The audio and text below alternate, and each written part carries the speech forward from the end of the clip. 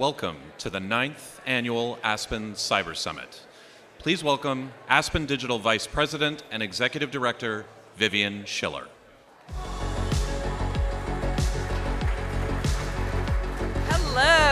Hello, everybody. Welcome to the 9th Annual, it's amazing for me to say 9th Annual Aspen Cyber Summit. As you heard, my name is Vivian Schiller. I'm Vice President and Executive Director of Aspen Digital. We are thrilled looking across this room. I'm so thrilled to see so many faces I know and then new friends that we're going to meet. And here at the absolutely stunning Reach at the Kennedy Center. We just love this facility, and I think we're going to have a fantastic day. I also want to say a big thank you to those who are joining us virtually from all over the world. The issues we're going to be talking about today have never been more important. In the last year alone, cybersecurity challenges and opportunities, there are some of those, have taken center stage. We've witnessed, as you all know, unprecedented disruptions to global infrastructure, attacks on national assets, threats to the myriad national elections that have taken place and continue to take place all over the world this year. Luckily, we have an absolutely stellar lineup of speakers who will be joining us today, and they're going to help us make sense of the last year and also where we're headed. So all of you should have been gotten, for those of you in the room, when you've registered, you should have paper programs.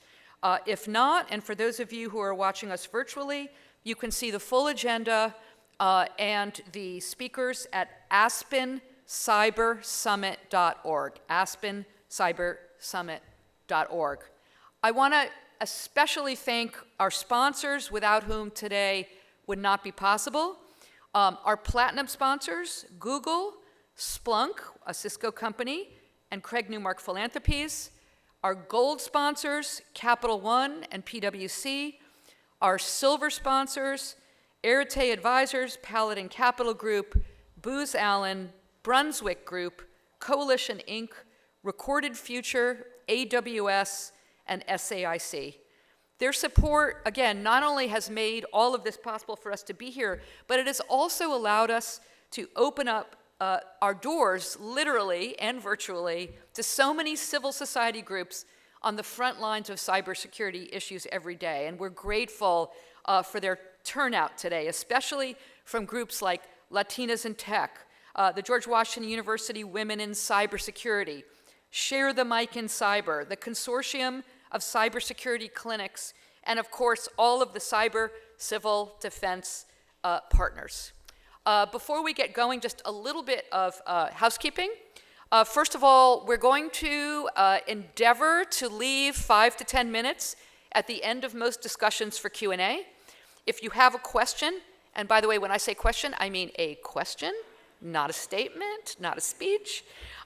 We will have stationary mics available in the aisles. I think you can see them for those of you in the room, here in the 2 center aisles. In the event of an emergency, the Reach staff will provide instructions, but please take a moment to locate the fire exits around the room. And also on the socials. You can tag us on X, or as some of us still call it, Twitter, if you're still on that platform, at Aspen Digital, and use the hashtag Aspen Cyber. We're also on LinkedIn at Aspen Digital. And with that, it is my pleasure to get us started by introducing our first session of the morning, which will be introduced by Sean Joyce, the Global Cybersecurity and Privacy Leader for U.S. Cyber and Risk and Regulatory Leader for U.S. Responsible AI at PwC. Over to you, Sean.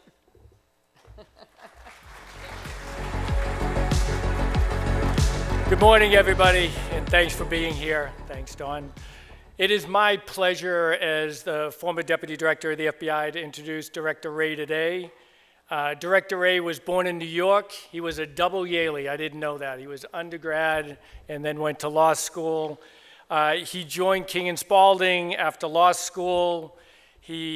After that, he really began his law enforcement career in 1997, serving as an assistant United States attorney in the Northern District of Georgia. In 2001, he was named the Associate Deputy Attorney General and then the Principal Associate Deputy Attorney General in the Office of the Deputy Attorney General in DC. In 2003, he was nominated by President Bush as the Assistant Attorney General for DOJ's Criminal Division, which at that time included counterterrorism and counterintelligence. He was a member of President's Corporate Fraud Task Force. He supervised the Enron Task Force and was a leader of the DOJ's post-9/11 efforts. He became the 8th director of the FBI in August of 2017. For the last 7 years, Director Wray has led the FBI through some very difficult times where the public trust in the organization has been shaken. No one has done more to restore that trust and demonstrate how institutions like the FBI are core to not only the rule of law, but a functioning democratic society. Specifically in cybersecurity, he has built partnerships inside the government and with the private sector, and those have culminated in historic takedowns of nation-state actors like China-based Volt Typhoon, who targeted wastewater treatment plants and electrical substations. The FBI and DOJ leveraged Title 18, Section 1030, to actually conduct search warrants and remove malware from routers throughout the country. He has brought his extensive private sector experience and emphasized the importance of joint sequence operations in cyberspace that focus on coordinating and teaming with the NSA, CISA, our foreign counterparts in the private sector. He is an incredible ally to the cybersecurity community, and please join me in a warm welcome to Director Wray.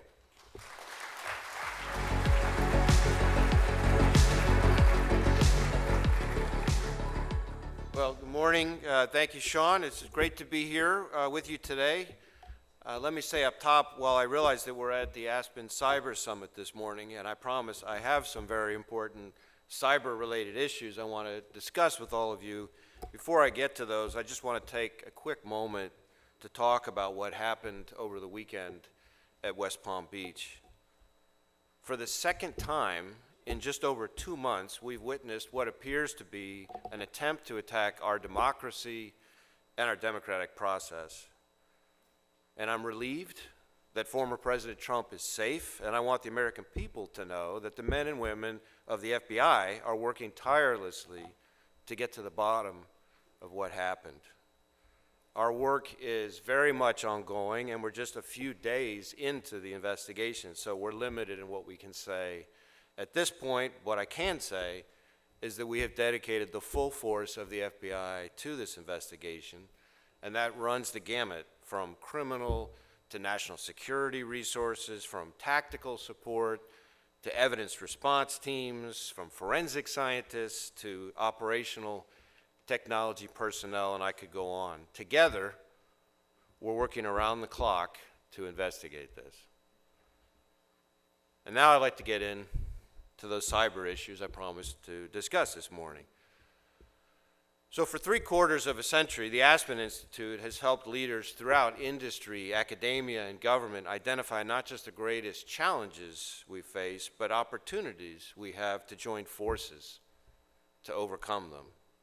And while the cyber threats I want to discuss here weren't even the stuff of science fiction 75 years ago, ultimately, today's threats still boil down to an age-old conflict. The conflict between good and evil, between the rule of law and the criminals and foreign adversaries who seek to harm our people, our organizations, and our businesses. And unfortunately, then and now, there's no shortage of bad guys out there looking for ways to hurt us. So where does that leave us? Well, it's almost inevitable these days that your organization will be the victim of some kind of cyber attack. And when that happens, working with the FBI can help you navigate what otherwise might be an incredibly costly ordeal. And to be clear, in many cases, that may even mean saving your organization money. Now, just how much I'll get into in a few minutes. Working with us can also save you precious time, help you reconstitute your operations faster and may keep not just your organization, but the American people themselves safer from future attacks. It is no secret that the volume of cyber incidents has increased exponentially. Cyber criminals and nation-state hackers alike have demonstrated that they're not only willing, but more and more able to hit the services people really cannot live without. Things like hospitals and schools, utility companies and transportation providers. Between 2021 and 2024, 15 of our country's 16 critical infrastructure sectors, sectors like telecommunications, energy, emergency services, all fell victim to ransomware, and that's just ransomware.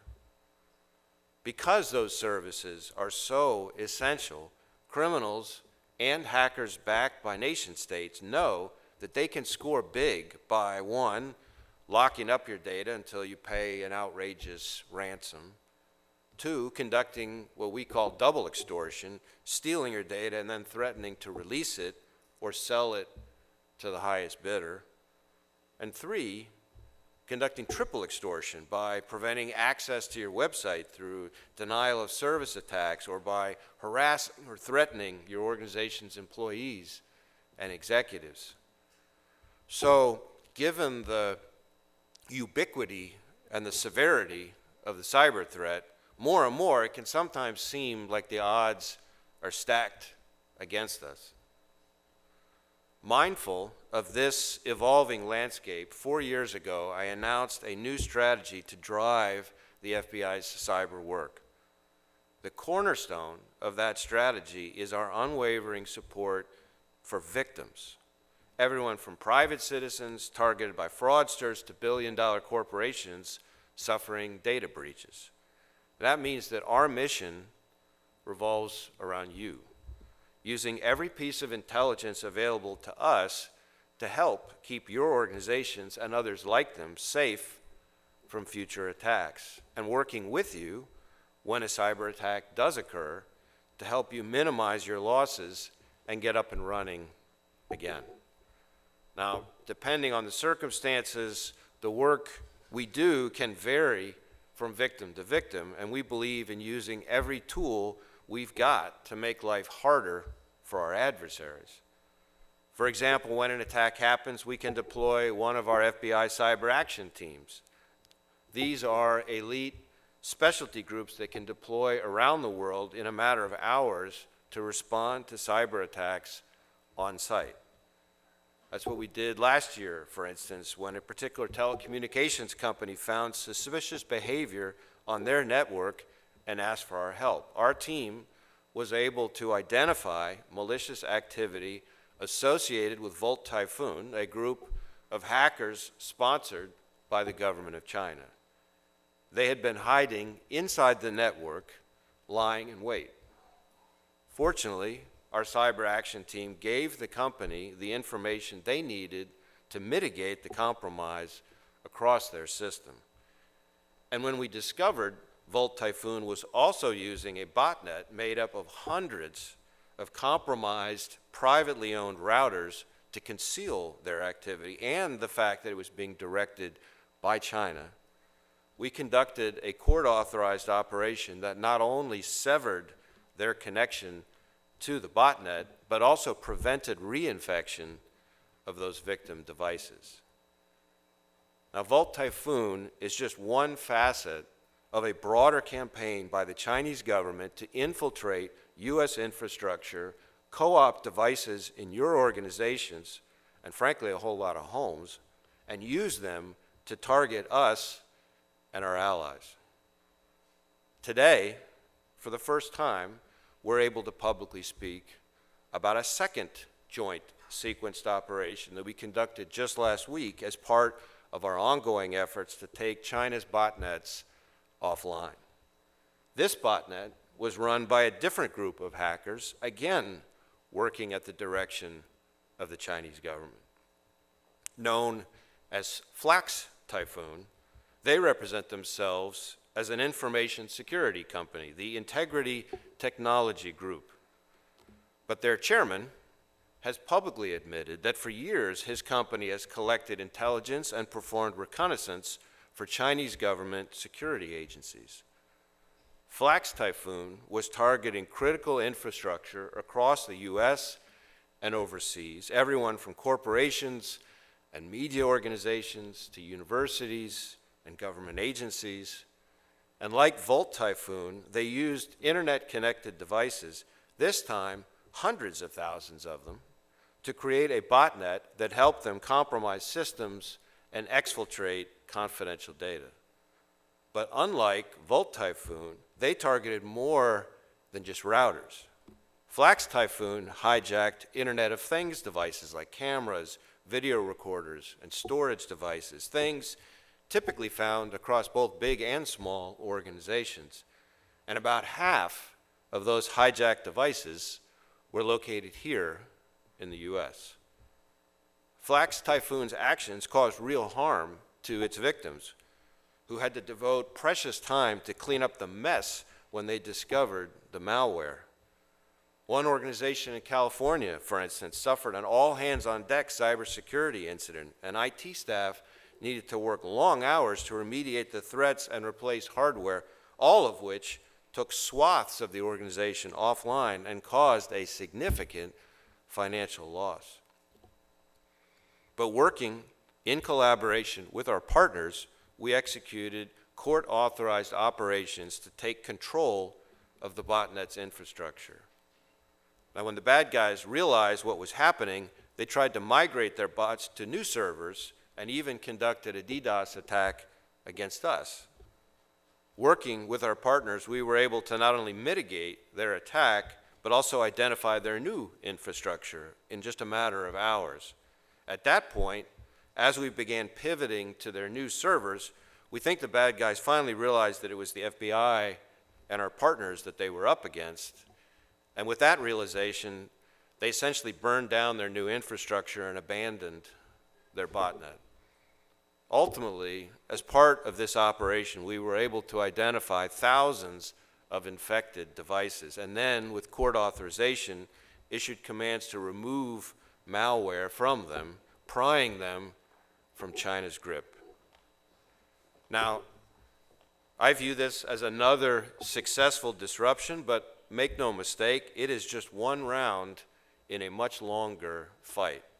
The Chinese government is going to continue to target your organizations and our critical infrastructure, either by their own hand or concealed through their proxies.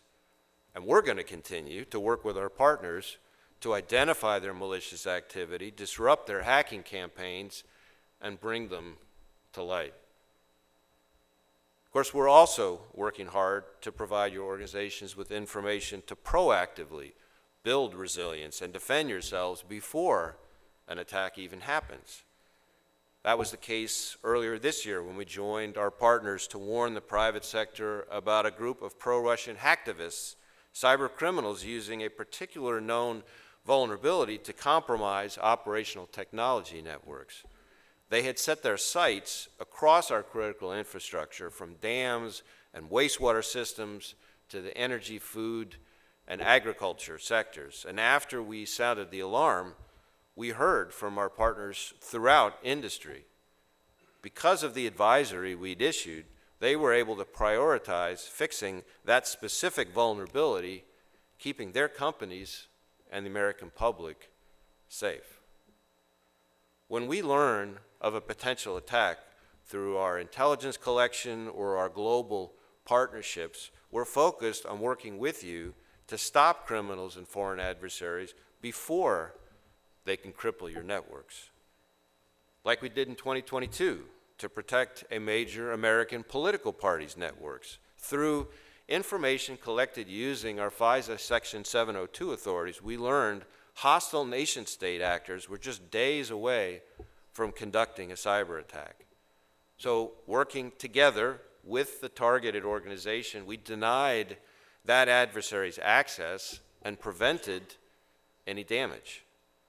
And as you saw from our announcement just last month regarding Iran, foreign targeting of our political parties remains a serious concern. Now, hardening systems, fixing vulnerabilities, mitigating network compromise, that's all essential. But what happens if, or maybe when, your organization finds itself the victim of a ransomware attack that you can't defend against, and you're faced with the prospect of shelling out millions of dollars or even hundreds of millions to unlock your network and free your data? Well, the Bureau can help there too, and in fact, in many ways, the kind of help we provide sets us apart from just about every other agency on the planet. Because victims are our highest priority, we are constantly hard at work developing decryption capabilities to combat known ransomware variants.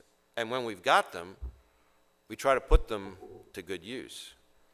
I'm extremely proud to report that in just the past 2 years, the FBI has handed out nearly 1,000 decryptors, and we have saved victims around the world something like $800 million in ransom payments. Let me just repeat that. Partnering with the FBI saved ransomware victims around $800 million in the span of just 2 years. And of course, that's just the money saved in ransoms not paid. It doesn't even include the almost incalculable savings by organizations not paralyzed by an attack, operations not suspended with systems and data taken offline. And that 800 million saved, ironically, that could have been even more. So what do I mean by that? Well, before we can use many decryptors, we need to know who the victims actually are, whose data each of these unique keys unlocks.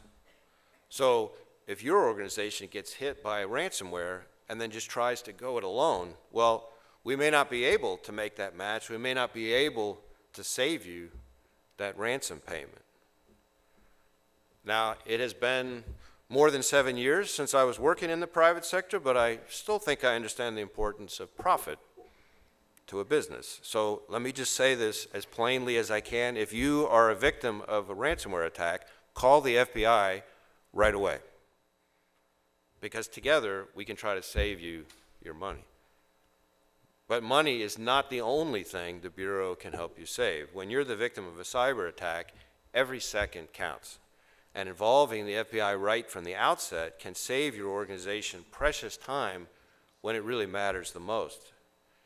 In fact, there was an IBM study just last year that proved exactly that.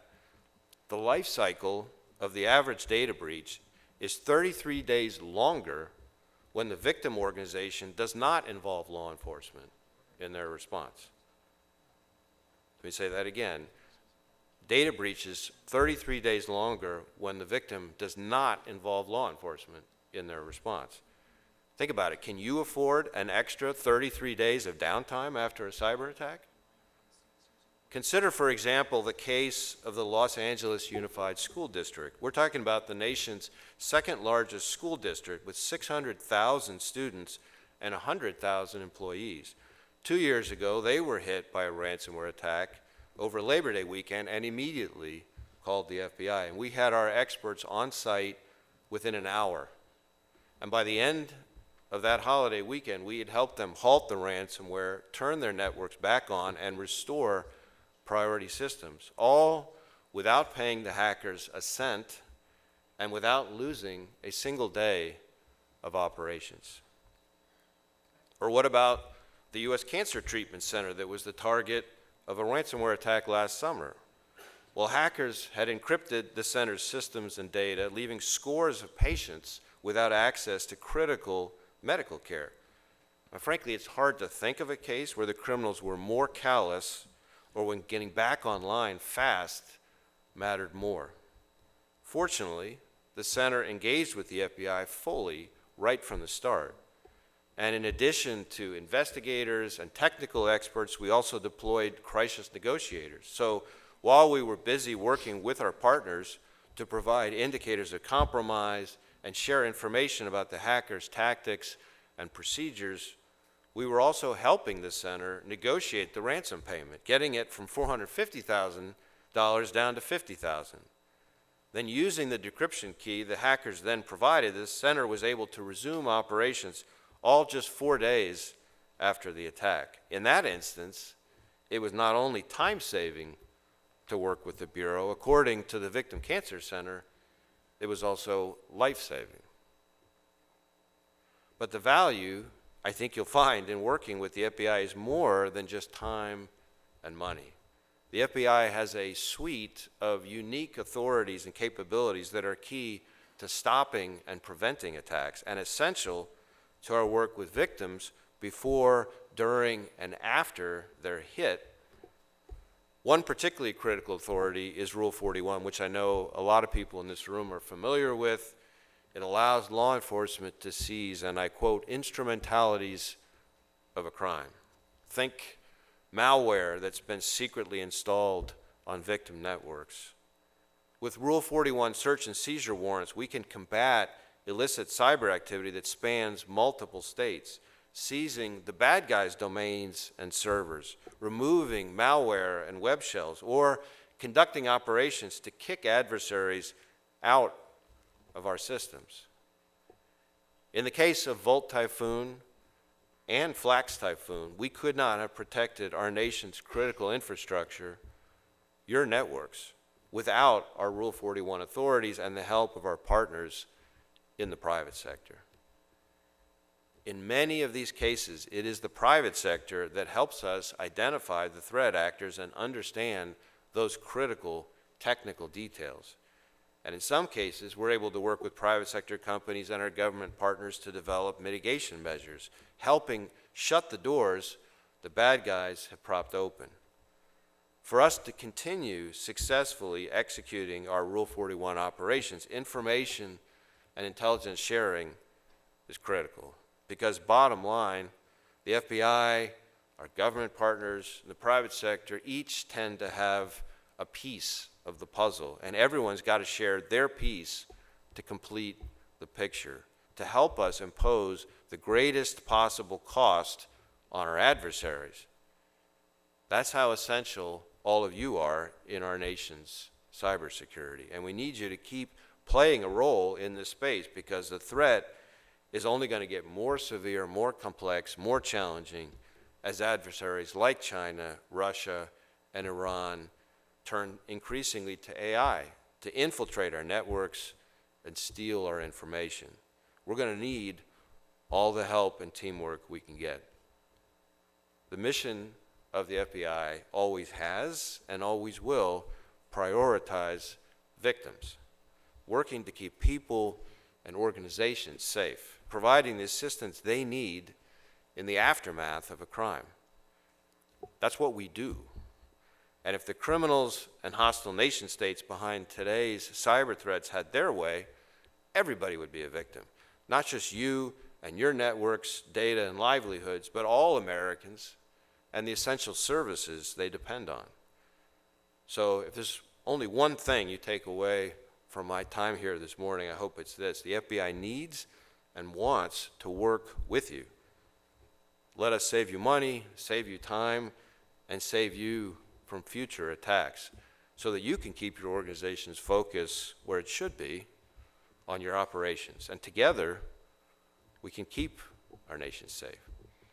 Thank you.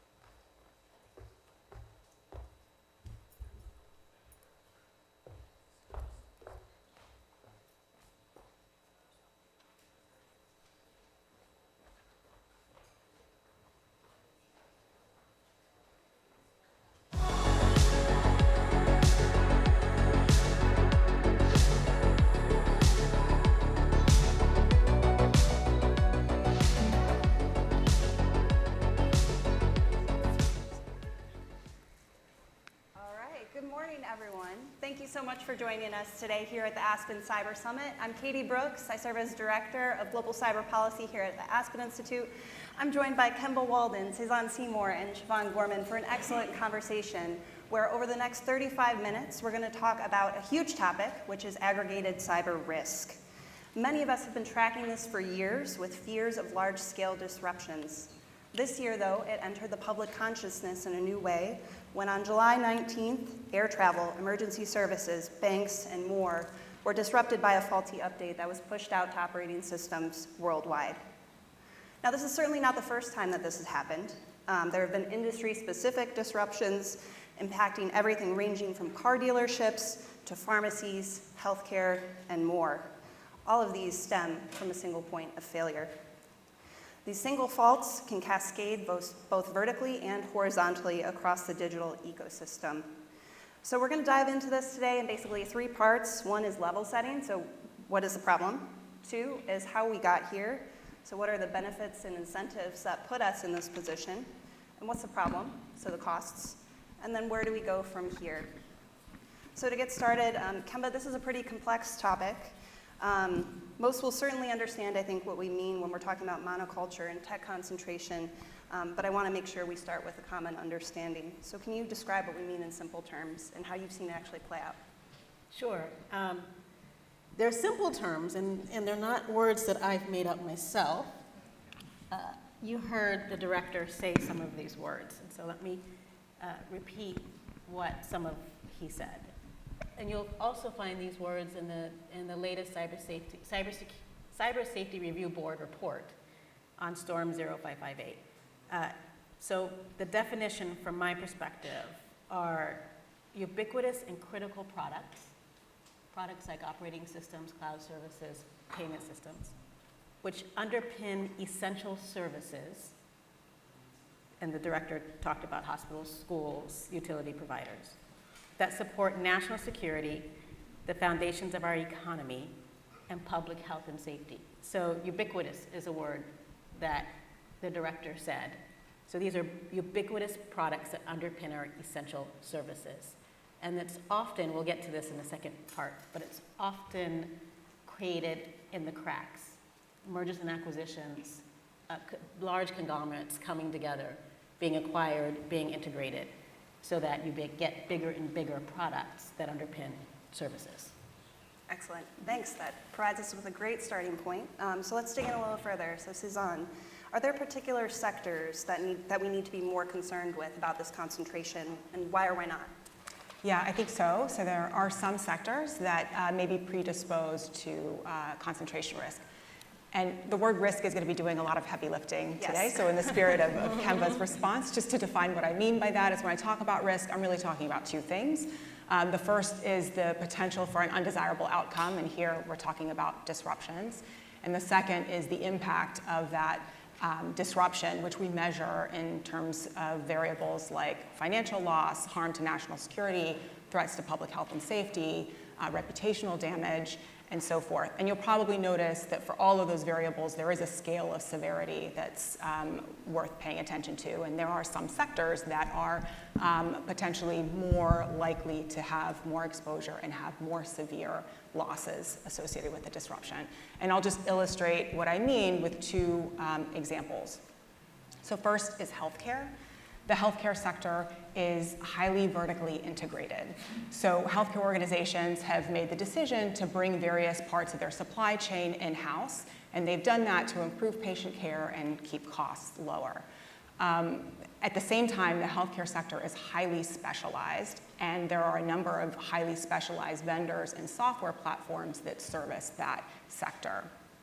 So when there's a disruption at any point in the healthcare value chain, those can cascade very, very quickly. Whether that disruption, by the way, is caused by a ransomware incident or an IT outage, as we're discussing largely here today. By contrast, you have the manufacturing sector, and the manufacturing sector is highly disaggregated. Traditional manufacturers, in particular, like to outsource all aspects or many aspects of their supply chain, everything from like sourcing raw materials to finishing to design and so forth. At the same time, the manufacturing sector has really embraced standardization and interoperability so that when there is a disruption along their supply chain, they can very quickly pivot and integrate new vendors very fast. And it's that disaggregation and interoperability that makes that sector like a little less exposed to these types of risks.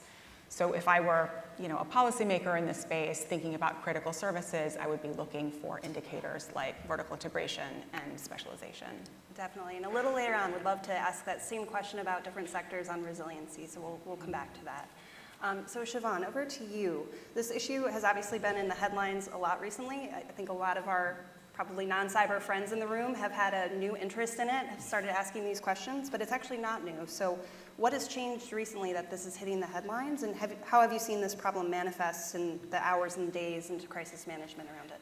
Yeah, no, it's a great question. And I mean, definitely not a new issue. I mean, I think actually just the concept of cybersecurity in the cloud was something that was much debated, like, 15 years ago or something like that. And we sort of got past that. But, more and more in terms of how we got here, you are seeing just sort of these business forces that pull networks together, whether it's through mergers and acquisitions or just wanting efficiencies. That I think that increasingly you're just sort of seeing within companies, you'll have kind of multiple systems that are kind of critical nodes for a whole host of things, right? A whole host of services, things that start to have cascading impacts on a wide set of people. That affects healthcare, it affects your ability to buy a car, it affects your ability to turn on your computer, it affects a lot of things. And so I think why we are seeing it now is just we're reaching kind of a critical point where those systems are in fact so integrated that you do have just more single points of failure out there. So there's more surface area if there's a technical outage or a cyber attack for something to go wrong and have these kinds of cascading impacts. In terms of kind of the crisis response aspect to it, I think one is preparation is really where you want to be, right? So if you've exercised some of those crisis response muscles, you're going to be able to respond much more quickly and much more effectively in the moment. But sort of, I think appreciating what those cascading impacts are going to be is very hard, but probably the most important thing you can do, because I think that one thing that companies run into is they don't fully appreciate the set of stakeholders who are affected by whatever this incident is, and they're correctly trying to resolve the issue, but they aren't necessarily seeing all of the third and fourth order impacts, and that is actually what ultimately gets companies into trouble, because it's much harder to pull that back when after the cascade sort of starts if you don't take initial measures to try to mitigate it. Definitely. Well, that provides a great segue into the next part, which is how we got here, so diving in more closely to the costs as well as the incentives that bring us to this point.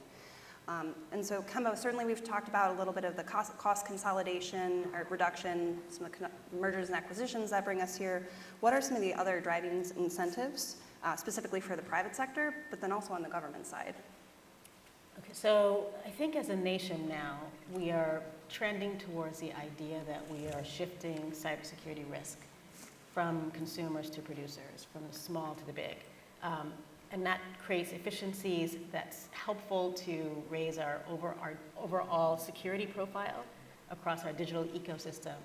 But with that shift, that lift and shift of risk, as Susanna so definitely described it, there is a now heightened responsibility and accountability for those cloud service providers and those payment systems, whatever it is, those enterprises, the federal government. There's a higher level of scrutiny, a higher standard for buying down that risk. So we're shifting risk from those that are under-resourced to buy it down, rural hospitals, and moving it to those that are better resourced to buy it down. So that is the benefit of some of this consolidation, some of this aggregation, is that now we know where to look for the risk and buy it down, and we are going to deploy all of our resources, and by our, I mean the private sector and the government's resources to buy it down. So those are the incentives, those are the benefits. It helps small, medium businesses, it helps individuals, it helps underinvested communities. The downside, though, is that now all that risk is concentrated. And Volt Typhoon and Flex Typhoon know exactly where to go look and attack, right?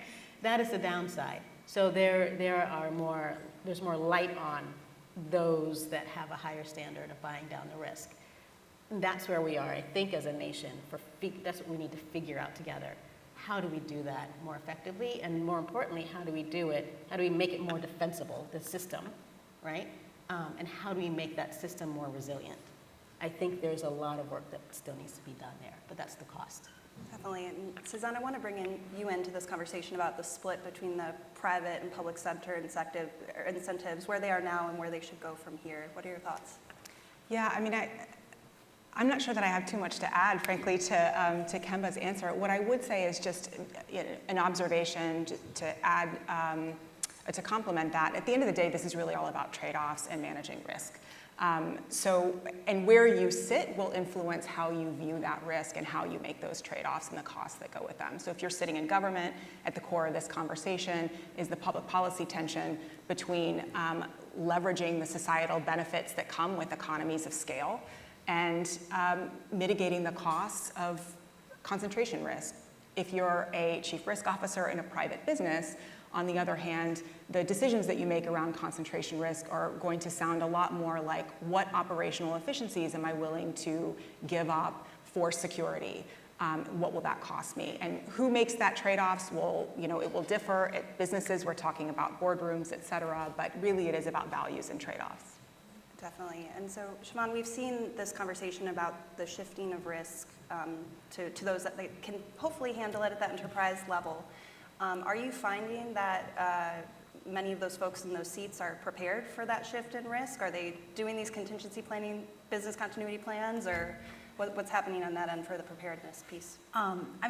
We are seeing increasing attention to planning around how to respond and business continuity, and particularly the intersection of business continuity and cyber crisis response, because obviously ransomware, but a lot of other sort of business continuity issues come up with cybersecurity. So we are seeing increasing attention. I think right now it's still largely from the technical standpoint, which is good, and that's really important. And frankly, just sort of based on some of the recent cyber incidents we've seen, we probably could do even more there, because I feel like more often than not, what you usually hear in terms of like the root cause of an incident, it is an IT professional making a calculated risk, accepting the risk because it was needed for some sort of business purpose. But that's not necessarily a decision that's made at a particularly elevated part of the organization. And so, even the CISO may have no idea that that's what's happening. And certainly people in the C-suite probably don't know. And so these are risk acceptances that are being taken fairly low down in the organization. And I wonder whether it makes sense, to just kind of start elevating that, at least for really truly critical systems, whether it's critical infrastructure or, systems that just have a large number of people, businesses, et cetera, relying on them. I'm sorry, what was the other part of your question?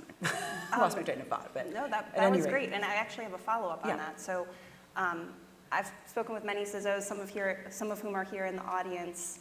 How have you seen organizations successfully shift this from an IT problem to an organization-wide problem and bringing in all those stakeholders that should be a part of the business preparedness planning?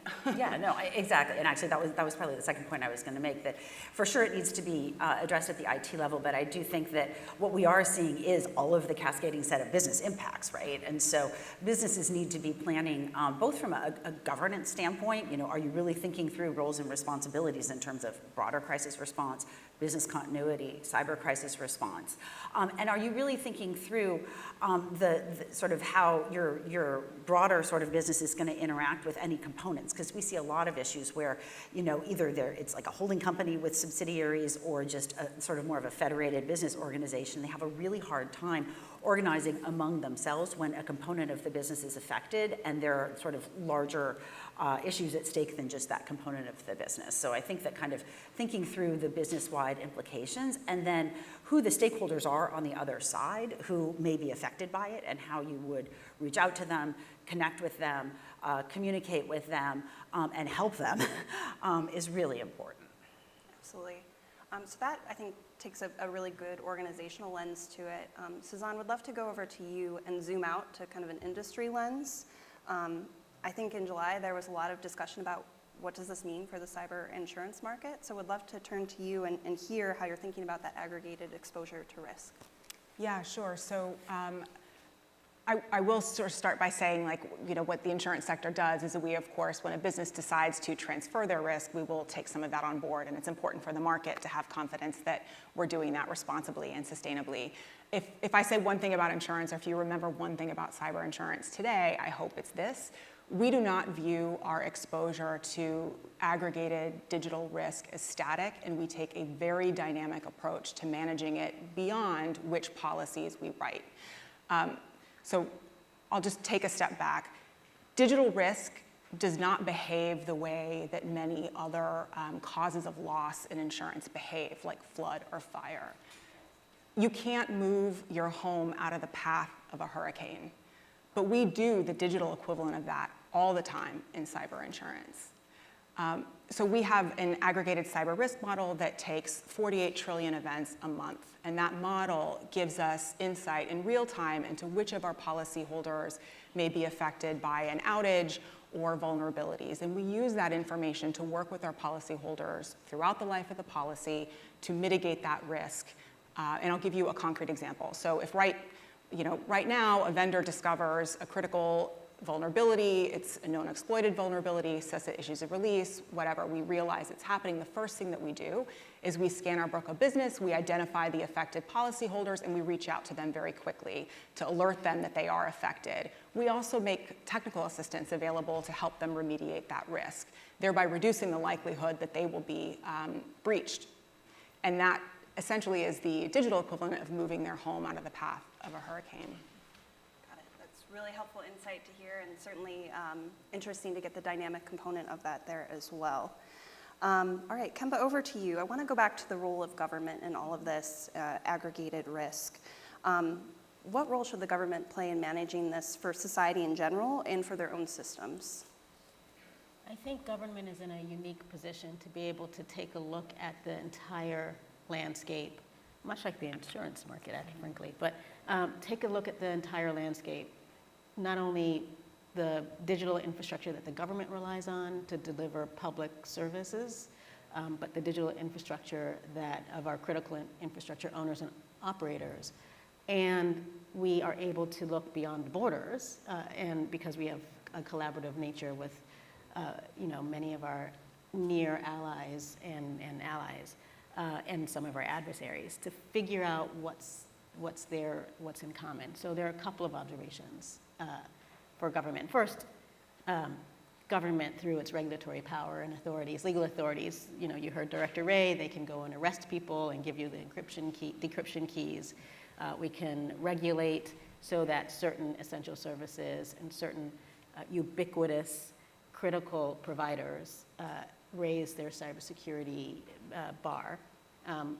But also, we can see a lot of technical debt. I know this is not sexy or exciting, but we can see a lot of technical debt, and we can invest in fixing that technical debt so that we can be dynamic and move the house out of the path of the hurricane at any given moment. We can encourage industry and the federal government, those that are more resourced to buy down risk, to make cybersecurity a capital expense rather than operational expense, right? Much like an auto manufacturer will have manufacturing tools that are capital expenses. Your cybersecurity tools should be CapEx, not OpEx. So your IT departments and the things that they use in order to protect the business, because that's, to be clear, that's what they're doing. They're protecting the business by protecting the infrastructure. That should be a capital expense. But those are the ways we can arrest our way out of it. We can help with the infrastructure technical debt, and we can regulate and provide some minimum baseline of cybersecurity across the digital ecosystem.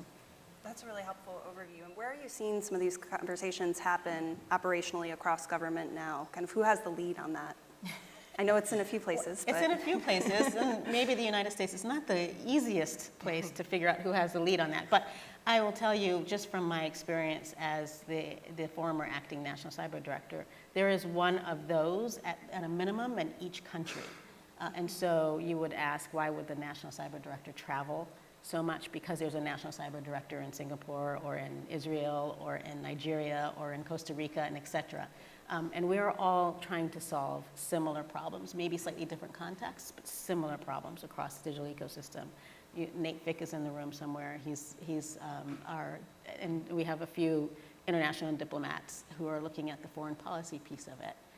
And so I think being able to mirror each other's strategies and each other's actions and putting money where our mouths are in each one of these jurisdictions is going to raise the bar for the entire digital ecosystem. Absolutely. Did I answer your question? No, that was Okay. perfect. And certainly gets into the component of international coordination on this, which is a key part as well, especially for some of the more global issues that we've seen recently. So I'd love to spend the last few minutes that we have all together speaking about resilience, so getting to a place of optimism before we close. So Suzanne, I think you and I were speaking recently about kind of different approaches in the immediate moments after a crisis and how different entities may communicate that to end users. So what does success look like for that, even when you're experiencing downtime?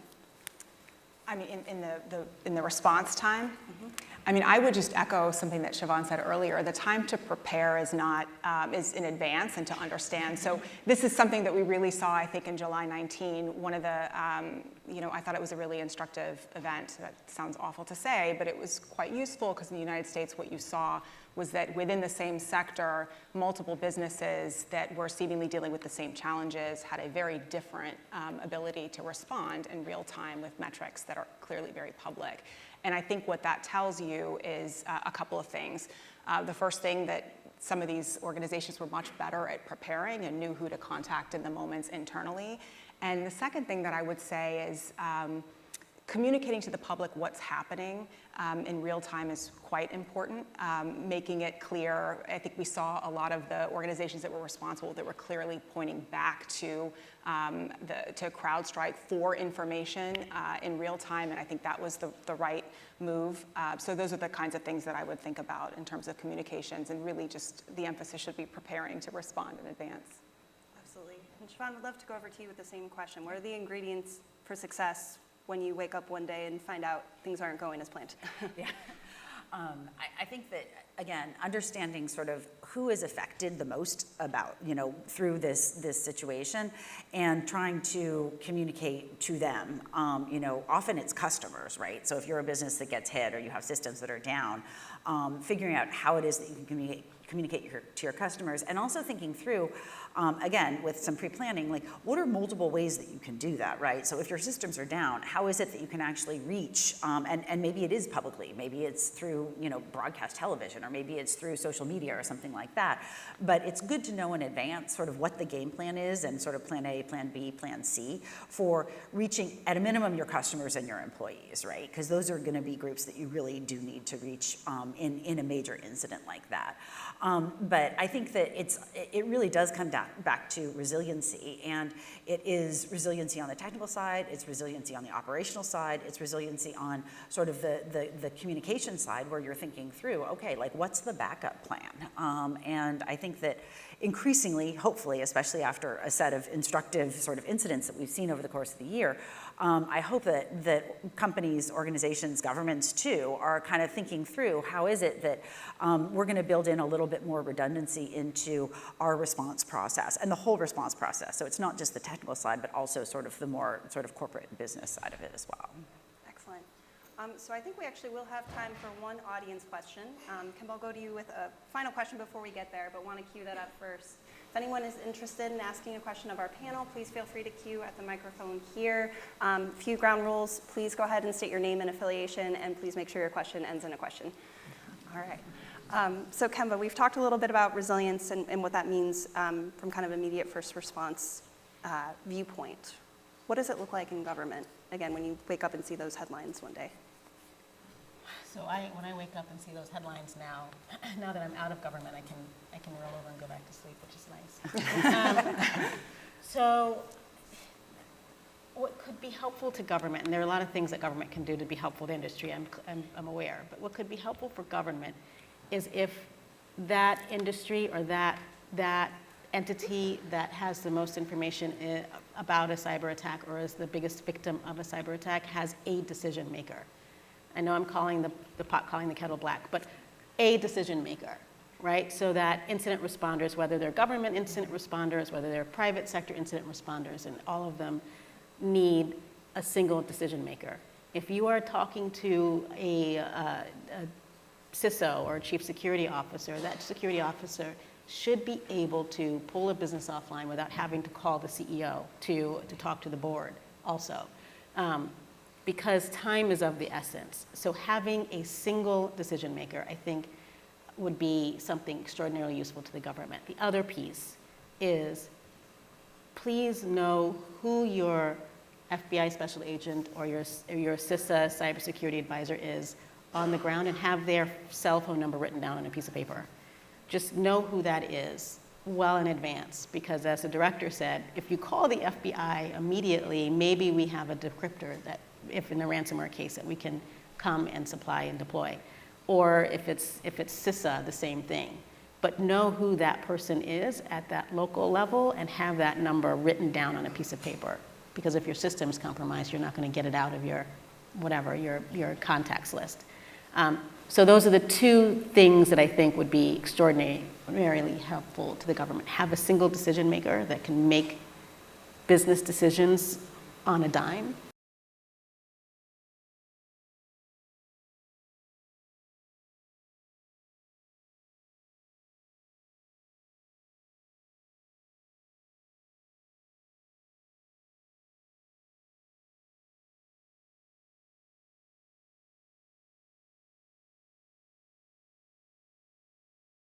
Contact your local CISA contact on a piece of paper.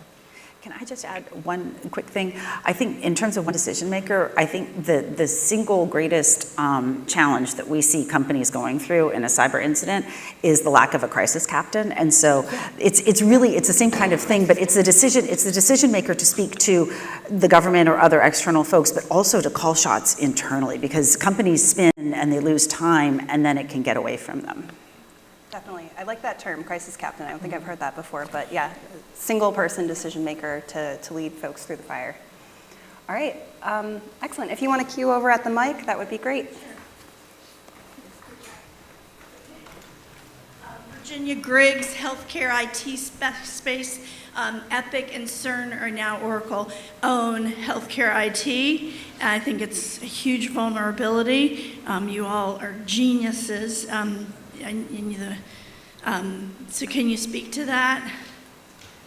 So specifically the healthcare sector? The healthcare, hospital providers, more so than the mental health sector, where most of that's still not fully automated. But the patient medical record, the electronic medical record, where all the patient data resides. Yeah. So and during COVID, it was opened up so that we would have access to people's COVID results across the country. So it made it more vulnerable versus HIPAA tried to lock it down. Got it. So some of those concerns around PII being involved here, does anyone want to take that? I can. Please. No. I can start, but I know you both have a lot to say because of where you sit in the infrastructure. So just I'm a old lawyer. From a lawyer's perspective, we've got HIPAA, which is not about security. But that is what governs a lot of those electronic medical records. And so, unfortunately, from my opinion, we don't have yet the legal framework to address exactly that issue. True story, some of you have heard the story, I'm the black sheep of my family. I'm a lawyer, I come from a family of doctors who run clinics, who rely on medical records in that way, electronic medical records, and it freaks me out. But a lot of these vulnerabilities, and so I'm giving you my assessment more so than an answer. The answer is we need more authority around cybersecurity of healthcare systems. That is my answer from Congress.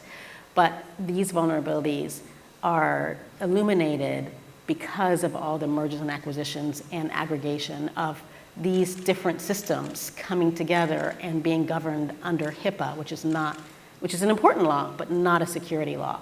And so there's a gap there. Anything to add over here? I would just add to that I think while we wait for Congress to act, which might take a while,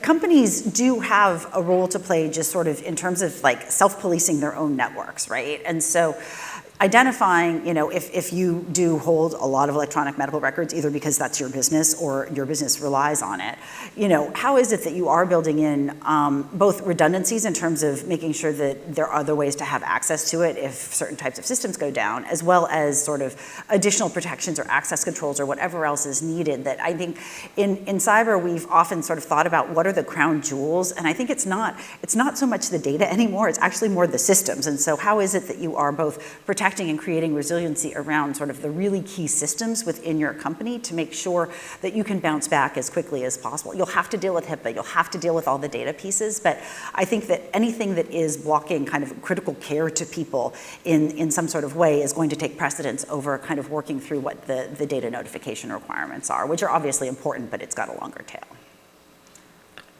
I will just add on, just in the days following Change Healthcare, there were a lot of questions about whether, market concentration, since that's at the top of the panel, like, is that a problem in healthcare? Are oligopolies a problem in healthcare? And I would caution against sort of moving down that line. Really, at the end of the day, oligopolies and the market moves towards concentration for good reason, and there has to be value judgments about whether we accept the risks with that. But large organizations are able to invest heavily in research and development to the benefit of society. They're able to spread fixed costs across a number of stakeholders so that costs are brought down for many of us. But at the same time, the larger organizations, to your point on data privacy, they become more attractive targets to criminals. So there is a trade-off there, and the question is, are we making the right trade-offs? And if we don't think the private sector is making the right trade-offs on their own, then that's, I know there are a lot of students in here, that's a market failure, right? Like from a policy perspective, you have to step in and regulate or legislate. So that's, I would just keep in mind that we really are talking about trade-offs and value judgments here. And if we as a society don't think that that particular sector is making the right trade-offs, then that's the time for policy to jump in. I do think we have to think about that healthcare sector in different ways, because you might have a clinic or a rural healthcare provider whose job it is to provide healthcare services.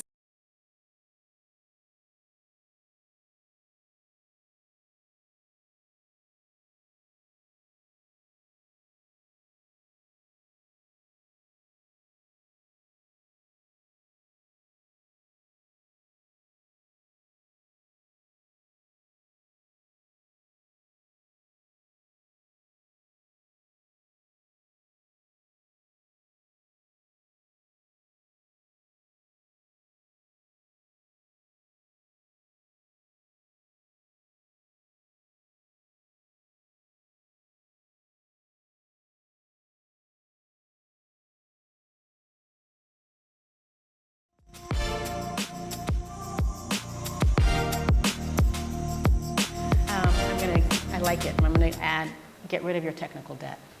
All right, excellent. Well, with that, thank you three so much for joining us today. Really appreciate it. And we'll move on to the next panel. Thank you all.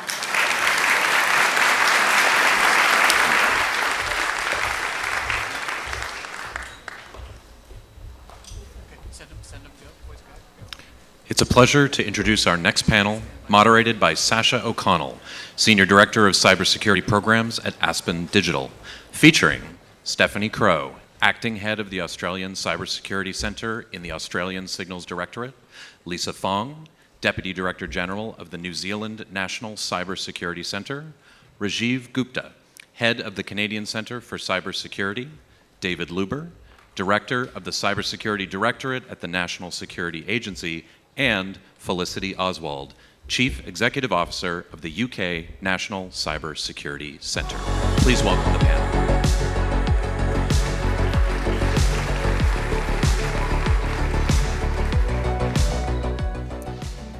Well, good morning, Aspen Cyber. It is wonderful to see everybody here. I want to take just a minute to say a huge welcome to all of you. Obviously, each of you individually joining us to offer your thoughts would be extraordinary, and to have all 5 of you together is a real privilege. So thank you for making the time. I did want to also acknowledge quickly, while this is in some ways unprecedented, it's not entirely unprecedented. About 5 years ago, we had a panel at Aspen with representatives from the intel agencies. And at the time, Felicity, your predecessor, said, It's good there was such a robust introduction because otherwise the group might have been mistaken for a reunion of a boy band. And I'm so pleased, as I know our audience is, that the Five Eyes is no longer the Five Guys. So welcome, and a tip of the hat to you.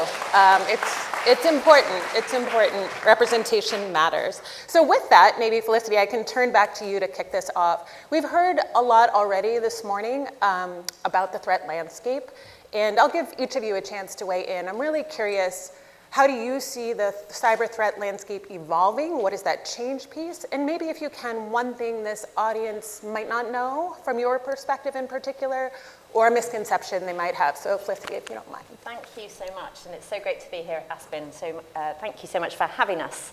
So the threat landscape in cyber continues to evolve. We all know that. The threat, to some extent, is getting worse day by day and getting more diverse day by day. I think there's a number of things that we'll all agree on, and that's the rise of some of the hostile states, the nation states involved in the cyber landscape, and colleagues have many examples of that that they will speak to. I think there are a couple of other changes as well, though. One is the change in cybercrime and the real proliferation of those tools, and the way you're able to go on a marketplace and buy some of those cybercrime tools.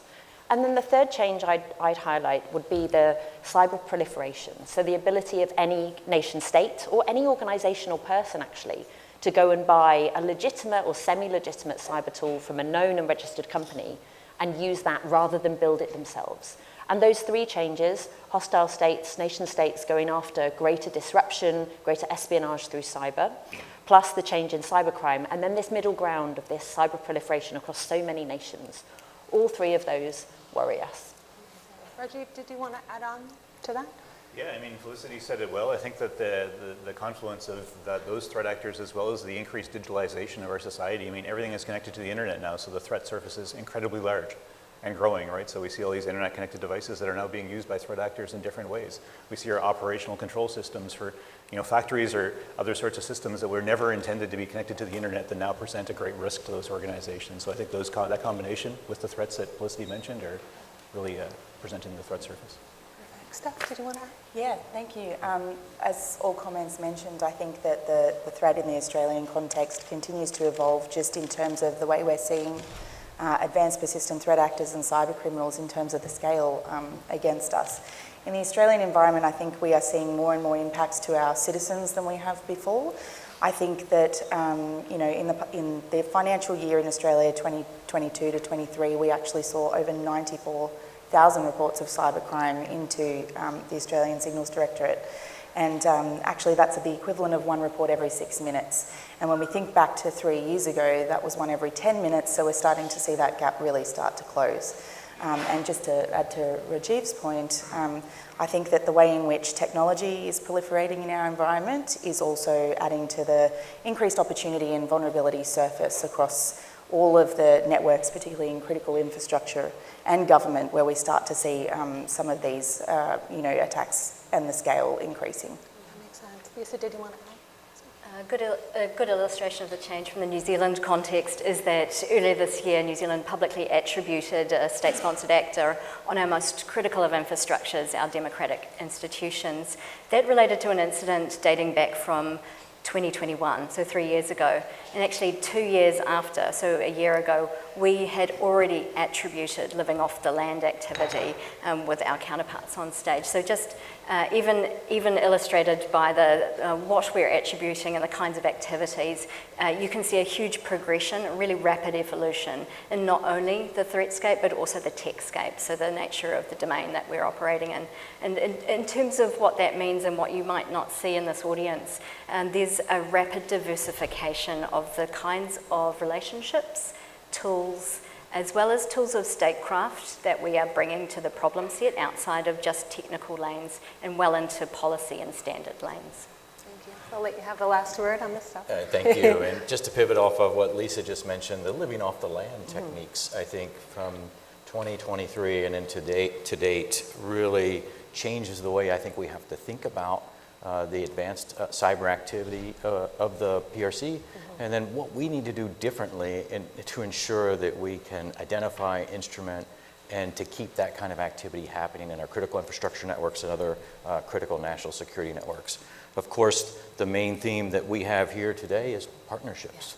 And when you think about keeping in front and understanding that threat landscape, that's what we're really good at as partners across the Five Eyes. Thank you for teeing up my next question. I'm going to come back to that. Of course, seeing all of you together, we know some of what you do together, but maybe, is there someone who wants to offer some examples? Maybe first how you work together, and then I would love to hear too, maybe secondarily we'll go back around academia, private sector, that other kind of outreach. But anyone with an example on the collaboration between and amongst here? Sure, Lisa, yeah. I can open. So as a small nation, we obviously derive enormous benefit from being able to tap into the depth of expertise and breadth of coverage of our partners. And, you know, traditionally that's been in the sort of indicators and incident space, but equally the ability to stand on a public stage together and talk about secure by design and principles that if we have consistency in the secure by demand, we may well be able to drive changes in behaviour. I'd say, notwithstanding our size, however, our contribution back is unique, and one of the strengths of our partnership is the diversity we each offer. So our ability to take intelligence, run it across our own sovereign accesses, produce a unique feed for New Zealand to consume commercially, and scale our protections across the wider economy is something that is unique to a small nation's reach and our ability to pick up the phone. And our offering back of telemetry and visibility of our operating environment is something that we contribute to the partnership. Yeah, I would offer each of us are steeped in the world of signals intelligence and cybersecurity. Our teams are built with both sets of expertise. And when you think about the opportunity space of taking what we know and separating it from how we know it, and then driving collective cybersecurity for our nations, that's really the power of the partnership that I see here. And when I think about some of the examples, I'll point to many of the different cybersecurity advisories that are published by all of us in order to drive specific guidance for network defenders and those who are focused on ensuring that the advanced persistent threats are not impacting their systems. Can I ask you a follow-up on that? We had a little side conversation this morning about coordination of regulation and sort of harmonization. How does that functionally happen? We know there's always room to grow, but as you just said, it's an important contribution of this partnership. What does that look like, Felicity? How do you get that done? It's such a great question, and I think one of the things that maybe gets forgotten a little bit is how fundamental the Five Eyes is, not just to intelligence, but to cybersecurity and cryptography as well. And the depth of that partnership goes just as far and deep and as long back as any of the intelligence collaboration we've done in the 5 agencies. And that means that not just the leaders on the stage that you see here, not just our operational teams or our comms people who are helping design the advisories as they come out in the final format, but actually every intelligence officer in any of our teams, the cryptographers, the software engineers, the individuals looking for vulnerabilities, all of those people know their counterparts across the 5 nations. So it's both a formal and an informal relationship. For me, the formal works incredibly well because our policy, our compliance, our legal teams also stay really well connected.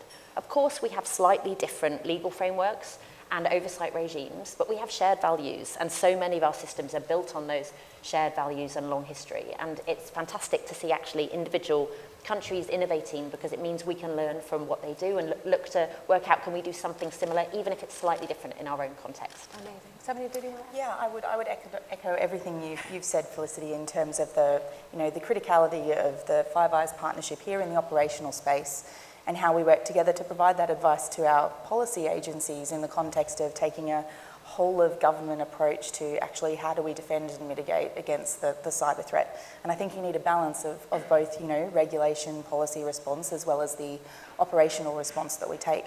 And as Dave said, the incredible value of this partnership is definitely being able to draw all of the information we provide together and provide the best defensive advice that we can provide to industry, to our network defenders, and the providers that are responsible for working with us to defend their products.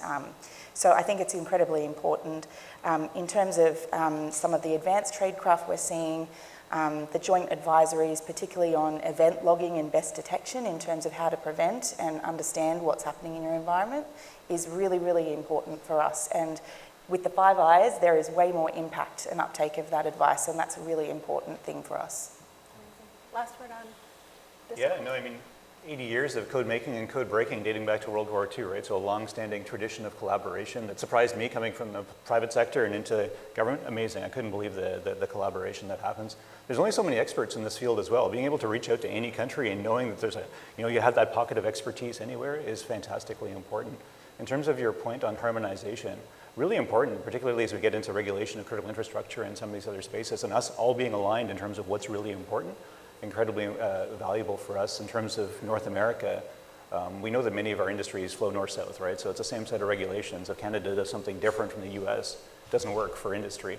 So work very closely at the lead end in the advice and guidance, all that technical expertise that we put in place, for example, the cyber performance goals that CISA's put out. We work closely with the US on this as well. We put out our cyber resiliency goals that look exactly the same, right? And that's kind of like the basis for the regulatory guidelines that come later. So just having us aligned from the start. AI is another one with the code badges. Incredibly important to get consistency in the marketplace. Perfect. And once again, you teed up my next question beautifully. It wasn't pre-planned, but on the private sector outreach piece, maybe I could come back to you on that and ask each of you, how does that integration work? We hear so much about public-private partnerships, and so for each organization doing that individually and then aligning that for multinational companies, can you talk a little bit about what does that look like, and what are some of the challenges and successes there? Sure, I'll speak a bit to it.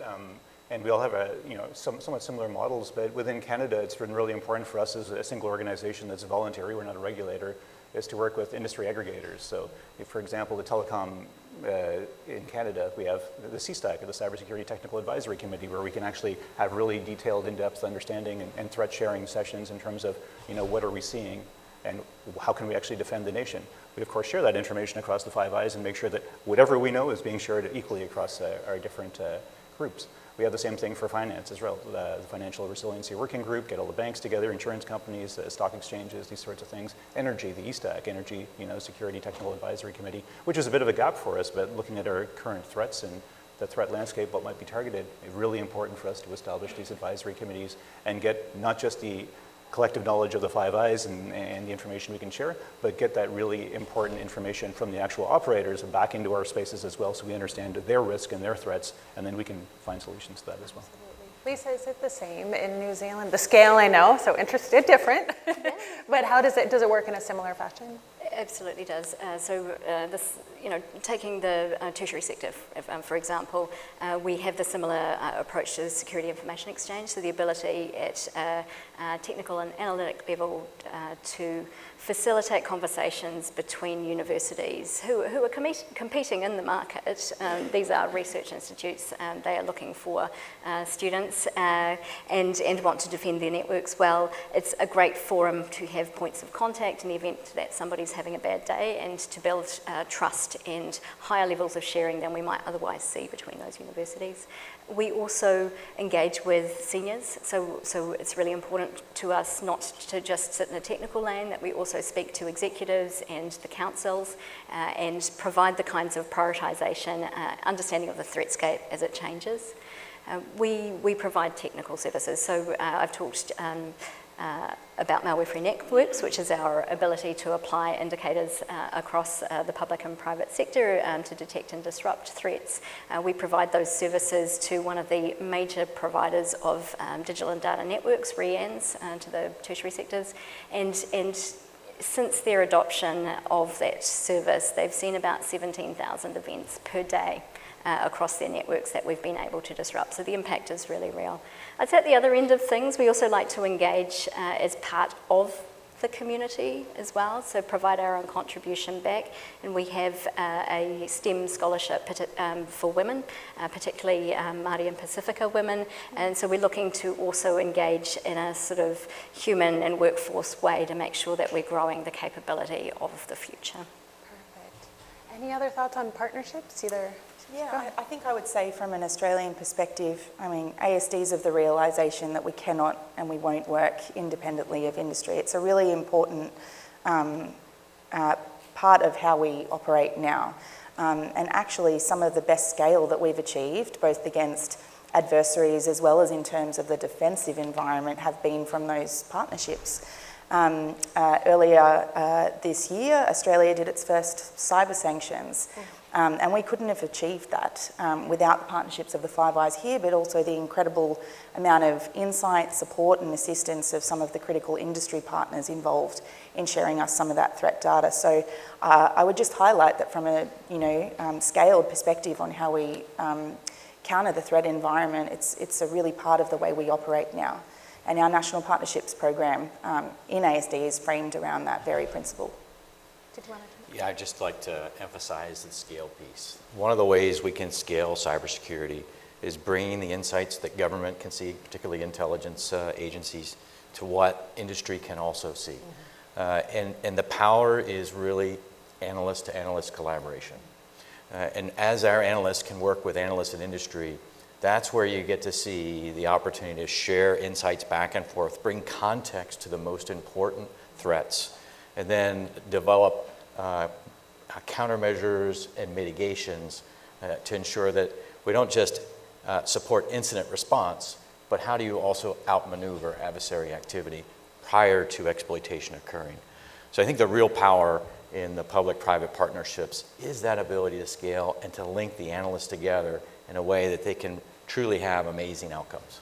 Perfect. And Felicity, are there challenges that remain in this space? Is this all good news from your perspective at the core, or anyone else? But start to have a chance to. I think the challenges for us, firstly as a Five Eyes, I think for me the single biggest challenge is the really pragmatic one. We all live and work in different time zones. Yes. And so that means anyone in the Americas gets it easy when there's a video call because they can do it in the working day. Some of us have to get up really early or go to bed really late on those days. But there are practical things. Technology makes that better, and getting the chance to spend time together as we are this week face to face is fantastic, and we get to do that multiple times a year, which is really, really important.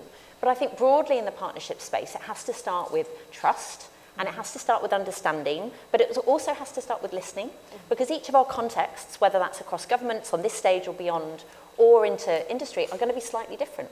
But actually, we all have such shared values and a shared vision of a safer world with an internet, ultimately, and technology that is safe to allow us to go about our daily lives, but also be prosperous as nations and really get after that innovation that we all know is going to enhance ultimately humankind without being so grandiose. But we have to do that in a safe and secure way.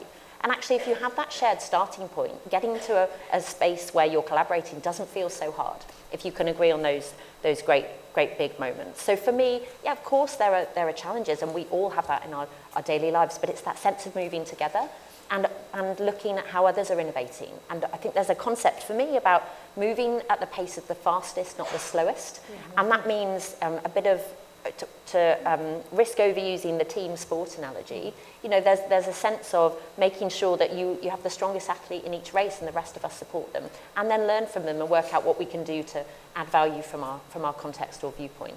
And that applies equally in the private sector too. Perfect. Last piece on partnerships. I know we have a lot of faculty and students here. Anything on academia? Did you want to? Oh, yeah. Academia is critically important to the success for NSA, and I know our partners as well. I'll first start with our K through 12 program, Gen Cyber. This really starts early in the careers of young individuals who are interested in getting into cybersecurity. So we sponsor camps across the nation in the summertime for students to first get into the idea of cybersecurity, programming, and other STEM-related disciplines. But it goes beyond that, because our work with Centers for Academic Excellence, we have over 400 universities across the nation where we have CAE programs for cybersecurity research, and computer network operations. This helps all of government ensure that the next generation of cyber experts are being trained to the level necessary to ensure that they can work the advanced persistent threats and the computer network operations needs for our nation. Summer internships are also available for those students. Students out there. And the students should have signed up already for their summer internships. But you know, about 300 summer interns will come into NSA every year, 12 weeks, cleared, working real problems, contributing to both the cybersecurity and SIGINT mission, and their contributions will become part of the work that we do after they leave. About 85% of those students join us full-time when they graduate. That's amazing. So it's a really great program. And then lastly, I have to give a plug to the National Science Foundation for the Scholarships for Service program, where students are provided scholarships for 2 years of service in government once they graduate. A really great program. Awesome, thank you. Anyone else? Quick plugs on academia or, yeah? I mean, I definitely would, and it's such fantastic work that NSA and other counterparts do, thinking right through across the skills and the research landscape in the UK. Our university sector is so vital. So we at the top end do sponsor research programs, we accredit courses, we work with academic centres of excellence. And then, like Dave said, we also have a responsibility as signals intelligence and security agencies to think about the skills of the future. And that does start when you're in elementary school or high school within the US context, or primary or secondary school in a UK context.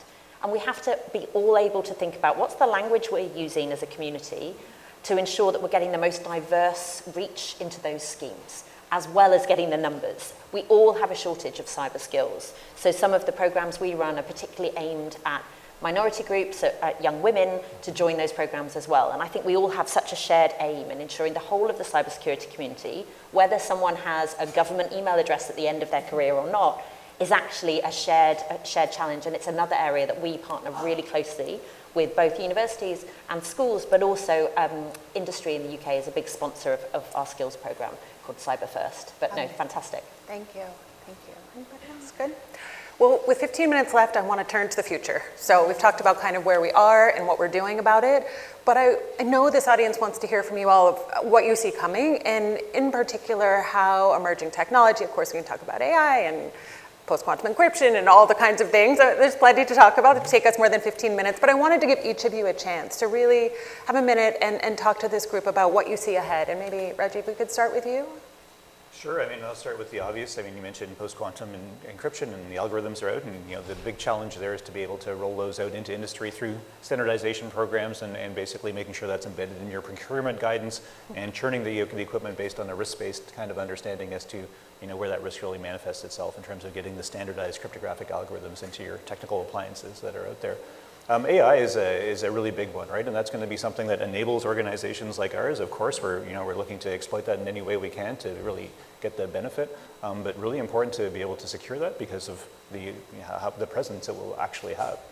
Threat actors will be using AI for things like content generation. We see that in terms of threat actors trying to divide and disrupt us, right, with misinformation and these sorts of things. So content generation and the ease of actually being able to do that with some of these tools, certainly something that we have to keep our eyes on and make sure that we're managing that as best we can. And threat actors will use that for things like, social engineering and other sorts of elements that way as well. Same point in time, there's very good things that can happen in that space as well. We talk a lot about secure by design. We're all trying to put forth standardized ways of upping the ecosystem in general, but those same AI tools can be used to develop better products and find vulnerabilities before they're actually shipped to market so they're not patching every weekend, right? So lots of opportunities, but lots of threats as well, and it's our job to stay abreast of them and share our knowledge and make sure that we're putting out the right advice and guidance to help protect it. Thank you. Lisa. Beautifully said, Rajiv. I guess I'll take a little bit a higher level rather than technical. We see the threat everywhere that we make it easy for them. And so I suppose we're looking for a future where good cybersecurity is practiced everywhere, by everyone, all the time. And that's really about engaging everyone's roles and responsibilities and recognizing that we will not get on top of our technical opportunities without recognizing where the threat's evolving and doing our part. So we have recently integrated our search with our NCSC functions, and we look a little bit more like our counterpart agencies now. And in doing so, we've really tried to think about where's our value add here? How do we make sure that we position ourselves to do only what we can do and enable others? So we're really guided by three key principles looking to the future. The first is that people act on informed decisions, so that individuals are engaged with what they can do to help protect themselves. We want to see that the basics are basic, that organisations are able to implement the required security controls that they need that are suitable to their organisation, but also that the digital supply chain has pre-implemented secure by design principles. And that leaves us a space where we can really focus on the hardest end of the problem and engage our partnership on that. So we hope that that provides a sort of more dynamic mindset, I suppose, and range of tools and a sense of empowerment to people that we've got this. Stephanie? Everything said by my colleagues. I guess I might just add, I think that, we've talked about the threat today and the scale of that increasing and becoming more challenging. And I think then it requires looking into the future, a scaled response, to counter that and deal with some of the challenges coming our way. Technology is one, but I actually think that, there needs to be a really collective response at senior leadership levels across industry, private sector, government, to actually do this and think about a risk management of cybersecurity as you would any other enterprise risk, and that's going to be really critically important into the future. ASD, we're taking the approach that we are going to engage executive leaders and start to drive some of that culture from the top of organisations to help with that. We've briefed, a large portion, 40% of our ASX 200 NASDAQ equivalent in the United States. That's a really important part of our mission because driving change often helps when you're driving it from the top. And actually thinking about and having senior leaders think about what are the most significant assets in my network and environment? How do I risk manage and protect those critical assets when the problem set is so large? And I think that's going to be a really important part of where we head into the future in risk managing some of the threats out there. And can I ask just a follow-up on that? And how in terms of that outreach and awareness and sort of driving, is that programmatic for you? How is that organized? Is it across agencies or how are you working through those issues? So we prioritise that based on, core parts of the industry that support the running of our economy.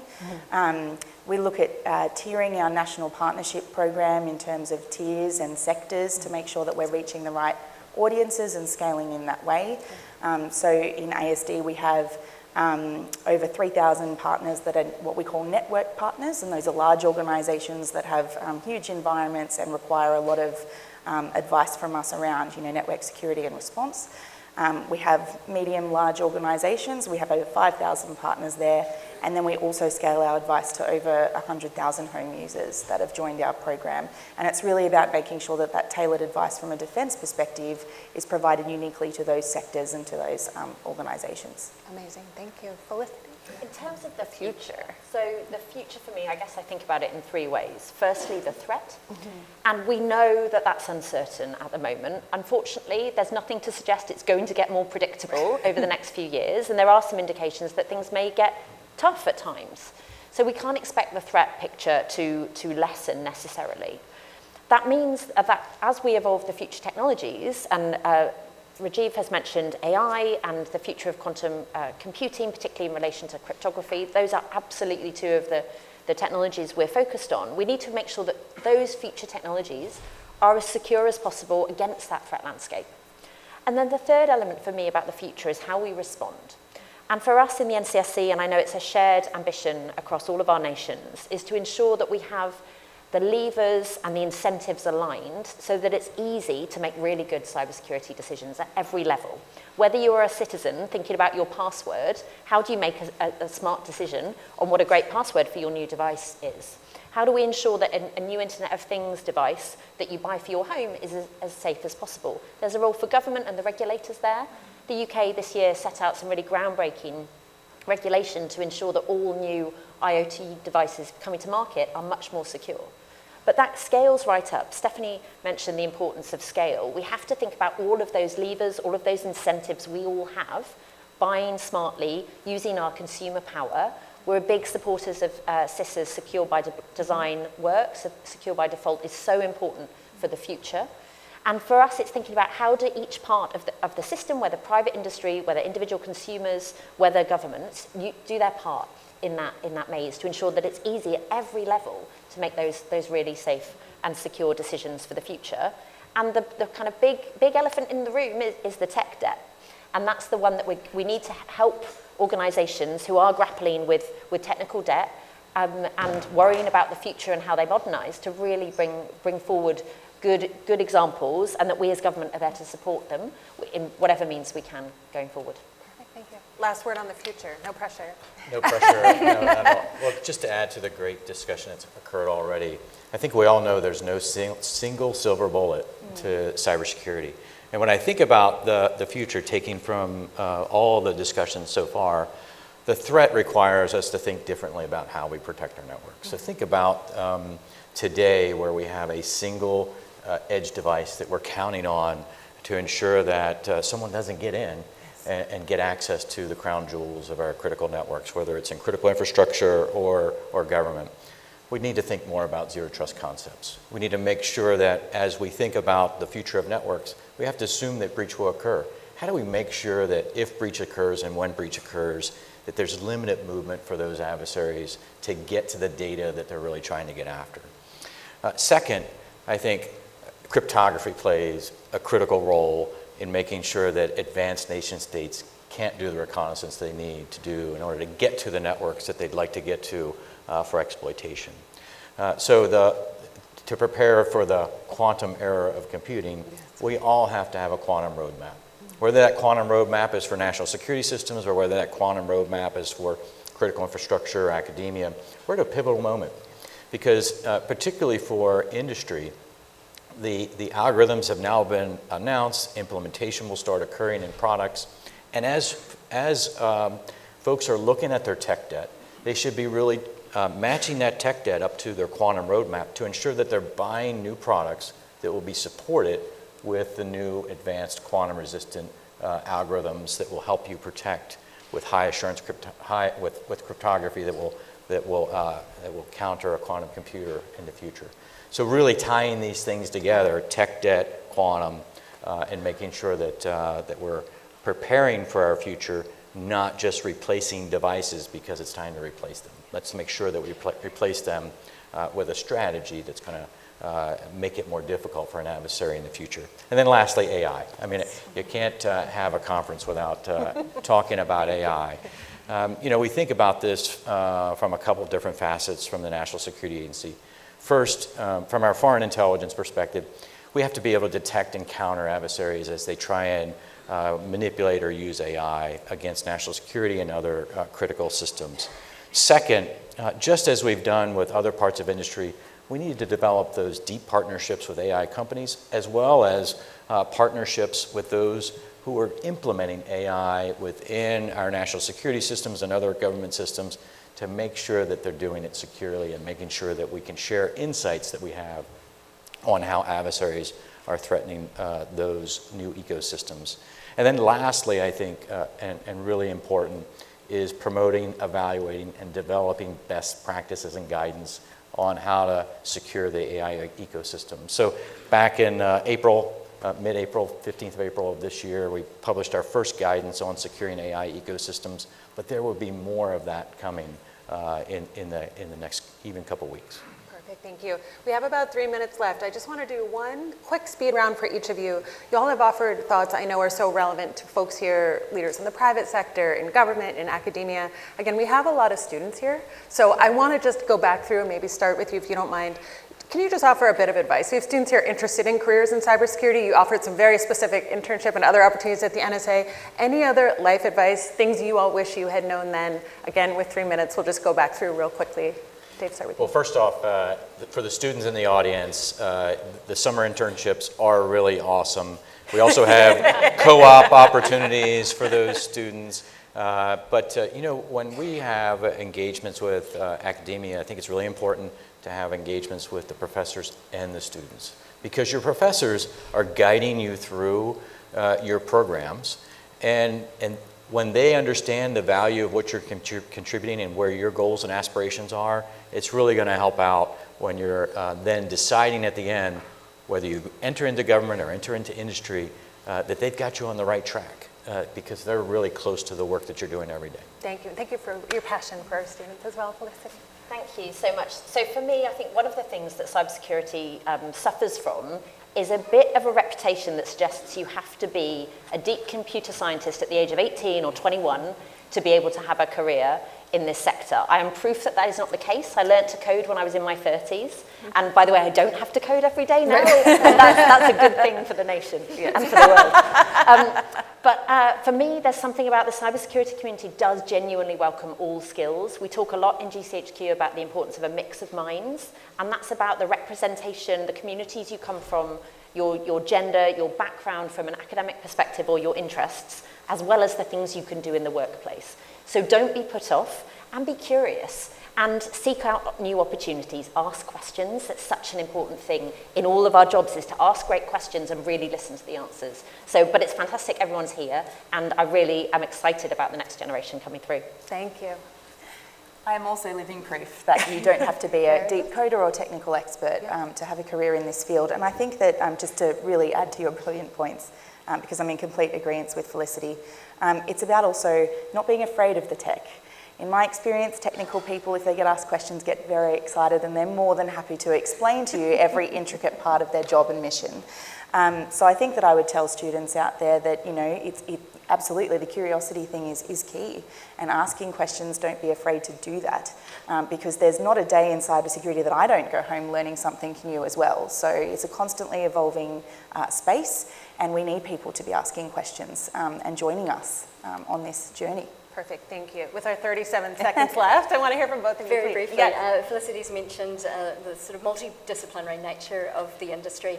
I'd also add that cyber years are like dog years. So you've got to move fast, and the range of disciplines you need to keep bringing together to get the right sort of triangulation on your landscape. You need to keep working that. So that might feel a little unsettling, but you will get more out of your existing staff, and you will be quicker to respond if you're able to keep switching it up.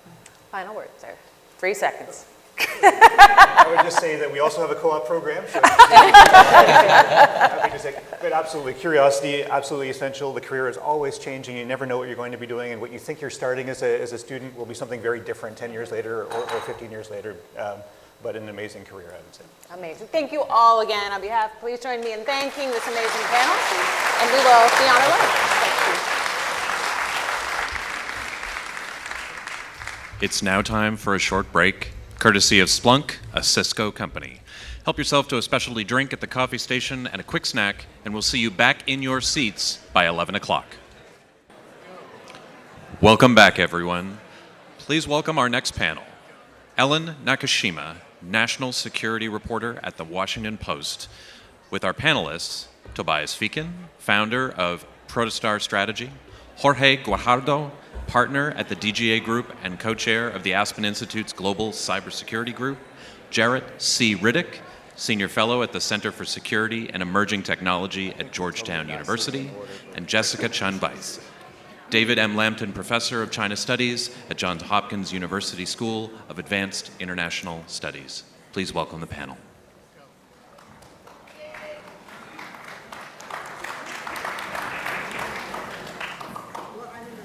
Well, thank you and welcome, everyone.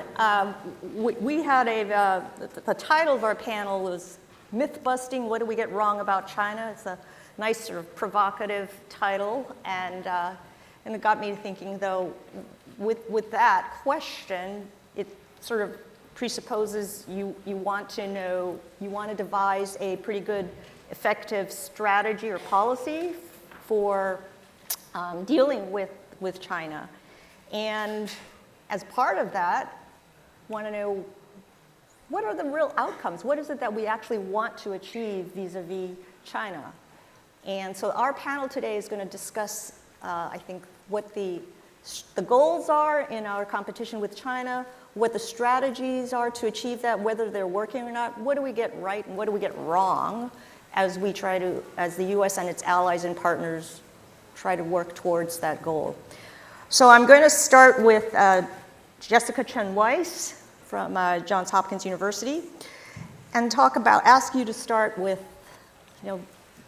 Vice President Harris has said that the goal with China is to win the competition for the 21st century, in part by winning it through emerging technologies like quantum and AI, and by focusing on American technology, Jessica, is that the right goal? Is it to win the competition, or is it to manage it? And is the strategy to achieve it working? What do we get right? What do we get wrong in that?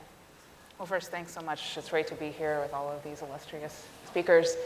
I guess, first of all, I think it's important to acknowledge that China's activities, whether it's espionage or hacking, efforts to embed vulnerabilities in critical infrastructure, do pose a major challenge, and American policymakers are rightly focused on that.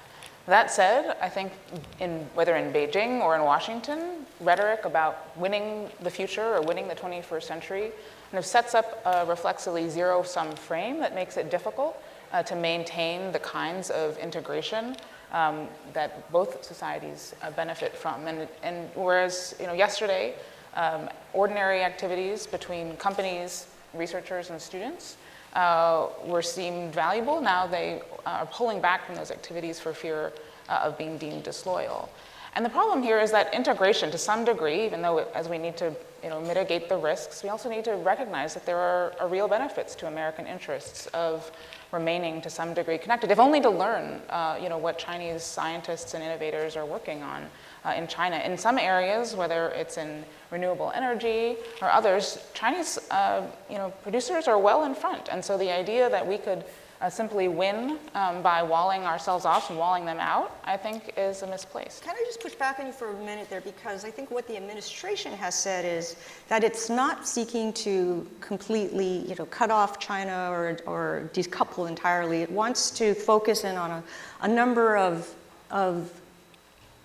discrete emerging technologies that are crucial to what they say is China's military modernization, maybe building weapons of mass destruction. And they have this concept of the small yard, high fence to just home in on a handful of these emerging technologies and then build up strong defenses there, export controls or what have you. So with that in mind, do you think that strategy is smart and effective? So I think that the Biden administration has gotten a number of things right, including kind of invoking a shared purpose, defending an order where might doesn't equal right, and arguing that a complete decoupling is unrealistic and that de-risking is a better way of going about it. That said, I think that the process of determining where to remain connected and where to pursue some degree of separation is incredibly complex, and I'm a little concerned that the process underway to evaluate these trade-offs doesn't necessarily take enough stock of the risks and costs to American and the ability of American firms and other leading firms in developed democracies to continue to progress, as well as potentially the fact that by imposing these kinds of restrictions and export controls, they may actually be having the counterproductive effect of kind of forcing Chinese companies, private and otherwise, to work with the government and other domestic suppliers, maybe even creating the very juggernaut that these restrictions were intended to stymie. Great. I think, Toby, you've had some experience in this area as former cyber ambassador from Australia. What's your perspective on this strategy? Firstly, great to be back in DC. This is the first time I've been back since I finished up in my role, so it's really nice to see so many friendly faces. Indeed, the 6 years that I spent in that role, I would say I was in the hot seat for the Australian approach, which was very much a security-first approach in terms of understanding threats, risks, and vulnerabilities. And one of the distinct features to contextualize what's going on right now is that it's the tech convergence of key technologies and the way that they interplay, they reinforce each other's innovation cycles. And you've mentioned a few of those, whether they be quantum, AI, biotechnology. Those technologies basically will shape the power structures of the 21st century. And we're only beginning to vaguely understand where that takes us. Genuinely, the innovators who are developing these technologies are still quite unsure of where that journey takes us. But what we're sure of is that if you are in, if you like, first place in the emergence of those technologies and the ownership of key areas of those technologies, then you are at the forefront of global power structures. So in sense of winning outright, that's a difficult objective, but keeping competitive advantage is absolutely the key aim here. And then when you look at key policies that especially the US has taken around semiconductors, which are essentially one of the key underpinning technologies of all of those other frontier technologies that I mentioned. You know, I think the US has done a quite incredible job. I'll go as far as saying that's one of the most impactful. The CHIPS Act and associated trade restrictions has been one of the most impactful supply chain policies that we've seen, at least in the last 40 years. And it's created, if you like, a maybe 5-year air gap where the US can now innovate in that space. And I think one of the risks, though, is that it's not now time for pats on the backs and job well done. It's now time to push home that innovation advantage and make sure that you utilize the money spent and the efforts to comprehensively shift a key supply chain within 2 years. I mean, it's quite remarkable when you look at the shifts that have gone on in that time. Jared, So I think part of the basis of the question that you're answering and what Tobias has talked about is a talent question as well. Because if we're saying that we will turn inward and use our own resources to engage in this competition, then talent becomes very important. And you know, we just did some work at CSET to look at the CSET is the Center for Security and Emerging Technology at Georgetown. Right? Yes, thank you. So public service announcement. CSET, Center for Security and Emerging Technology at Georgetown. We are a no kidding DC think tank working in the area of AI and national security to produce evidence-based recommendations for policymakers. And we've just done a study to look at the global producers of STEM talent. And clearly there's a tremendous gap between China and the United States. And so when we look at that, you know, we will have to have robust immigration policy and remain sort of open to the world in terms of gaining talent. But domestic talent and sort of the stores of talent that we have in sort of groups that have not been represented as stewards of technology is a real growth opportunity for the United States. But as Tobias said, with this gap that we have to double down on and adjusting our systems so that they are able to gain access to this talent in ways that we haven't before. Who's able to gain access? The United States, internally, domestic talent here in the United States. So in the vein of what are we getting wrong about China, what is it that, I think in our earlier conversations you were saying that the US might be unfairly demonizing ethnic Chinese academics? Yeah. Or? So when we talked about this term China hawks, right? And so there's a new report out from CSET. Sam Bresnick at CSET, who is a researcher there, has recently written an op-ed in Foreign Policy where he's talking about the impressions of the Chinese military around artificial intelligence. And you know, statements have been made, you know, China's eating our lunch on AI, we're way behind. But there's some interesting findings from Sam Bresnick in this recent report that he's done. And one being that the Chinese military in the public documents that we can see are very concerned with trustworthy AI. And in fact saying that if they go forward with AI that's not trustworthy, it could cause problems in military applications, leading to escalations, leading to unnecessary casualties in military. And we also know that the Chinese government has said that AI will have to adhere to socialist principles. And so those restrictions from that type of statement, but also this notion that there is a chief concern among AI military actors within China around trustworthiness, I think is something that people may miss because we're depicting China as if they will take AI and just unleash it. But we see from these military actors that they are concerned with the trustworthiness of the AI. So you think we're maybe overestimating China's prowess and sophistication and rate of innovation in AI? I think we would be, we are not overestimating. And I think we would do ourselves a disservice to not take them seriously in the capability, but also the scale, because having volumes and volumes of folks working on these problems, puts you sort of at a certain type of disadvantage. But the advantage that we do have is that we have significant quality advantage in the talent. And so we have to sort of double down on that and grow domestic talent and maintain the quality advantage that we have in order to keep pace. Okay. I wanted to get back to some of the CHIPS strategy and working with allies and partners, which is a signal feature of the Biden administration's approach to China, right? It's not just U.S. putting up tariffs or export controls against China. It's trying to build coalitions of like-minded partners. And Jorge, Ambassador Guajardo, you've had you worked on this issue, and also not just with the EU or Five Eyes, but global South countries, right? Other countries in the world. How do you think the U.S. is doing in that strategy of building partnerships with other countries to kind of help in the competition or counter China?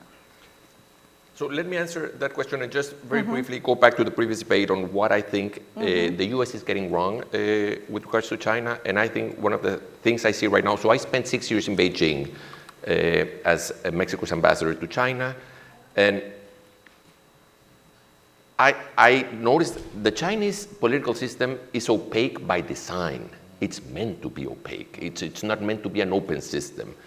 And something that I see a lot of in the United States these days is certainty among the opinion leaders when it comes to China. You go to Politics and Prose here in Washington, D.C., and you count the books on the new Cold War, on China, and they speak with a certainty. At a time when there are the fewest journalists in China,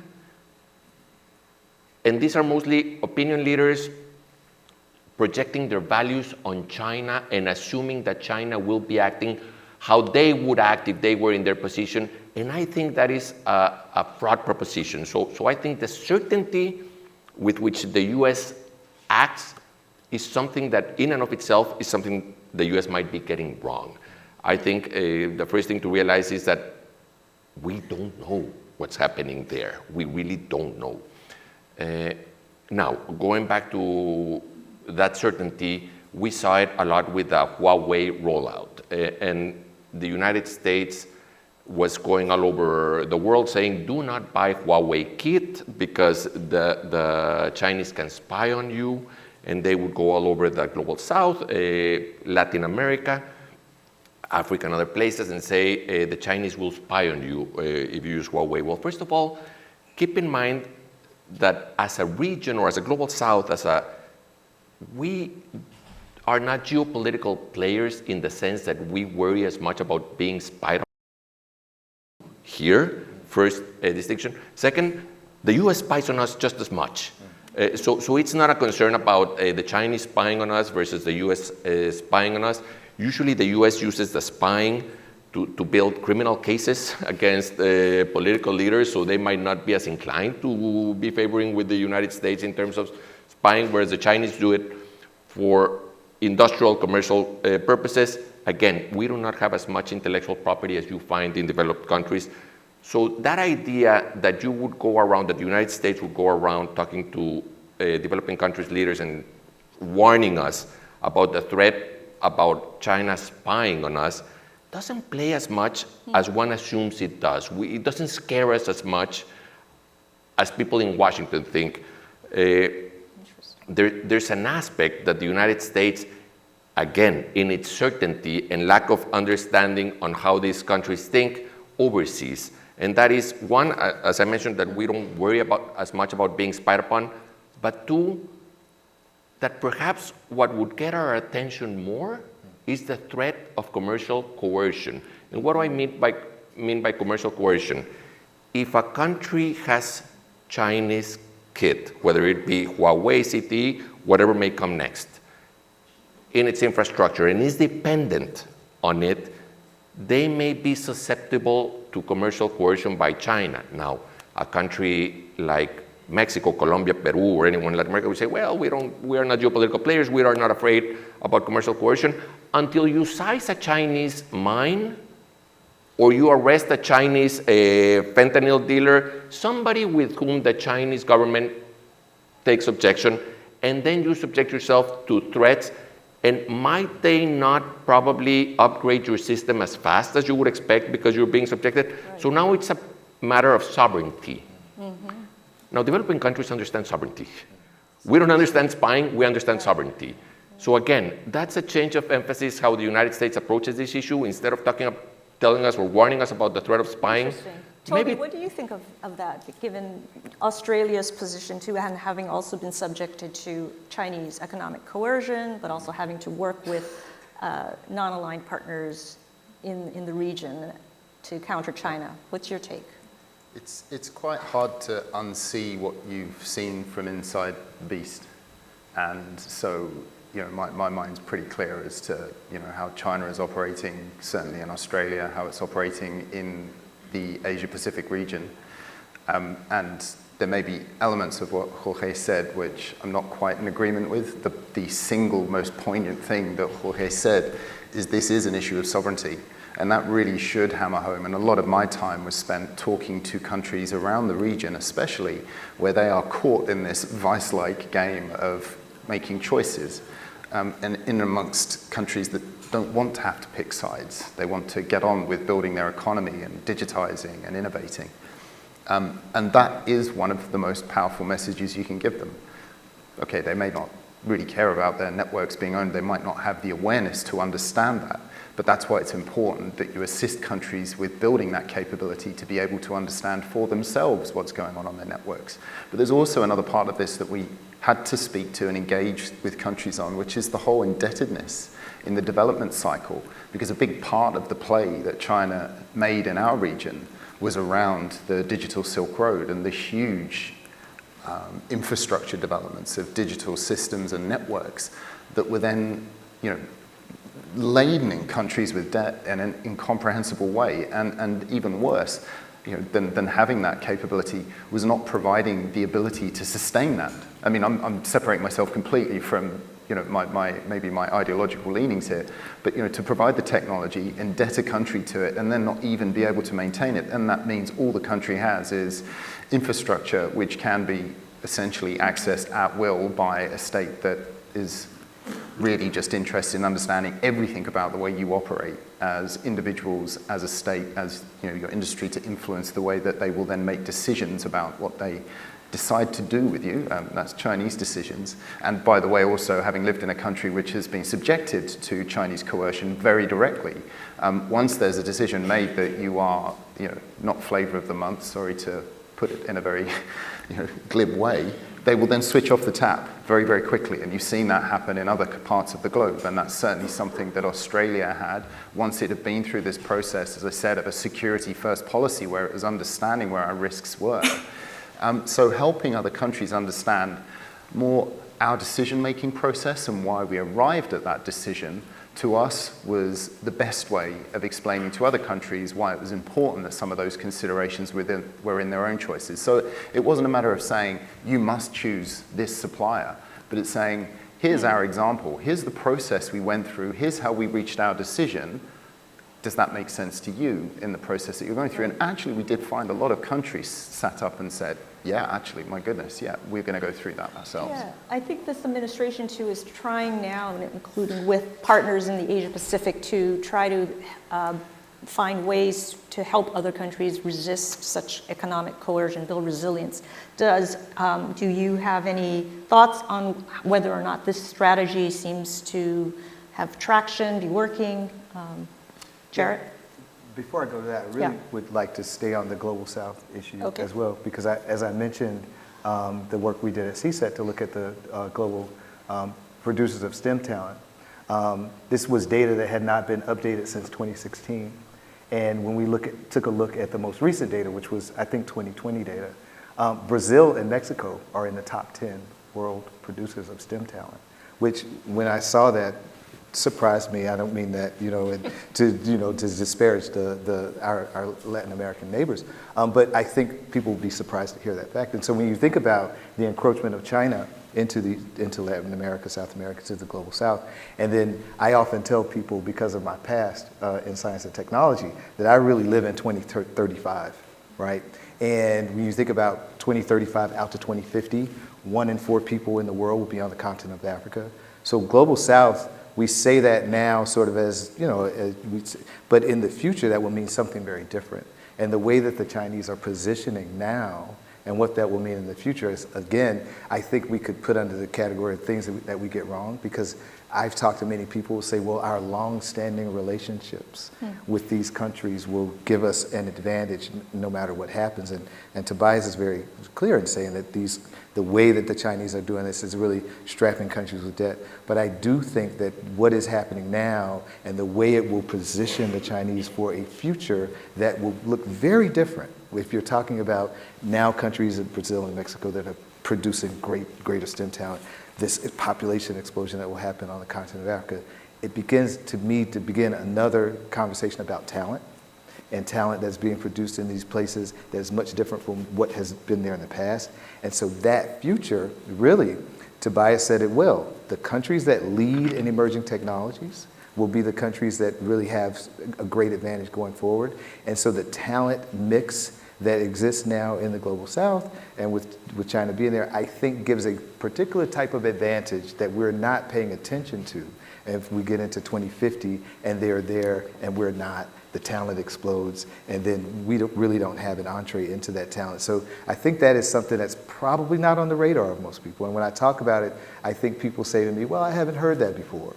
But I think it's thinking about 2035, 2050, what the population mix is, the STEM talent that's there, and the positioning of China, I think is something that we're, in my opinion, sort of missing the ball on. Thank you.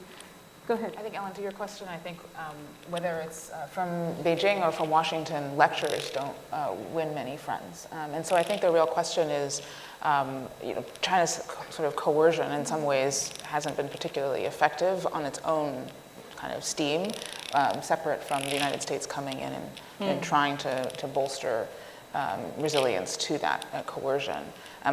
So I think that the question for both countries really is what can they offer to the world, right, in the form of deliverables or benefits, whether that's talking about kind of an effective international order that is functioning, where various countries from the Global South have greater voice, feel that there's a path to greater prosperity and security. And I worry that there's a little bit of tension in some of the rising protectionism that what's on offer here may be running into some of those concerns. Well, let's go there. Let's move a little bit to economic strategy, because it is clear, right? I mean, to be clear, the U.S. is not decoupling from China. China is still the second largest trading partner to the U.S. And the U.S. is seeking to de-risk its supply chain, and given its experience in the pandemic, it seems like a prudent idea to diversify the supply chain to include, partners and allies. But at the same time, you do hear, DoD has Buy American strategies. Both parties are focusing on investing in America, American jobs. You hear talk about tariffs. Trump is promising, 100% tariffs, 60% tariffs. How do those two competing tensions work together to both position the U.S. and its allies to compete better with China and also be more resilient at home? What are we getting right? What are we getting wrong here? I would start with industrial policy. Industrial policy is a new word, a new concept we're dealing with in the West that started with China, and now we realize that unless we have an aggressive industrial policy, we will not compete with China in certain sectors ever. Sorry, I see you. So I think the first acknowledgement is to understand that they have made huge inroads in innovation, and that is something that you oftentimes see people not understand in the United States because they don't see it. So you have Chinese EVs, electric vehicles, that you can't buy in the United States. They're far superior than anything you can have in the United States. It's the first time in my life that I remember, other than Iranian caviar or Cuban cigars, that the US customer cannot have access to the best product out there. And the best product out there right now are Chinese EVs. Which are heavily subsidized, right? By the besides the point. Yeah. So you ask people, you tell people here and say, yeah, because they're cheap. And because they're good. And there was a long interview with Jim Farley of Ford last weekend on the Wall Street Journal. He just came back from China and said, wow, I realized how good the Chinese EVs are. So that's all because of industrial policy. Yes, subsidies. And that's something the United States has got to consider whether they want to play that game or not. And if not, to assume that someone else will take the lead. So I really want to come in here because it sounds exactly what you described there. It feels to me like I'm on repeat rewind with 5G, because there is no getting away from the fact that, despite security misgivings around 5G telecommunications equipment built by Huawei or ZTE, the innovation that had taken them to world-leading 5G technology was frustrating at the time as a Western diplomat when you're trying to sell your alternative proposition and it's at a price point which is well below Western competitors. That is a very difficult proposition that you have to try and then go forward and sell.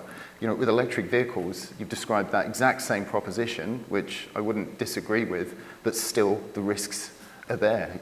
Electric vehicles are constantly communicating, constantly providing data, much of which is essential for the security features, essentially, of electric vehicles, but much of it isn't.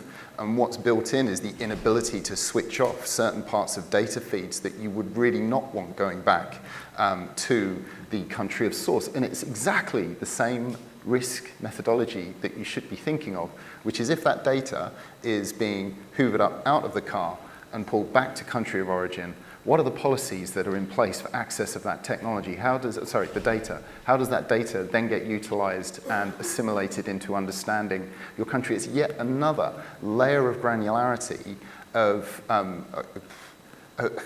intrusion upon a nation. And it becomes incredibly difficult because you now see this playing out, the economic side of it, in the EU, where enormously ambitious emissions targets and climate targets, and realistically you're looking at it through that economic lens and you're almost, well, how else do they achieve it unless it's through electric vehicles? Really, if you'll indulge me, I don't know if there's any, and it pains me to call it, but soccer fans out there, it's really football. Thank you. Thank you very much, exactly, thank you. I knew you would agree. If anyone was watching the European Championships recently, and if you looked at the key sponsors that were across there, it was Chinese fintech firms and payment services, and it was Chinese electrical vehicles providers. Shrewd move, because you're accessing the right audience, which has a grouping of countries who have enormous policy pressure on them to deliver results. And you can see that. I keep using the word convergence, but the convergence of pressure on the European Union. How on earth are they going to start factoring in the security risks of that at this moment? It feels like the horse is almost bolting in that regard. So I just want to jump in with the EV conversation to sort of highlight, when you're saying EV, I think you're also referring to autonomous driving cars, right? Cool. And so this autonomous vehicle conversation, really, I have a colleague who was in China and was in one of these cars and made a video and showed it to me. Some of the capability was far beyond what we have. And I drive a Tesla. I'm not afraid to admit. And so I use that to drive autonomously often. And the car is very capable. My car is very capable. It can drive me from my apartment to work in busy DC traffic with just me watching. But the things that I saw in the video were far beyond what we're doing. And you think about this from the military perspective, autonomy is something that we're chasing. And we see in Ukraine the impact that these unmanned systems that are not fully autonomous are having on the battlefield there. And this is something that the military is paying attention to, is making the military rethink what these systems can actually do in terms of the modern battlefield. And so when we see autonomous driving vehicles in China doing things that we can't do here, just translate that into capability for the PLA. So I just wanted to add that security concerns or fears of Chinese domination of the EV market can be addressed in a number of different ways. One is to raise tariffs so high that they're just kept out, and you can go to Mexico and say, don't even make them there. And this is sort of this like counter strategy. The other, which I think is being more pursued in Europe and elsewhere, is to say, well, we have the tariffs, but come produce those vehicles, or let's license that technology to try to localize that expertise. When China was behind in technology, they brought all these foreign companies in, made them establish joint ventures, and did a whole lot of things to kind of move quickly and progress in the technology themselves. The question is, for us here in the United States, is the solution to these problems just keep them out? Or is it, let them in but regulate them, so to reduce the risks that you've described around autonomous vehicles or the data more generally? And then what's our plan for moving ahead, right? Because I think that the strategy of just keeping them out I don't see where the success lies in that. I agree definitely on the bans are ineffective, too expensive to enforce. But I worry because of the military-industrial fusion, when we bring in an industry partner, are we also bringing in the PLA? I worry about that. Anyone with any smart ideas about how we move forward on this? So just, and I agree with Jessica, and it's a conundrum. I'm not sure it's as easy as just asking them to come and manufacture in our country, and that would, so contrary to what you would hear in political rallies, there are no two giant auto factories being built in Mexico. There are non-Chinese auto factories being built in Mexico, period.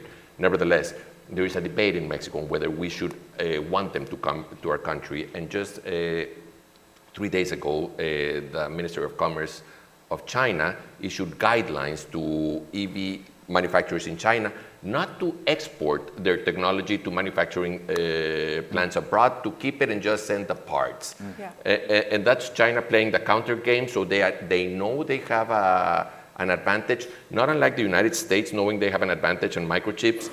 And that's something that is important for the world to understand, that there are areas in which the Chinese now have advantages, just as the US has advantages, and not assume that everything can be overcome just quickly with more money or with more Silicon Valley innovation.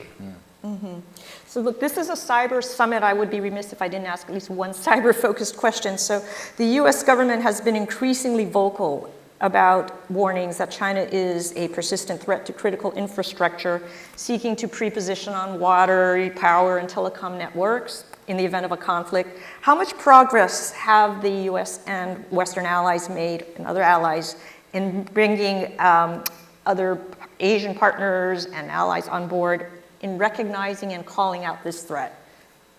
So I feel compelled to answer that because that was, again, a big part of my job was working out how could you create more comfort with regional partners in the concept of calling out bad behavior. It wasn't perceived to be a natural thing for our friends in Southeast Asia and Pacific Islands to be involved in calling out their greatest trading partner in the north. So like Volt Typhoon, for instance? Well, I mean, Volt Typhoon, absolutely. I mean, that's a huge issue which has impacted the US. But I'm going back a few years now when there are all sorts of incidents. You know, in Australia, we first called out Chinese activity in connection with managed service providers, the Cloud Hopper incident. Some people may remember that, goes back to 2018. Exactly. And we tried to get regional partners on board in attributing that activity, but there was a degree of, not suspicion, but concerns that their own intelligence holdings wouldn't be able to show the same kinds of activity. So what you've seen, and it was great having the Five Eyes partnership here, because what's shifted on that front is you can now see the level of intelligence outreach, cooperation, and, dare I say, intelligence diplomacy that's now going on between agencies. So if you look at the recent APT-40 attribution that took place in July this year, led by Australia, it was very much led by the Australian Cybersecurity Center, but it had Japan and South Korea, very importantly, on that list. And that does show a couple of things, one of which an increasing comfort in calling out what those countries are seeing on their own networks, but also, very importantly, the increased level of cooperation and coordination that's going on between agencies at that level across the region. So I would only expect now to see more and more regional partners get on board with these attributions, because I may be telling no one anything in this room that's new, but the fact is in the region in which I live, the Chinese are rampant at going through networks and owning, government systems and commercial enterprises across the region. And when I say owned, you know what I mean, it's a cyber term. Yep. And it's good to have that in your thinking. Why is that? It's not that they want to be caught, it's that they really want to understand everything about the way that your country functions, your decision making, and your future pathway, in order that the advantage is ultimately held with China. Okay. So in the 2 minutes we have left, I'm going to do a lightning round, 30 seconds each. What is the one thing that policymakers and politicians get right about China that doesn't get enough attention? We've talked a lot about what they get wrong, but what do they get right, do you think, that actually doesn't really resonate or get enough attention? Tariffs and tariffs. Tariffs on Chinese products is something the US gets right. It's not on cyber, but it's just something that is right. At any level? At all levels. Okay. Toby? Oh my God, that's a tricky one. Can you go to someone else whilst I think of something clever enough to say? I'll go back to a CSET report that we did a few years back, looking at Chinese students who come to the U.S. a lot. In the Tech Protect area, there's been a conversation about, banning students and limiting their access. But the study that was done at CSET showed that 90% of these people either stay in the U.S. or in the West and want to be in the West. And I think the more we stay open to that attracting talent, the better we are. Okay. Jessica. Yeah, I'll foot-stomp that and suggest that the Biden administration was very clear in Secretary Blinken's speech a couple of years ago on China, stating that we are lucky when students and scholars from China and elsewhere come to the United States to study and contribute their talents. We can talk about how policy could be adjusted, especially by Congress, on immigration to make them even more welcome rather than sending them back after they get their degrees here. But that's an area where I think rhetorically and substantively there's an appropriate emphasis on running faster. There is an approach. There is, okay. yeah. At the same time, not losing sight of the fact that there are a lot of Absolutely. malign influence and threats that we have to pay attention to. Okay. So just the final thing I want to say is, despite everything I've said, one of the really important elements that needs to be in state-to-state relationships during times of tension is a conversation. Yeah. Is a direct conversation around these issues, because the most dangerous part is that you lose that contact. So for me, that's a component that needs to be remembered and reinforced despite everything that's going on. Very good point. All right. Well, thank you very much, everyone, and thanks to this panel. All right. That's great. I knew you were a superstar. I knew it. Thank you.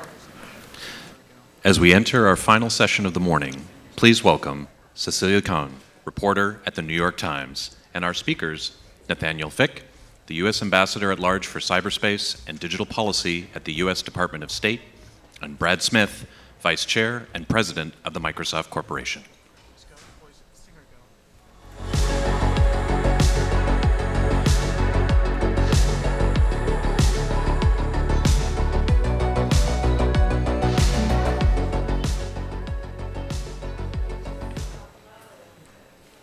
Can you hear me? Hi, so we are the last panel of the morning, standing between you and lunch. Thank you so much. And thank you so much, Ambassador and Brad, for attending this conversation on cyber diplomacy. Let's start off with sort of an update on where cyber diplomacy stands today and how the dynamics between the private and public sector has evolved, and more recently, over the last year or so. And maybe, Ambassador, you can start. I think, well, first of all, good morning. It's a pleasure to be here with you, Cecilia, Brad, thank you. I think the trend line, there are headlines and trend lines, right? And every day in this space brings a headline, whether it's Volt Typhoon or Flax Typhoon or exploding pagers, there's always something. The trend line, from my perspective, is the migration of cyber and tech diplomacy from the periphery to the center. And a few concrete examples. We had Secretary Blinken at RSA on the main stage launching the U.S. International Cyber and Digital Strategy. First time a sitting Secretary of State has appeared at that conference. We've trained 200 cyber diplomats and put them at our embassies around the world.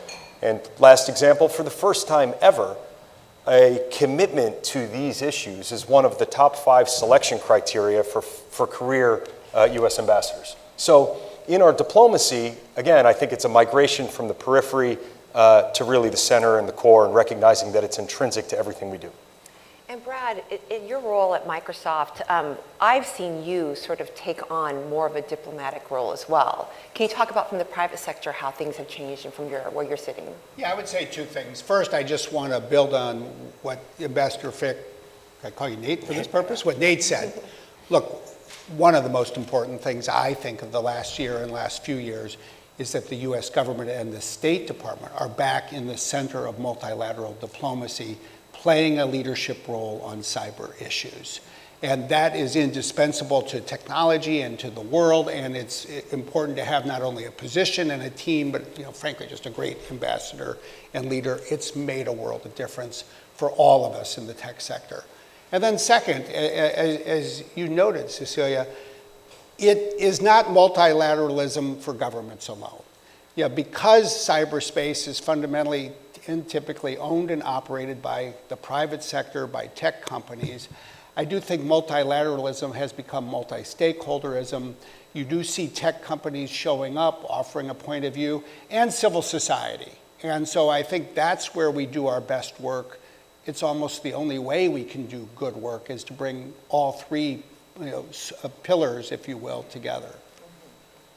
Let's shift a little bit to the threat landscape and what you're seeing today, some of the biggest threats at hand. And maybe, Ambassador, you can start. I think when we talk about the threat landscape, it's important to keep our ultimate objective in mind.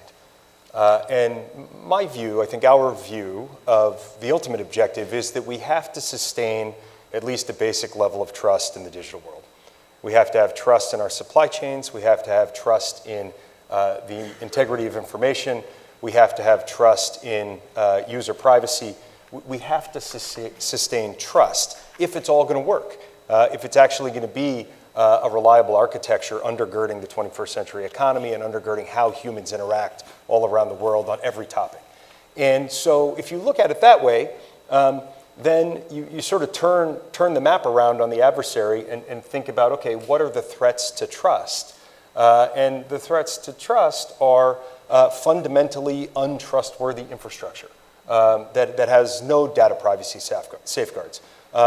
Threats to information integrity in fundamental ways that are essential to the functioning of a democratic society. In addition to all of the more kind of point threats in a particular geopolitical hotspot or on a particular issue. And how about you, Brad? What do you see in terms of the threat landscape? I think the threat landscape, unfortunately, continues to become, I'll say, more diverse and more sophisticated, and it's more hazardous. And it reflects everything that Nate just said and more. I tend to focus at least on two big buckets of issues. One is around cyber attacks, efforts to penetrate networks and either steal information or actually put a government or someone else in a position to damage and take offline, fundamentally destroy information infrastructure. We're seeing 340 million password-based attacks on Microsoft customers, 340 million every day. That's not a year, that's a day. That is astonishing, or it should be. And we have to be careful that we just don't become inured to it. We track 160 nation-state attackers, and that does, I think, unfortunately reflect a lawlessness in cyberspace.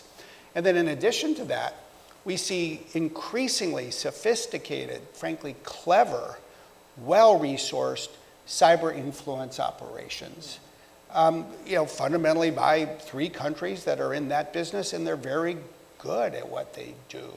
And this year is a year where I think quite rightly we're all focused on the protection of elections, and we need to be. Yeah, and that's a good segue into the election space. And there are 2/3 of the world will have an election this year. And the US elections are coming within weeks. You just reported, Microsoft just reported, Brad, about the detection of a Russian-backed campaign against the Harris Walls campaign. Tell us about what you're seeing on the election side in terms of threats, as well as what could be coming. There's a lot of talk about already, maybe too soon, that this was not the AI disinformation election that people feared. Is it too early to say that? And what are you seeing down the pike? Well, let's talk about the United States for a moment, because right now we're seeing vigorous activity. We're seeing the Iranians really target the Republican Party in the Trump campaign. We're seeing the Russians target the Democratic Party and now the Harris campaign. We're seeing those two countries in China, I'll just say, share a common interest in discrediting democracy itself. We've seen, starting in May, increasingly sophisticated Iranian activity to penetrate network accounts. It's a classic, prelude to hack and leak operations. You can steal the email in June, you can use it in October. And you can even change the email. You got plenty of months to rewrite it and make it look like it's even different from what was originally said. We're seeing active cyber influence campaigns, the production of videos, the production of purportedly accurate news stories, audio, you name it, that's the format. AI is being used increasingly, especially for text and probably most especially for audio. I think AI is hard at this point to use effectively for video for a variety of reasons, but wait 2 or 4 years and that's going to get harder as well. And the interesting thing about these kinds of influence operations is if you want to go back to the Steve Jobs adage, he said every day he worked at the intersection of engineering and the liberal arts. That's where cyber influence thrives. When an adversary can bring together all of the technology expertise and the liberal arts, because that's what you need. You have to be plausible in order to be credible and have an impact. And that social science background is maybe even more important than the engineering background. And the Russians especially have that. Sure, and Ambassador, what are you seeing on the global landscape in terms of elections? And maybe you can talk about some of the coordination you're doing with the private sector on that. Certainly. So thankfully, we have very capable colleagues in the US government, the Department of Homeland Security, at NSA and Cyber Command, who are focused every day on safeguarding the integrity of the US election. The role of the State Department in that regard is primarily outside the United States, of course, and it really takes 2 forms. The first is conveying a very clear message to our adversaries that we view interference in our democratic process as dangerous and escalatory and unacceptable. And that's a message that we convey bilaterally and multilaterally in many places all the time. The second primary role that the State Department plays, and this really is hand in hand with Brad's team and others, is safeguarding the integrity of the electoral process among our allies and partners. And we're doing that in many different geographies. To your point, Cecilia, we have elections all around the world this year. And we're working hand in hand, yes, on providing software, but also on building capacity and trying to create more long-term capability among our allies and our partners in anticipation that this landscape is going to remain really challenging for a long time. And I think that you might have mentioned Moldova as a good example of one of the partnerships you have. So we work kind of up and down the eastern flank of NATO, as you might expect, and beyond NATO in other parts of Eastern Europe where there are elections upcoming, and the Russians are interested in deploying kind of the full spectrum of their capability to sway those outcomes. Everything from direct cyber attacks to information campaigns to sort of an increasingly troubling series of hybrid attacks that cross over into the kinetic world and that actually do things that I think only a short time ago we would have found extraordinarily surprising. And I would just, could I say, everybody in the United States and everybody in the world over the next 6 weeks should pay more attention to Moldova. And that probably sounds like a funny thing to say, because I think for most Americans, it's like, wait, where's Moldova? And the answer is it's a country the size of Maryland on the southwest border of Ukraine. So think about Ukraine. It's got Russia to the east, Belarus to the north, Crimea that's been peeled off on the southeast. Now you have Moldova on the southwest. They have an election on the 20th of October. It's going to be one of the most important elections of 2024, I think, in terms of what it takes to protect a democracy, because they are going to be voting on 2 things. One is the leadership of the country with a pro-European EU candidate and a pro-Russian candidate and an EU referendum. And it's a country of only 2.5 million people. Think of it as twice the size of Estonia, but a key strategic location. It's a country where the Russians have long had many assets. We saw a lot of activity against Moldova when the war began 2.5 years ago in Ukraine. And yeah, it is, I think, of vital importance to NATO, to Europe, to the European Union, and frankly to democracy. So yeah, it's one where the world, I think, to some degree, really needs to come together and protect Moldova. Thank you for explaining that. So Brad, I want to go back to something that the ambassador said, which is in terms of threats, trust is really an important thing that needs to be earned as well as maintained. And Microsoft over the past several months has really endured a lot of skepticism and scrutiny of its ability to respond to security and security flaws. In the June hearing, it was you testified.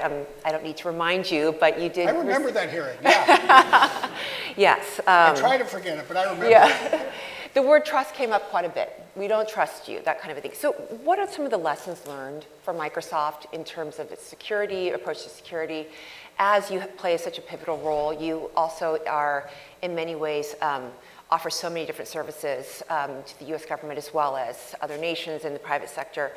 How will you regain that trust as well as lessons learned from this past year? Well, I think the first lesson learned is just, I think all of the big tech companies and frankly many of the smaller but critical tech companies are real targets today.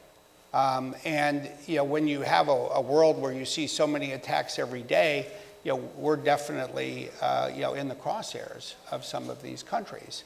And the unfortunate thing for Microsoft last year was 2 attacks got through. Now, tens of millions were defeated, but we can't afford 2, we can't afford 1. We have to always ensure that the number is 0. So we really had to go back to square one, which we've done. And we launched an initiative. The good news is we launched it last fall. We didn't wait for a government report or a congressional hearing, and are just reworking the engineering systems of every single thing across the company. And we have launched the single largest engineering project for cybersecurity in the history of digital technology, roughly the equivalent of 35,000 full-time engineers focused on security. We just have to keep taking steps as we are. We have to keep making progress as we are. We have to share, I think, in a very transparent way, the steps we're taking, which we have done, and now the progress we are making, which we'll start to provide shortly and continue on a quarterly basis. The good news from my perspective is in some ways there's trust and there's confidence. Trust is usually, in my opinion, focused on whether someone shares your values. Do you think about things the same way? Confidence is about whether they'll deliver. And so I think for us the issue has been in retaining and rebuilding confidence. And that's what we're doing. Okay, great. Let's shift to AI governance and the work that you're doing, Ambassador, as well as Brad, globally on that front. As of now, what we've seen is a lot of commitment from different governments on basic sort of concepts of safety. What is and in your role, and I've heard you talk, Ambassador, about sort of threading the needle between innovation as well as appropriate safety regulations or safety guardrails. What is the best argument in your mind right now for voluntary AI safety commitments from the private sector? And how do you balance what our approach as a government has done so far, which is no regulations on the high level, with what's happening in Europe in terms of their AI Safety Act? Yeah. So the president was fond of saying, don't compare me to the almighty, compare me to the alternative. And I actually think of the voluntary commitments in similar terms. Voluntary, to your question, in our view, was essential for 2 reasons. First, voluntary doesn't constrain innovation. And make no mistake, we are involved in the early stages of a global competition for which metaphorical operating system will become the dominant one in key technology areas. And I think it's absolutely essential, we think it's absolutely essential, that a rights-respecting operating system in AI become the dominant operating system in the world. And that requires the United States, many of our close partners, and the companies that are domiciled and built inside our countries are the winners. So voluntary is essential because it doesn't constrain innovation. So much of our influence in the world now is downstream of our ability to maintain an edge in these key technologies. Traditional measures that we're accustomed to, like GDP and military capacity, are downstream of leadership positions in these key technologies. That's one reason why voluntary mattered. The second reason why voluntary mattered is it's fast. And we could not get into a regulatory swirl akin to the EU AI Act at a time when the technology is moving so quickly. So the view in this administration was voluntary commitments were a necessary and important first step toward a more fulsome governance architecture without undercutting the innovative power of the American private sector and without getting us into a very slow regulatory process. They may not be the last step, but they were an essential first step. And so now we're working hand in hand with the leading companies in the G7, in the OECD, and in larger and larger multilateral fora around the world to continue building out that governance architecture. At the same time, if you'll indulge me for 20 more seconds, there's a second track that's equally important, which is ensuring that every human being on this planet has access to the benefits of AI. And we were talking in the green room about some just incredibly powerful examples now, translating 300 pages of Russian text into Spanish in 10 seconds at the State Department. I mean, think about, the labor-saving benefit of that. But the application of emerging technologies to alter the trajectory toward achievement of the UN Sustainable Development Goals and things like climate modeling and agricultural productivity. So there's a governance track and there's an AI for good, for sustainable development track, and we need to do both. And that said, how do you make sure that some of the mistakes, if you will, that happened during the advent and the growth of the social media industry don't befall this industry as well and the government's role? So look, I'll be very clear about this. I mean, our foreign policy, U.S. foreign policy on any topic will never be any stronger than our domestic policy on that topic. And the U.S. in many fora is under significant pressure because of what we've seen with the social platforms. And we have to acknowledge that. That is a simple, observable truth in our foreign policy. And to Brad's point, in terms of maintaining not only trust, but also maintaining confidence, I think we as a government are going to have to square our domestic and international approaches with the platforms and with AI.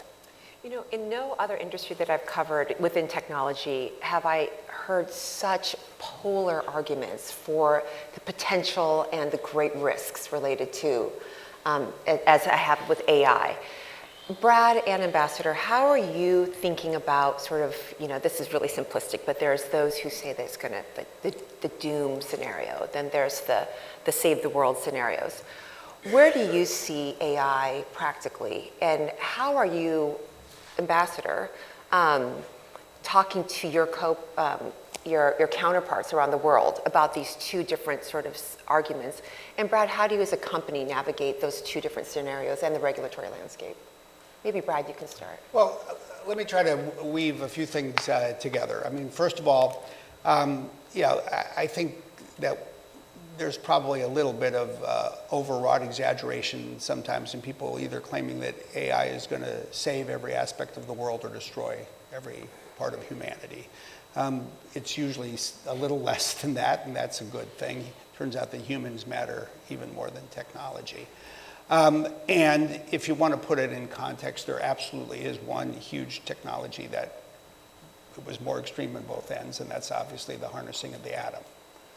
Now, if you build on that notion, to me, what is fascinating about this past year is personally, I believe that what the US government did, both domestically and internationally, was really provide a masterclass in fast-moving global diplomacy on a par, in my view, with what the Eisenhower administration did with Eisenhower's Atoms for Peace initiative, combining bilateral and multilateral diplomacy that made it possible to export nuclear power around the world, on a par with what the US government did, say, in creating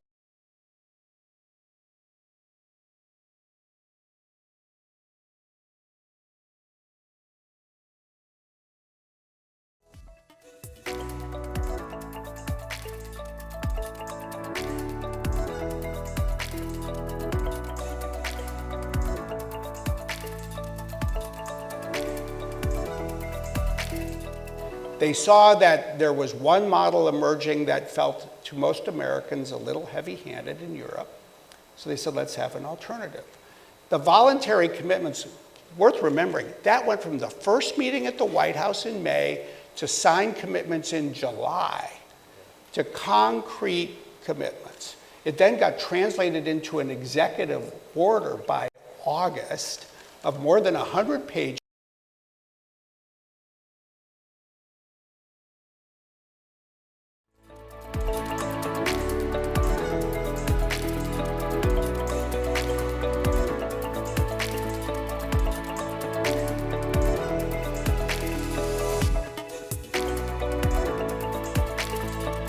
Voluntary commitments in the US then became a voluntary code of conduct for AI developers around the world and completely changed the conversation.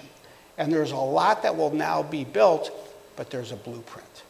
And the hardest thing when you're starting with nothing is to create a blueprint. It has changed the whole world, including the countries that are not part of the G7, in how we all think about what we need to ensure that AI can be used and used safely. I wholeheartly agree with every word of that, Brad, thank you. And to your question of where are we on the doom spectrum, I think it's really important to remember some of the other ideas that were put forward. Think about what the alternative courses were to the one that Brad described.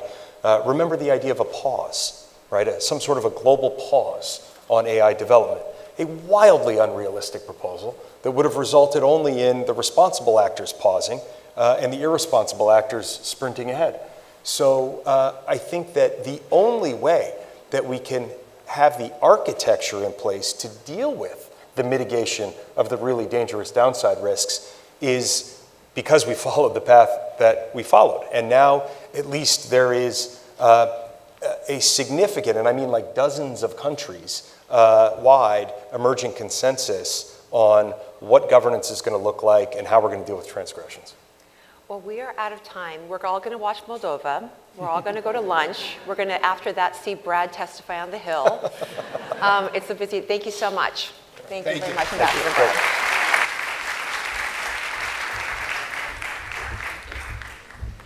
Okay, everybody, wait, before you go, we have some important instructions for you. First of all, it is time for lunch, but we want to tell you about your lunch options. First of all, to those who are joining us virtually, we're taking an intermission, so please go enjoy yourself.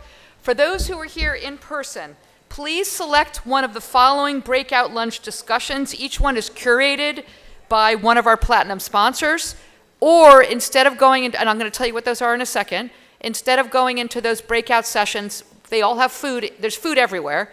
You can also just have lunch on your own or with your friends where breakfast was available. That's fine too.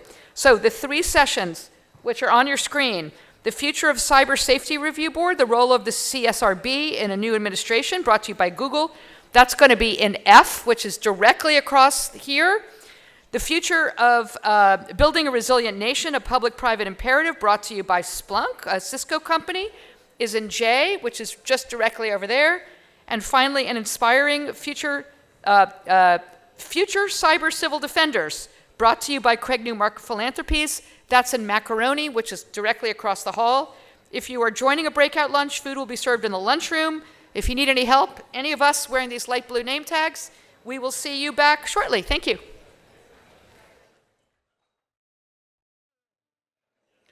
Thank you for joining us for the afternoon session of the Aspen Cyber Summit. We hope you had some great lunch conversations. Please welcome our panel, led by Vilas Dar, President and Trustee of the Patrick J. McGovern Foundation, and our panelists, Jaya Balu, Chief Security Officer of Rapid7, Michael Osborne, CTO of IBM Quantum Safe, Matthew Shull, Division Lead at NIST, and Maria Spiropoulou, Professor of Physics at the California Institute of Technology. Please welcome the panel. Good afternoon, everyone. Thank you very much for joining us. I remember when I was a kid, I think one of my obsessions was figuring out how to work around the absolutely limiting computing requirements of my Game Boy. I spent a lot of time figuring out how you got around 40 kilobits and an 8-bit ROM infrastructure. We are today in a world where I think about the same thing, right? Like compute is changing and we're trying to figure out how to get around the elements of what we have. And in a world where so much is happening, AI and all of the other things that we think about, then there's the interjection of quantum. Yet one more sort of moment in time where we think about a fundamental shift in how we think about capacity, how we think about its implications on foundational parts of our cybersecurity infrastructure, and many more topics. I'm really delighted to be with you all. I've learned a lot, even in our prep calls for this, and I think you will as well. I want to start our conversation really by kind of illuminating the boogeyman. If you read the newspaper headlines, like quantum is here and quantum is going to destroy everything that we know in the world of cybersecurity and trust. But I think we know that's not really the case. I think I'd like to start, Heather, with you, if you don't mind, by helping our audience just get a sense of place and moment in time.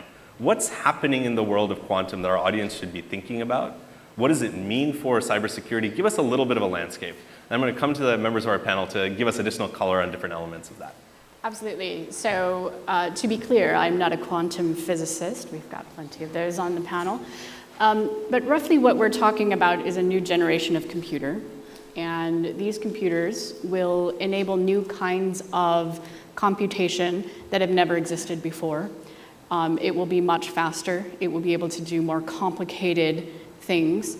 And we have a hypothesis that it will be able to implement new kinds of algorithms that help break the confidentiality and the integrity of encryption, particularly through, for example, Shor's algorithm, which is a quantum algorithm specifically designed to break public key crypto.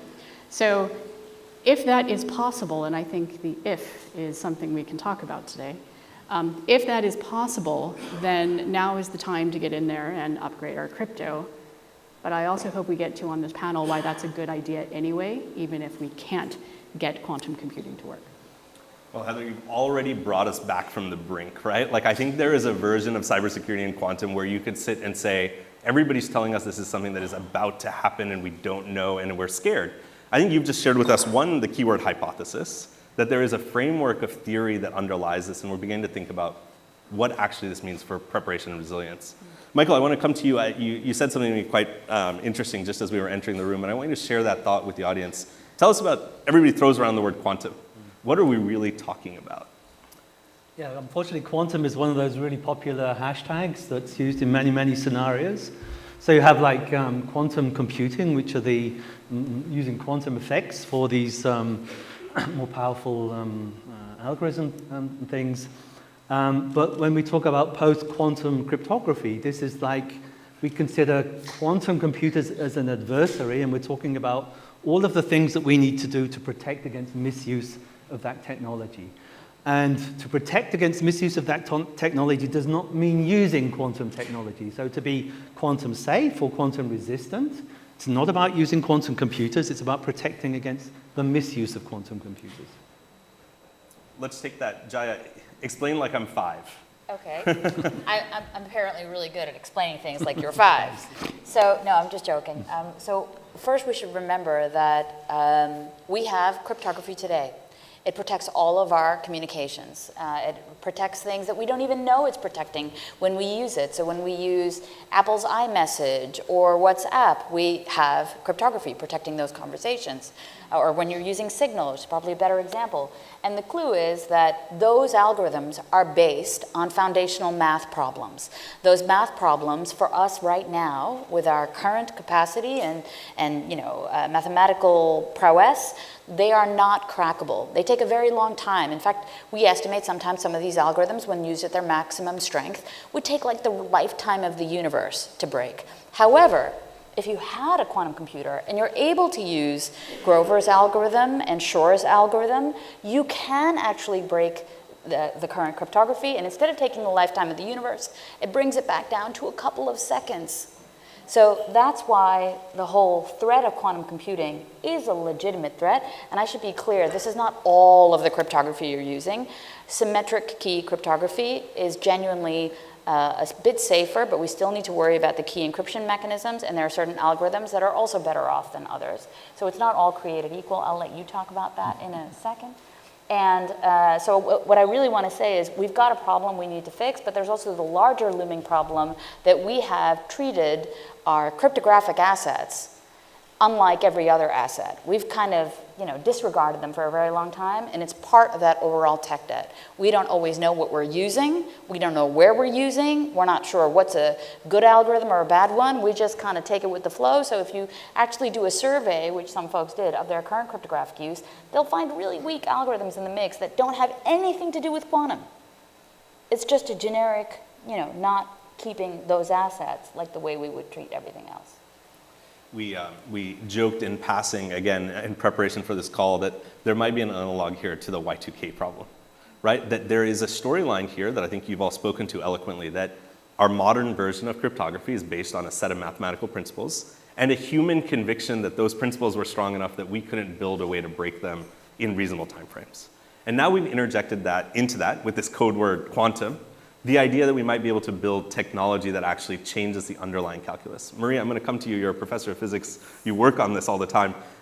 Is this a reasonable framing, what I've just shared? And if so, what's next? How close are we to this idea that quantum will do this thing that is potentially promised?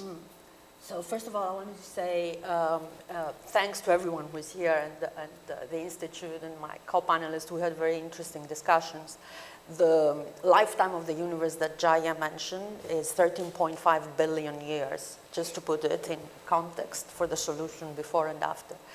Then I wanted to say something about quantum. You hear quantum from, and by the way, when you have an academic on a panel, it means a lot of work needs still to be done, research work to be done. But when we hear quantum, it takes us about 100 years ago, a century ago with Einstein. The photoelectric effect is a quantum effect that opens and closes the doors when you pass through.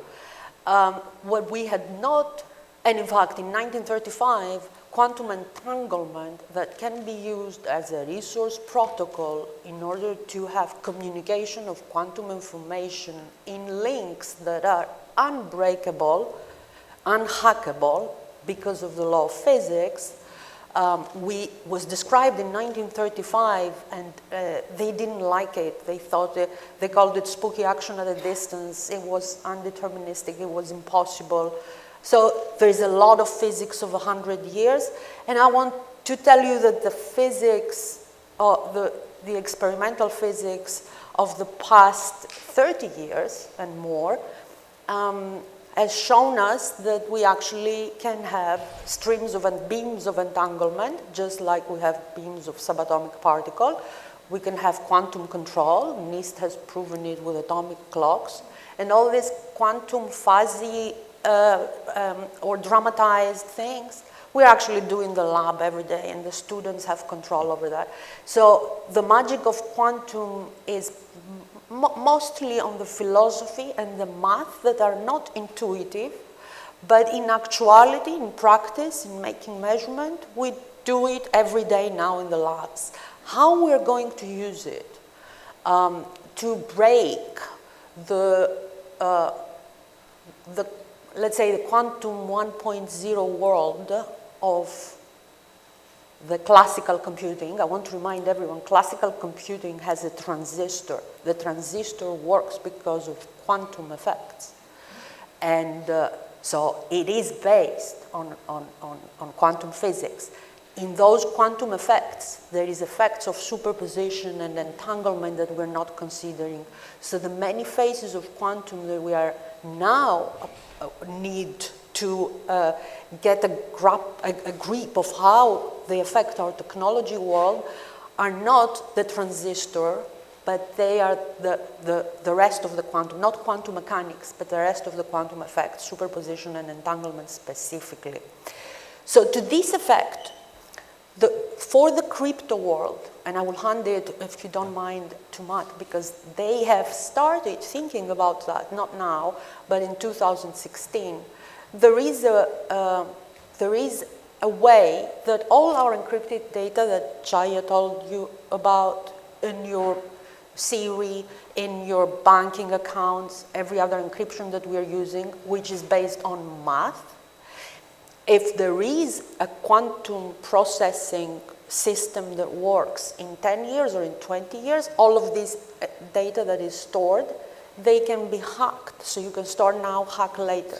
This is why NIST and Matt and his colleagues in 2016, they said, okay, we need to do highly sophisticated, even more highly sophisticated math algorithms and test them and do competitions and figure out which of these are resistant in a post-quantum world.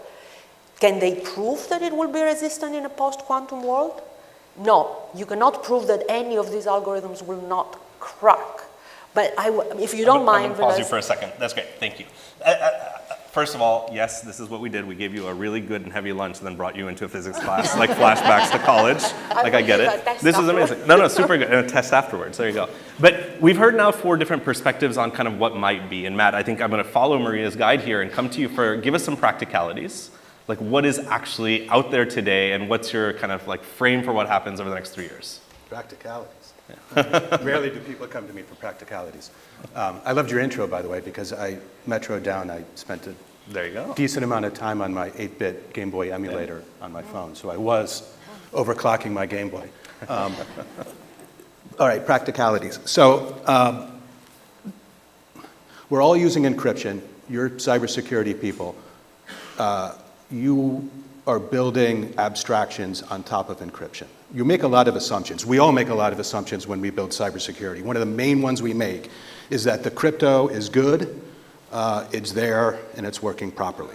And there's a lot of stuff you can't do in cybersecurity unless you made those assumptions. You can't do zero trust, you can't do secure logging, you can't do secure code distribution, you can't do signatures, you can't do identity, you can't do repudiation. There's a lot of things you can't, there's a lot of assumptions that are made based on good crypto.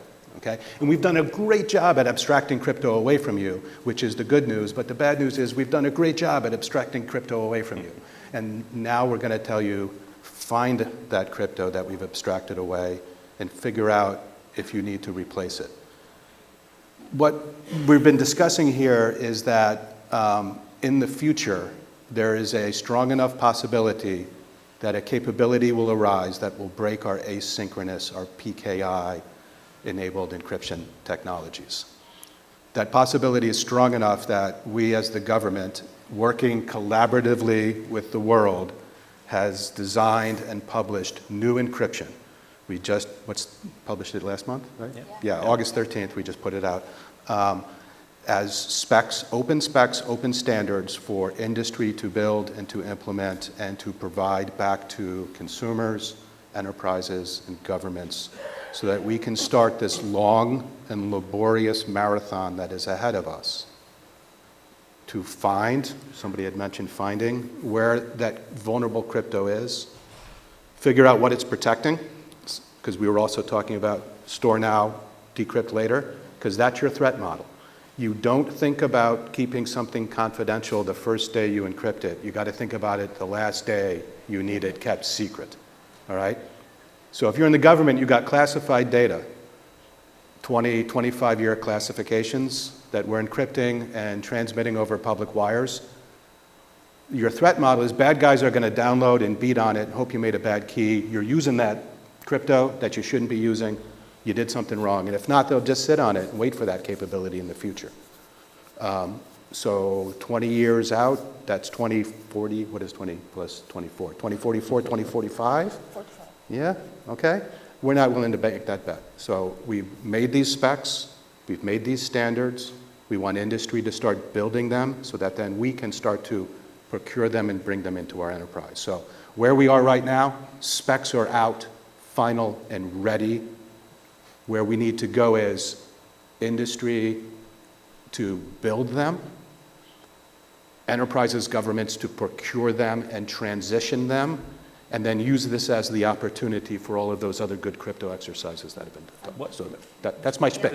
Yeah. Very quickly, I want to just follow this point because we've talked about it in generalities so many times. Like, what are help our audience figure out what are the canaries in the coal mine? What are the bellwethers of this idea that this thing that might happen in the future is getting closer? One of the things people talk about is the sophistication of quantum computers, the number of qubits, right? The whatever it is, and those aren't the right metrics. Those are not the right questions. They're not, okay, so what are the right questions?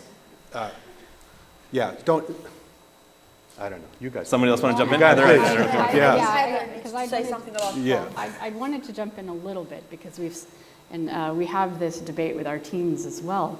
We get so focused on this mythical computer that's coming in the future that's going to break our crypto, and we forget the fact that there are cryptographers today trying to break our crypto the old-fashioned way. And the reality is that we don't have any insight into really the weakness of what we're using today. I think the moment we are in, we should still seize this opportunity. But we should do it regardless of whether we believe or what time frame we believe the quantum computer is going to arrive. And really the hard part of this is not the math. The hard part of this is your agility and the ability to swap out your old tech to your new. So really what we should be doing, regardless of whether it's just good technical debt cleanup, or we think we need to upgrade for a quantum computer, is the ability for us to just go in and make sure that within a day you could change the algorithm that your infrastructure is using. Nobody knows how to do that. Most organizations don't have even a list of what keys they've got. And key management is a really big deal. And so I love that we're talking about quantum computers, but I also want us to seize this opportunity to clean up the tech debt and the way we operate much of the infrastructure that we're relying on.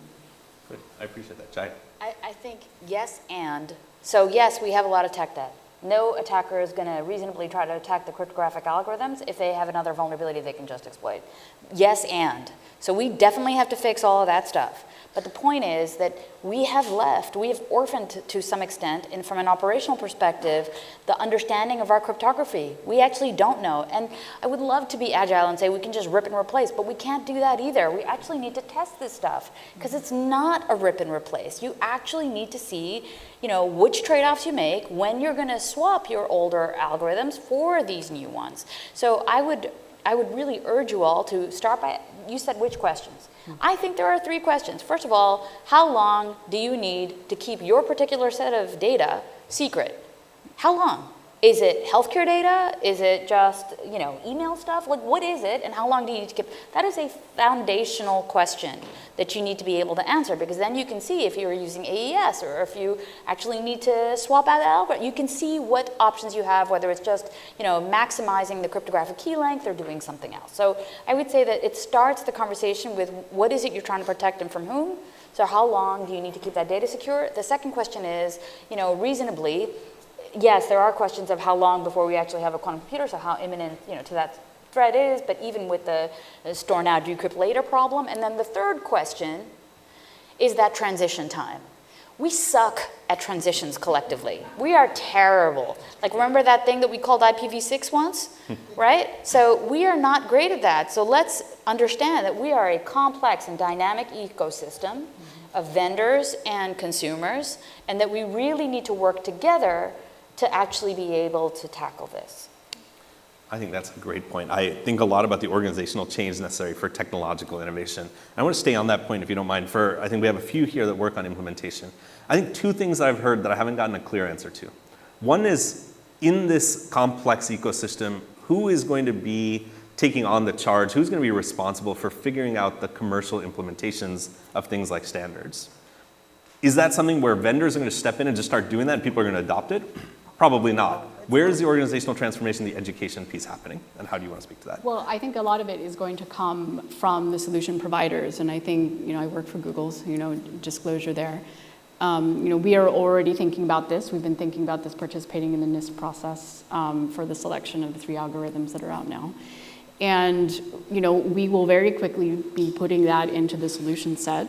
And so the moment that, you have the opportunity to use technology that has it, make that transition, right? That's going to be super important. And I think, I would, defer back to NIST and others who are working on behind the scenes to provide us with the foundations for understanding, what is it we should be looking at. Yes, this is a testament of how much I love NIST and NSA. So I just want to mention that for the time frame, 2 years ago there was the memo 10, NS10, that was signed for the post-quantum cryptographic systems to be implemented in the federal critical infrastructures in a time period of 10 years. 2035. 2035, not 45. So we have this guidance. But of course, NIST is working for the entire universe, the world, and for the standards across the globe. And the federal government is giving the guidance, assuming or collaborating with the industry, with the universities, with the education. So all of this needs a lot of togetherness and holding hands in order to roll out. And it's important that we keep close following what NIST is doing and also understanding, because in the emergence of hybrid systems and yes, what we have now and also what the new algorithms, and we put it together, we have to pay attention. In every industry, the application and each algorithm is not for everyone. So the industries, even the federal agencies, will have to do a survey of their assets and their needs, the data, like Jaya said, the applications, and how they're going to implement each one of these algorithms, because it's not one on all for all. It's very customizable. Maybe Matt wants to say a little more, or did I say it all for NIST? You're good. I'll save you for a minute. Michael, I want to come to you. I want to see if you have something that you want to offer on this, kind of who does it, and really what is it? We haven't really talked about it. What is quantum resistant patching? Like, what is the answer? Actually, I think there's you made the analogy to Y2K. So actually, if you look carefully at what happened in Y2K, some people patched their systems, but most people actually renewed their systems. I'd have a slightly contrarian perspective that there are technologies today where you can fully automate the crypto and you have full agility on modern deployment platforms. Not everybody is going to be able to do that. So you're going to get a camp where you can migrate to very agile deployment platforms, but then you have a lot of legacy. And the legacy is in two parts. I think it's the communications aspect, and I think I see that far simpler than the trust aspect, simply because it's like party to party. There are a few big vendors, few standards, and that should work, I think, quite okay. But my main concern is really the trust. The trust in the sense that most companies might have an idea of the certificates that they issue, but they have no idea where these things are validated and the dependencies and things like this. And that is a much larger problem. So I think you have to break down the area that you're looking at, and people are going to need to choose. They're going to need to choose whether it's worth the investment to upgrade legacy or to move to something new, and there are new things. I hear an optimism in many of your answers about the idea that this threat certainly exists, but I'm hearing from you that you all feel like we can come up with a solution to a technological solution to it. And I see some nods. Is that generally a correct answer? I'm going to come to you, Matt. I think the technological solution we've been kind of hinting at around here on this panel is the easiest solution. Yeah. We have a technological solution. We have new signatures. We have new chems. They will not be susceptible to a future quantum machine. So we have technical solutions. I think it's trust issues. I think it's deployment coordination. I think it's legacy debt. It's risk management, it's prioritization, and it's understanding, which is what we've been talking about, what you're doing. Where is your crypto? What is your crypto doing? And how to prioritize it. So I feel like if we have consensus around what you just said, we have done more in 20 minutes of this panel than we were supposed to do in the whole time. I have one objection. Okay, we'll come to the objection. Let's do the objection. But let's also use this as a transition point. Let me back up. So, all right, I take it back. I'm smelling your objection. Back to you. We have the specs. Okay. Right. Okay. Next step is to get the technology. Yeah. So we need it to be built in product provided by service offerers. Then we'll have the ability to actually have it. Yeah. Please. Yeah. My little objection is that the technology, it's pretty actually counterintuitive. The technology and the math that will solve a problem that is manifesting as physics is kind of the first step and the most logical step, so that you don't have to change the whole hardware infrastructure. The physics, though, to attack physics with math is to attack physics with its own language, and physics is a little more cunning than that. There is ways, but it's more cost and completely drastic changing of infrastructure, not only the keys and the signatures, etc., but your hardware, the way you are communicating. Imagine if you're communicating not with the normal links with many, many photons and doing zeros at once, but imagine now you're communicating with entangled qubits and you want to use the physics itself to avoid the hack or to do the encryption. Then you need another evolution or another layer. If those two things go together, and I think NSA said they go with the math first and the technology, but they do not stop to do the research in physics. And this is what my interest is very much that, because I got physics students that want to do physics acrobatics. Yeah. And the math students want to compete with them and do the math acrobatics better. Right. Go ahead, Jay. So I was lucky enough to be the vice chairman of the European Quantum Flagship for some time, and this is something we really believed in Europe, which is a hybrid approach where you absolutely transition from your current cryptography to a post-cryptographic algorithm. That is absolutely without question. In addition to that, providing transmission layer security at the telco network, in addition, I want to be super clear, not as a single thing on its own, but in addition, an augmentation indeed, but then it has to be ubiquitous. That means you have to have pretty much cards that do quantum memory at scale, and you would have something like that we called quantum key distribution, but then at scale to be like a quantum internet, and foundationally transmission-based security across like your entire internet infrastructure. Just like we said, we're not great at change, this is another one of those things. We're not great at change. And I want to say one thing about the hardware, and this is not the quantum hardware. This is the classical hardware.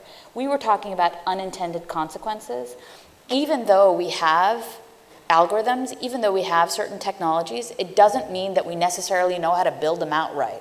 Just because you have a protocol specification doesn't mean you build it always to spec. And even when you do that, it doesn't completely obviate the fact that there will be side channel attacks. There will be other implementation failures. And we need to really also, this is why I'm saying, we don't have 10 years. We don't have the time to figure out what we're going to do. We need to start now because we need to test this stuff. It is not a rip and replace. We just need to start understanding what do we use, how do we get there. And I loved Donna Dodson because we did a talk together at RSA just to try to help other companies get to this roadmap of how do you actually go do that and ask the right vendor questions. But like you realize that those things are so complex. They're so hard for organizations to get their head around. And that's the real worry. That's why we should start earlier. Super good. So this is a good jumping off point, and we have about 5 minutes. I'm going to come to questions from the audience, but I want to take our last 5 minutes to talk about, let's hold the proposition that we know what technological responses look like, which we've talked about. What does it take to actually get to that future? And you've all spoken to this a little bit, but I want to reframe the question. In a world in which, let me properly say this, in which political approaches to cryptography have varied widely for the last 40 years, you're now going into a world of post-quantum cryptographic algorithms. There is a patchwork of approaches that we're going to see emerge both politically and from a policy standpoint around how we think about quantum. Thoughts or things that you want to share about both the importance of standards, but also practice, and anything that you want to say about the kind of geopolitical context of the quantum conversation. Maybe I'll ask everybody to kind of do about a minute on this. Anybody who wants to offer, and Maria, maybe I can start with you. You can tie it to trust as well.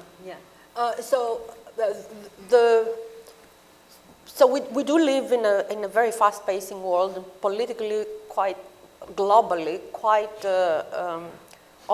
in an oscillatory mode, not stable in some sense. And this can be good and bad. It is a challenge, but it can be an opportunity. The opportunity here is that if you want to think about your national security and your leadership and you setting the standards, and when I say all that, I mean the U, and all of that is the US that has been first in the previous, let's say, quantum revolution of computing and internet, then you get focused solidly on the road to have results, products, and outcomes kind of first. And then you set the rules of the game for the rest of the world.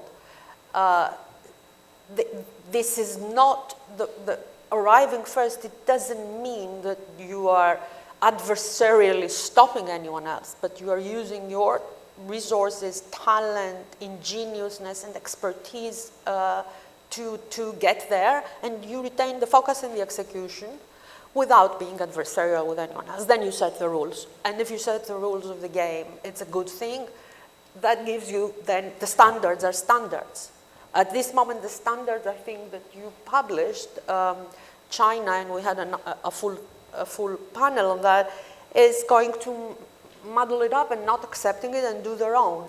And so all the other countries, they have either unseen French and in France and so on, that they are getting the same things that NIST is providing pretty much. Maybe a perfect transition there. Yeah, so I mean, yes. Thank you, Martin. Right. We work together. Right. I mean, in the current state of encryption, just overall, is it regardless or irregardless? Regardless. Regardless of PQC, thank you. This is how it is. There's North American encryption. It is generally, usually sort of accepted globally, but there are national encryption algorithms that are used by individual nations. So the Venn diagram is not a complete overlap, but it's pretty heavy. The goal being industry can implement a much smaller set of encryption in their product, so there can be focus, there can be learning, there can be testing, and then they can sell on a global market.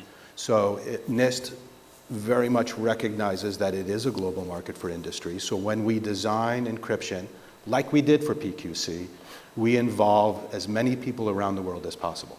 So the participation we had in the design and the development was from 26 countries, 6 out of 7 continents, people from industry, academia, and other national authorities working with us side by side.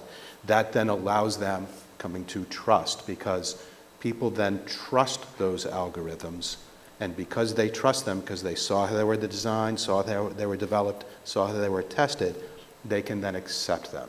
And when we get that level of acceptance, we open up a market at a global scale that really does help with transition so we can get product into our infrastructure. So trust is critical when it comes to crypto algorithms. Trust is done through inclusion, participation, and transparency. And so that's how we model. Love the triad. That's great. Yeah, slightly different perspectives. I think if we, not from that, just generally, it's because I'm fully aligned with that. Essentially, that if we try and go front foot on changing crypto without agility, we've done ourselves a disservice and we'll end up in the worst place. So the target needs to be agility, and agility is 90% other things. It's knowing what you're using, so links with secure software supply chain, things like this. So it's a lot of it about awareness, a lot about tweaking things that you need to be doing already. Because if you go to CIO and say, you've got to be changing your crypto now, and you said, they're going to ask them, well, do I need to prioritize that over the AI attacks I have now and stuff like that? So you have to align with the things that you need to do, and you'll get 90% of the way there, and then swapping the algorithms should be fairly straightforward. And then it doesn't matter so much what those algorithms are, essentially. And I think this is where the preparedness comes in now. The preparedness to be agile is so valuable. We have time to prepare now. If the events happen that we end up in a quantum era, there will be no time to prepare. And the consequences will be really much, much worse than anything we're thinking about now. It feels like things move slow until all of a sudden they have to move fast, and we have the chance to actually change that. Fair enough. Jaya? Yeah, so I actually think, there's a lot of really good points that were already made, so I'm not going to rehash that. But what I do think is really important for us to recognize is stuff is going to break to that point of agility, so we need to be prepared for that breaking. But the question is, how do they break, right? Is it breaking because there is a technical issue? Is it breaking because there is a, incorrect implementation issue? But if that's not the case, and they're breaking because there's going to be a geopolitical ask on you to provide some mechanism to, somehow try to weaken or break or not use that cryptographic algorithm because you have to use something else. From a national perspective, I think these are the kinds of ethical aspects that we need to ask ourselves. They're ethical, legal, societal aspects that we need to understand. What kind of world do we want to live in, and do we have a choice when we want to operate in geographies that may not be our own? So I think that there is a real need for us to have that discussion openly. We're not really having it. I think a lot of the points around transparency are really around us being able to understand the need to do business with the trade-offs you make to do business in a particular place. And I think that we really should be very upfront, specifically for multinationals that we all rely on, how that actually works in practice. Great. Heather, we're going to come to you. We're going to have time for 1 or 2 questions. If anybody wants to come up to the mics, please go ahead. Heather, for your thoughts. The thing I can't get out of my head in this conversation is, do we have a complete threat model?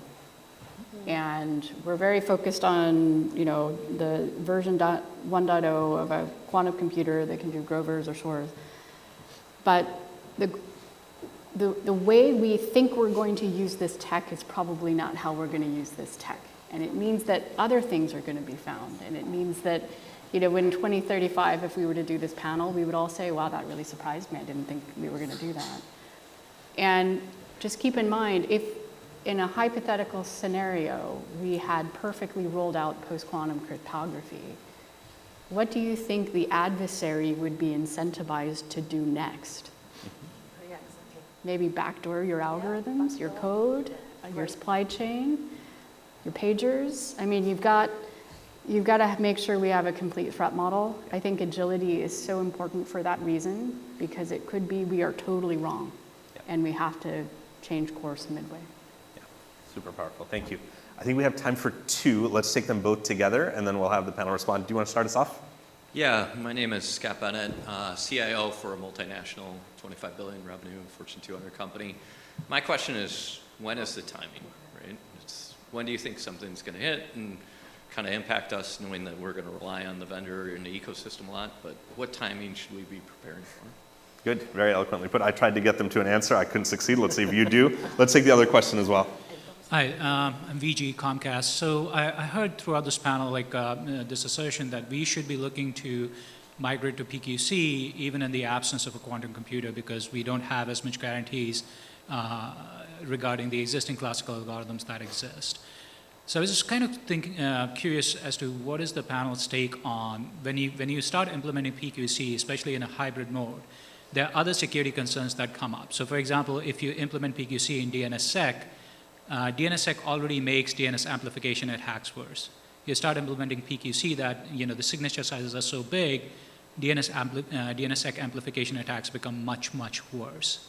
So I'm trying to understand, what benefit do you think we get out of implementing PQC if there's no threat from quantum computers, because there are all of these other security problems that we have to deal with. And I don't think we have any greater assurance in PQC algorithms than we have in classical algorithms. Thank you. All right, we're going to do this as a lightning round. 2 questions. When might this hit? 2, how do we think about the cost-benefit analysis of potential second-order effects of implementing PQC now? Who wants to jump in? I'll go first. Yeah. The U.S. federal government says now is the time, okay? If you wrap your brain around when the machine is coming, that's a very difficult argument or discussion, but the government is not willing to take the bet that we are outside of a 25-year window with data and information that is either classified or that the government has been entrusted with by the nation. So for the U.S. government, we have said we will transition by 2035. So that's how we're looking at it. On the second piece, hybrid mode for chems, not for signatures. You're going to blow them up if you do that. So signatures, and especially things like DNSSEC, might be an edge case where we might need something else potentially, but let's see how well MLDSS works in a DNSSEC deployment. But hybrid signatures probably are not going to be the thing to be implementing going forward. 1 or 2 more comments. So really super quickly on the why now, just because I think any adversary who would have any capacity to break either even the current algorithms without even a quantum computer isn't going to tell you that they can break your stuff. So they're not going to warn you, listen, change your cryptography because I can read all your messages and like get all your communications. So the notion is that because of the scale of where we are now with the potential to scale up with everything that we're building, there is a notion that the adversary may have an advantage but not reveal it, and therefore we should be prepared. Right. Just one quick thing. I think with agility, crypto agility will be a core cybersecurity hygiene factor. You need to go there regardless of what happens. You go there first and then everything else is much simpler afterwards. Go ahead. 3 seconds. So it's 10 years ago. It's not now. I'm applauding NIST that they started this 10 years, 2016. It's not exactly 10, but it's 8 years ago. This whole thing started, and I appreciate your question. It's a boardroom question now. It elevated from so it has become a boardroom question. But I am optimistic because I think Chrome already is putting camps on Chrome. Apple is doing that as well. The major industries are taking this seriously. Yeah. So how the whole world is going to implement it, I want to make the point that we all have to look at ourselves. How many passwords and encryption keys and how many vulnerabilities do you have on your accounts at all times? And educate the new generation of mathematicians, applied mathematicians, computer scientists, physicists that have to work together, educate them on the importance of security, the triad, confidentiality, and security and availability, because you don't want to stop the availability of your resources of what you're doing. We heard all these examples this morning. Thank you. That was 30 seconds, sorry. The solutions will start rolling out from vendors like Google over the next couple months. Seize the moment, especially if you are a mid-transformation, mid-digital transformation of any kind. My personal opinion is I'm going to take 2030 off. 20? Oh, there you go. Thank you to our amazing panel. We've learned a lot from you. I'm going to spend the afternoon thinking about how I use quantum to overclock my Tetris. It's going to be great. Thank you all so much. We now welcome to the stage Kirsten Todd, President of Wondros, for a conversation with Harry Coker, the White House National Cyber Director, and Craig Newmark, founder of Craigslist and Craig Newmark Philanthropies.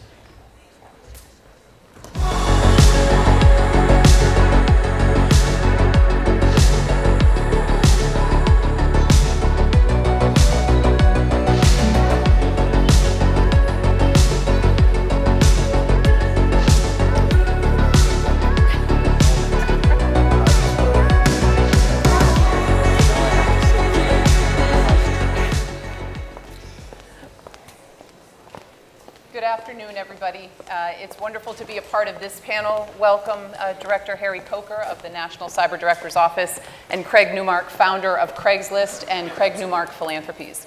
Thank you both for being here. This panel is important for many reasons, but especially because the government and philanthropic organizations have been speaking deliberately for over 10 years about how to work together. What is the role of resources of nonprofits? How can they be resourced to really help the federal government execute strategies? And how can the nonprofit sector allocate resources to support the federal government? Your office, Harry, and your work, Craig, have a lot of different priorities and are focused on some obviously critical issues, but specifically the cyber workforce. And today we're talking about individuals, we're talking about humans and human behavior. And so we'll start really with the foundation of all of this, which is cybersecurity, which is people. And each of you has created and have developed important campaigns and efforts really focused on people and how we're engaging people in cybersecurity. So I'll start with a very broad question. I'll start with you, Harry. What role does the individual, from your perspective and from where you sit in the White House, have in cybersecurity? Well, as you said, everything starts with people, and every individual has a responsibility. If you look at the National Cybersecurity Strategy, we talk about two big shifts, and the shift that directly applies to people is moving responsibility or rebalancing responsibility for defending cyberspace from those that are least capable to those that are most capable, big tech, federal government, and the like. But that does not absolve the individual from their responsibility to defend cyberspace. So we all have that responsibility. We all need to be aware. Just yesterday, we were in Western Pennsylvania, rural America, and we had a discussion with how cybersecurity applies to folks all over the country. Cybersecurity is not a big city problem, it's not a national problem, it's a every one of us problem, regardless of where we live or what we do for a living. It impacts every aspect of our quality of life. So individuals have a significant responsibility to, what I like to say, do the right thing. That's what we have to do. And Craig, from your perspective, what role does the individual have, both for themselves and for the country? We all, to the extent we can, need to protect ourselves, our families, our homes. Like on an ongoing basis, Mrs. Newmark is monitoring my mother-in-law. But beyond that, well, just like in World War II, everyone who can play a role defending the country should be doing so. My dad fought in the Pacific behind a desk, but so do I right now. My mom learned bookkeeping, so the bookkeeper could presumably pick up a rifle and head overseas. So the deal is that we all should do what we're capable of doing.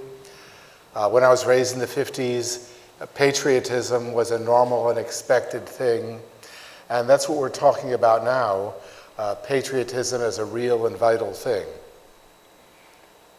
And so when we think about patriotism and we're looking at national security, Harry, you mentioned the National Cyber Workforce and Education Strategy, and you use a term in that, digital literacy, and looking at cybersecurity awareness. And if we think about patriotism, if we think about each of our responsibility and accountability in this space, how do you look at, Harry, in this strategy, the term digital literacy? What does it look like for you, and what do you want to see it evolve into?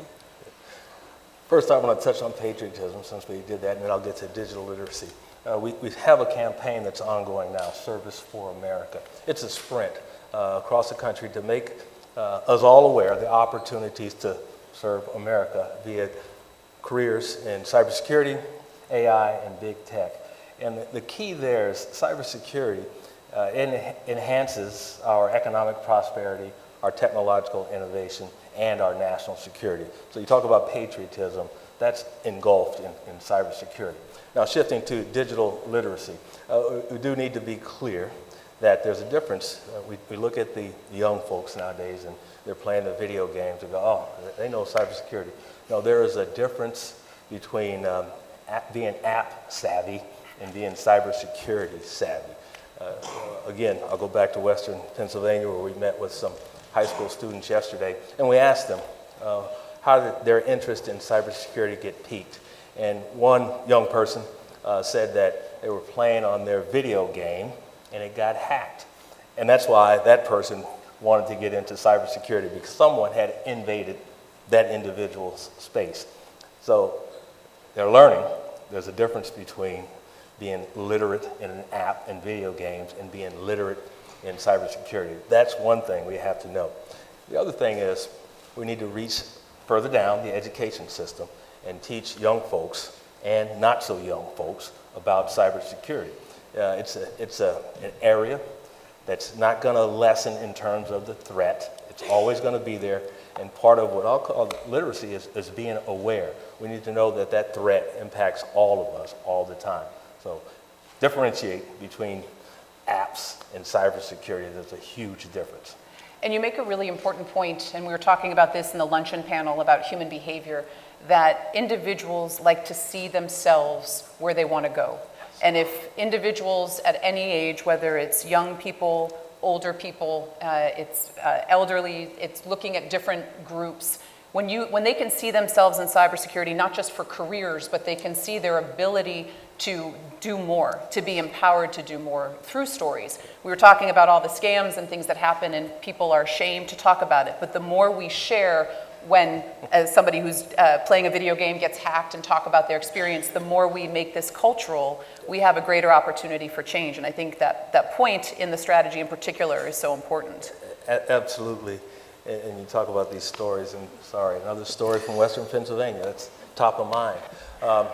First off, when we asked those young folks, what got them, why they're interested, they wanted to serve. They have a sense of commitment of taking care of other people, themselves and others. So that was important. But a specific example was a young man who had been a chef, got tired of those 16-hour work days, and he transitioned to being a dispatcher for that county public safety system.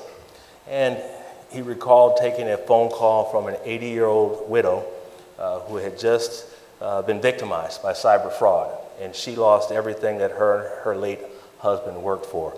And he took that call, and he heard and felt her pain. And we can only take so much of that trauma that he took. And that's when he decided that he wanted to transition to cybersecurity so that he could help prevent that type of victimization, again, of individuals and entities that are what we call target rich and cyber poor. That 80-year-old widow who was left essentially defenseless in cyberspace. And that's what turned him around. Goes to another point, Craig. You've been a strong proponent of cyber civil defense, and you've supported that with a lot of generous commitments. Can you explain how you define cyber civil defense? It goes to individuals who are on the other end of phones. It is how do we help build up resilience in communities? Well, the deal is that we all are responsible for our own cybersecurity, but if you have the skills, maybe it's time to give a hand to someone else who can do something like that. So I'm working with the consortium of cyber clinics, with the public interest cybersecurity network, and with some of the existing groups of volunteers who help protect our country's infrastructure. Larger organizations may have the staff, including the IT staff, to defend themselves and also to prepare for what happens when things go wrong, resilience. And yet there's a lot of IT staffs at a lot of utilities around the country and so on who just don't have the resources to protect themselves or to recover. And so that's why I'm funding people as part of this public interest network to get the job done. Craig, what does success look like for you when we're thinking about cyber civil defense? What are you hoping to achieve by supporting these organizations? And what would be an outcome that you would see and feel that a real impact had been made? As an engineer, I would prefer metrics, but I don't see them possible. The idea is that everyone should feel comfortable, not helpless, in the sense that their stuff is protected, and that stuff which is on a national basis is protected. In between, that our adversaries are not going to be able to cut off our water or power. And sometimes, in the event of a natural disaster, at least they can recover reasonably quickly from that. You make a very important point. We've had some tremendous conversations today and this morning and this afternoon about framing the risk and understanding that there's concentration of risk, understanding a little bit more of the risk landscape. But what we haven't talked a lot about is that urgency for solutions. It's how, if we understand the risk, how are we going to mobilize our country? How are we going to mobilize individuals at the community and local level to help empower individuals to do their part, to be cyber patriots, to be cyber civil defenders? Harry, you talked a little bit about the Service for America effort, which was just announced on September 4th, going through October, and it's really a fantastic effort to engage everybody in service, defined by helping in cybersecurity. And I think what's really valuable to this is it's opening the aperture for what an inclusive workforce looks like. It's engaging diversity of thinking. But if you could talk a little bit about the program itself and what you're hoping to achieve with it. Our metric, we can quantify it. Today, there are nearly 500,000 open cyber jobs in America. That number is way too large. And it's not because this great nation of ours does not have the talent. It's because we haven't sufficiently sought out talent in different areas. We haven't inspired that talent, developed it, and retained it. So part of Service America and part of what we articulate in the National Cyber Workforce and Education Strategy is to develop multiple pathways so that every American, regardless of their upbringing or where they live or their socioeconomic status and any demographic you want to put in there, it doesn't matter. Every American needs to know that they have a pathway to make contributions to this nation via cybersecurity. Individuals do not need computer science or even engineering degrees. As a matter of fact, they don't need 4-year degrees to make a contribution. Service for America is all about creating those pathways for all of us to make a contribution to defending this nation and to, again, securing our economic prosperity. I think what's so important about how you've laid it out as well is we often think when we're building the cyber workforce that we're talking about engineers and scientists, which are very important, sitting next to an engineer. It's critical for that, for those roles. But we also, when we look at cybersecurity, we're looking at problem solving and building solutions. And the most impactful and effective way that we do that is through interdisciplinary approaches. And so when we're more creative in how we're attracting individuals to this space, and it goes also with different diversity of thinking, neurodiverse individuals who are now building LLMs and AI that are outpacing what machines can do, and how we're looking at including more people, I think it becomes very powerful for service. What I also think is important is you're defining service to be much broader than how we see it. And I'd like to ask both of you, because you mentioned inspire, Craig, you've talked about inform. When we're looking at informing and inspiring individuals to service, what do you think are the key elements to inspire individuals to come into cyber and to come into this service to the nation to protect it? Craig, I'll go to you. Well, to start, we need to let people know that they're not helpless. They can all do something to protect themselves and the country. So we're announcing this program, Pause, Take 9, based on observations that if people look at something which might be wrong, that they pause for a moment and reflect on how wrong the thing might be. So that's one of the big announcements we're making today. You may have already heard about the other big announcements. Should I elaborate? Sure, please. Sure. About a year ago, I committed to both $100 million for cybersecurity for the country, figuring that should reach into 2026. Similarly and separately, $100 million for military families and vets. I've spent both.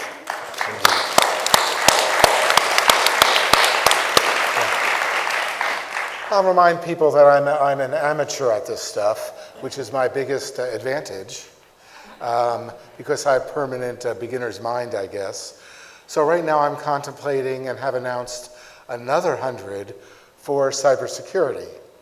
My problem is that my thinking is 5 to 20 years out, and I'm 71. So at 20 years, I'm going to have to conduct due diligence via seance. And I'm going to have to start funding high bandwidth Ouija boards, or maybe I'll just haunt people. In addition, I'm considering another 100 for military families and vets, a separate issue. But the deal is to do something that matters, and then to keep doing things that matters, to repeat what's been done. For example, a lot of people here have announced really good programs, and now I'm bugging them to remind the public that they exist and to never stop.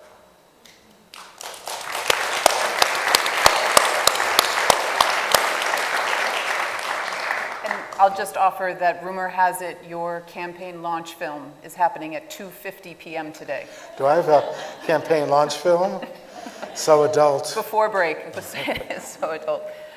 Harry, when you think about how to inspire, I mean, you are getting into the communities through your job, you're seeing communities, schools, organizations, and you talk about some of the things that you've seen that are inspiring people for service. what do you think we need to be doing to continue this message, to inspire individuals to serve the country through the cyber workforce?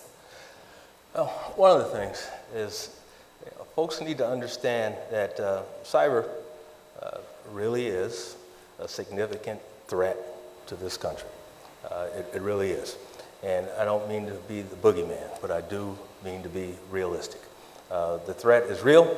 I know FBI Director Ray made a significant announcement today about another network that was taken down, a network that was intended to do us all ill will. Similarly, in January, when we testified before a House subcommittee, and we talked about nation states going after America's critical infrastructure, not for espionage purposes. We all know nations spy, okay? But our critical infrastructure was put at unacceptable risk.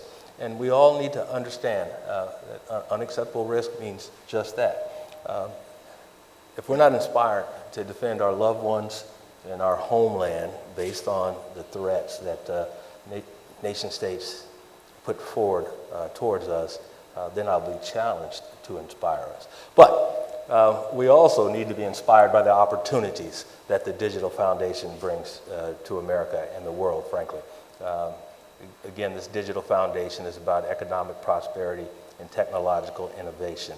So I am normally, I'm told, I'm a gloom and doom kind of guy, and I don't apologize for that. But I recognize the goodness that the internet brings forward as well. And we need to make that available, again, to every global citizen, and we can start by doing that here in America. In underpinning of that is this resilience piece to what you've talked about. And Craig, a lot of your the organizations you support, you're about activating communities in cybersecurity. Can you talk more about your approach to resilience and the role that an individual has in protecting critical infrastructure? You talk about utilities and how we need to get individuals empowered to demand more from critical infrastructure. And it's not actually a big, huge bridge that we can empower individuals at the community level. Can you talk more about your approach to that? Well, there's two parts in a way. Finding people who are good at helping others protect infrastructure. Like there's the Josh Corman, I'm the Cavalry thing. Jake Braun has something going at the University of Chicago. But the deal is that we all can play a role in reminding people at utilities and so on that they do need to play their role in protecting us. They all need to be their own champions, maybe with help and encouragement from regular people. Meaning that, well, big utilities have staffing. Most of the country, though, is covered by small utilities and other organizations, and we're going to be in the position of asking overworked IT staffs to do better and better jobs in terms of the protecting themselves. So part of this will be recommending to everyone what everyone can do to protect themselves, like measures against phishing, password managers, updating your system, protective DNS. But for the most part, we're going to be asking everyone to, in the nicest and most respectful way, to remind IT staffs that they got to do the job of protecting their own stuff. I plan to tell everyone, well, remind the IT staffs, and if they push back and resent it, and they will, you can blame Craig. And I guess I'm assuming that that'll happen, and I'm just ready for it. The deal is everyone knows what they need to do. We just need to stop feeling helpless at all and remind ourselves of what our parents or grandparents did in World War II. We're going to open it up for questions. Before doing that, though, I think this concept of service, of giving back, you each represent and have served the nation in your unique ways. Harry, certainly through the Navy in your current role. Craig, through your work as an engineer, and now what you're giving back in the tremendous announcement today. So it's an important reminder that we really can serve in different ways, serve the nation by investing in resilience, and that the power exists in each of us. And I thank you both for the service and for your thoughtful remarks, and I think we'll have time for 1 or 2 questions if there are any from the audience. And if not, I have many, so I think I'll ask, oh, yes. I think there's a microphone. Hi there, my name is Kaylee. I'm here for an organization.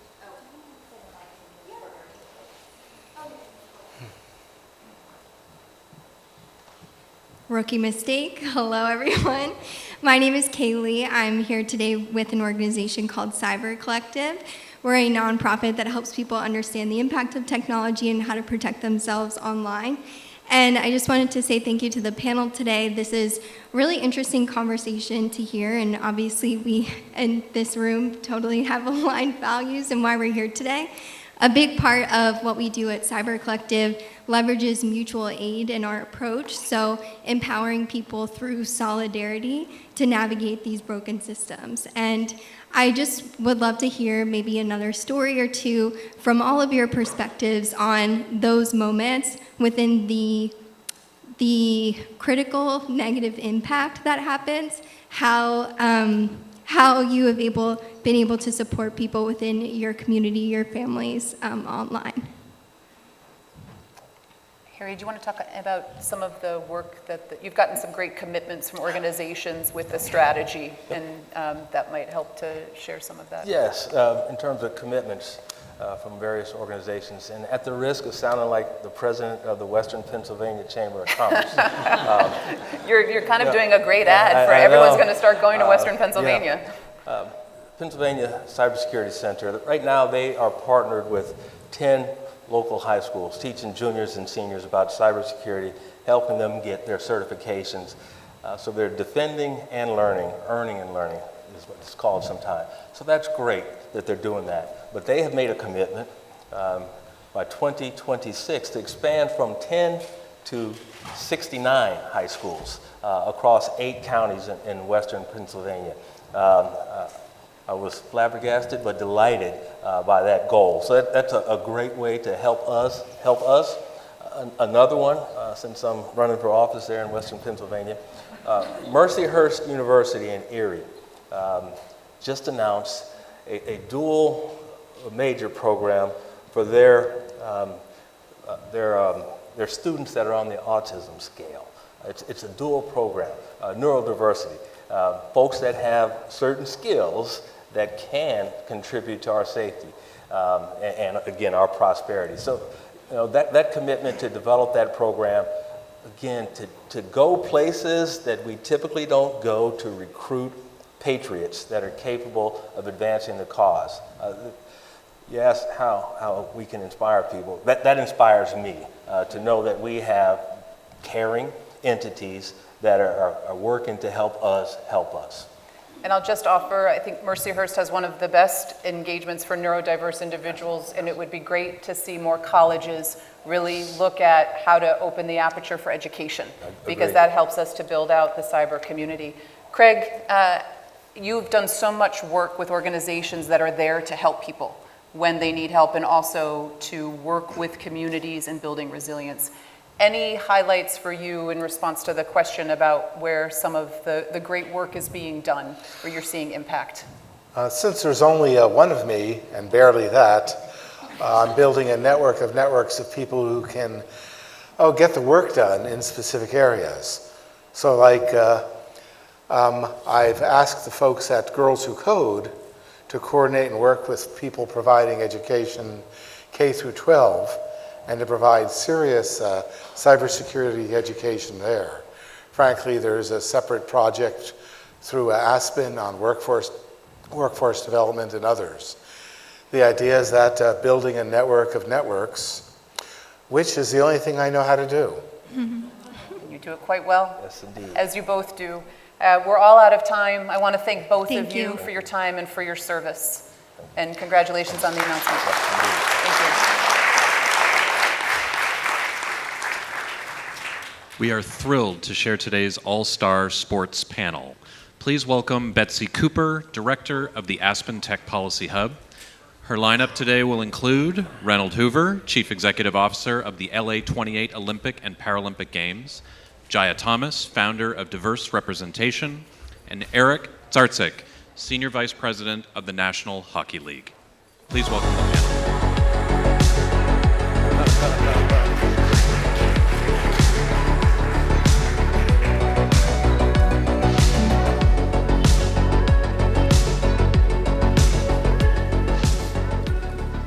Hi everyone, good afternoon. We know that cybersecurity should matter more to ordinary people, as we just heard, and what better way to do that than to get people thinking about how cybersecurity could affect their sports. So we've got a great panel here today. Eric, Jaya, Reynold, thank you so much for being here. Let's kick this off by just asking, what excites you about the promise of technology in sports, and what keeps you up at night? Eric? Starting with me, huh? Well, thank you for having us. I'm very happy to be here. What better to start a sports panel than a panel full of lawyers, right? So here we are. No, but what excites me is I will tell you, anyone, and I know everyone's a fan of the National Hockey League, so everyone in here that's a hockey fan knows really the diffusion and evolution of technology that we're using, different distribution channels, the way that whether it be streaming to watch a game or whether true fans can really get data and information from the players, not just social media, but I mean their performance data, and how all of that comes together is something that really excites us and really something that opens up different revenue streams for us. Awesome. Jaya, what about you? Hi, everybody. Thanks for having me. So one thing that I think really excites me right now is social media. I think I represent a lot of athletes, and a lot of them depend heavily on social media to build their brand and build their audience, and there are always new apps coming out, new developments, new changes in the social media space that I think is really exciting. So that's what I'm specifically excited about, and I think also there are a lot more opportunities now for athletes to create their own persona digitally than there was in the past. They don't have to depend on third parties as much anymore. You know, they can just log on and create their own app or stream or podcast or whatever, that is available. So I'm really excited about that, that athletes can now do a lot on their own without depending on other people to build their brand. And what keeps me up at night is a lot of them don't know what they're doing a lot of times. So that makes me a little nervous. So yeah, there are a lot of mistakes that happen along the way, and they're not always the most tech savvy people, so that keeps me up a little at night as well. Well, first of all, Betsy, thank you for having me. I should point out, however, that when I was a cadet at West Point, I took Fortran, so I'm up on all the computer things, the latest technology. So, listen, I think the thing that excites me the most from the Olympics and what we're doing in LA 28 is we look at what we saw was done in Paris for both the Olympics and Paralympic Games, and then we think about the possibility of what LA 28 can do and what can happen in 4 years from now. I'm reminded of, when I was a second lieutenant in the Army back in the day in early 80s when we were carrying around brick cell phones and thought we were the coolest cats on the block, and the technology has evolved 100-fold since then. And so when I think to the future, what I get excited about are a number of things in the terms of technology, and that is what technology is going to be available to enhance the fan experience as they experience the games, right? And where are the new and cutting edge things that we can do so that, as you talked about, following the player on the field of play or getting engaged with the actual event itself, right? And you talked about the social media for the athletes to continue to increase their profile. All of these things are stuff that we're looking at in LA as we think about, what is in the future. And, we've got some people that are super smart in technology just thinking about, what is that thing that's next? What is next for the Olympics and how can we use technology and leverage it? I think what keeps me up at night is I think about the high profile of the Olympics, and the higher our profile, just like any other sport, as it gets higher in profile, then we become more of a target. And so we have to be really on our toes and actually one step ahead of the cyber actors who are out there who want to disrupt not only the games but sport itself, and that's what keeps me up at night. Well, hope you're all just a little bit scared, but not too scared, because we've done pretty well so far. But so what makes sports different when it comes to cybersecurity? So Jaya, maybe I'll go to you first. Are there any differences from a legal perspective? I don't think there are a ton of differences from a legal perspective, but I do think there are some differentiating characteristics with regards to athletes as opposed to the average Joe. I mean, when we're talking about athletes in cybersecurity, a lot of athletes we're talking about, multimillionaires. So I think the money piece is something that differentiates a lot of athletes from the average person. And also influence. Professional athletes have a lot of influence on society, so more so than the average Joe as well. So I think those are two very distinguishing qualities when it comes to athletes, as opposed to the average person, that if they're hacked or if their personal information is at risk, there's just a much higher risk there and a lot more to lose, I think, than the average person. That makes a lot of sense. And Reynold, you were getting to the point about scale as well, and obviously there is a vast games ecosystem. So help us understand how big of a challenge you really have heading into LA 2028. Yeah, thanks. So, the LA Games will be the largest peacetime gathering ever. It'll be the largest games ever. We expect somewhere between 10 and 15 million fans. Upwards of 15,000 athletes will come to LA to be a part of it. We have more games than any other Olympics. We've added 5 Olympic sports, and we've added 1 Paralympic sport to the agenda. We're taking over UCLA which will be the Olympic Village for us. We've got incredible, iconic venues that are all over LA. And so from a scale perspective, if you put it, we've got about 800 different sporting events that will happen. We're already coordinating across a number of federal, state, and local law enforcement agencies to think about the law enforcement challenges. Harry Coker on the previous panels, a friend of mine, we worked together in a previous life, and we're already working with the White House on cyber issues and commerce on cyber issues. So there's that piece of it. And when to put it in a little bit of perspective, it is like running and coordinating 7 Super Bowls a day for about 16 days straight. And so when you think of that, and then you think of the implications of cyber to that, it's not just the fan who worries about the ticketing website getting hacked, or some other event part of the game, their experience getting hacked. There are so many applications of technology in the games. Think of timing. We've got a great partner with Omega who's been doing timing a very long time, probably since I don't know. I'm joking when I say this is the early games, 1896. But Omega is there, and so timing becomes important. Think about accommodations and transportation and all the things that make those games happen, and the experience not just for the fans but the athletes as well. And so when we kind of put all that into perspective, I think cyber becomes critical to everything we do, not only from a fan engagement, but also the athletes and Paralympic athletes on the field. Mm-hmm. So Eric, talking of the fans, imagine you're actually speaking to the average fan. And so, I have a huge family history of being Buffalo Sabres fans. So, and many of my family members probably don't take the appropriate cyber precautions. So how would you explain to them the threat posed by sports if there's poor cybersecurity? Sure, thanks. It's so when we try to tell people in larger terms to manage their risk, everyone can really picture the arena with 20,000 people in it. You put those people in a confined space with limited exits, and everyone from a normal perspective gets to see or can realize the dangers that are inherent to that environment.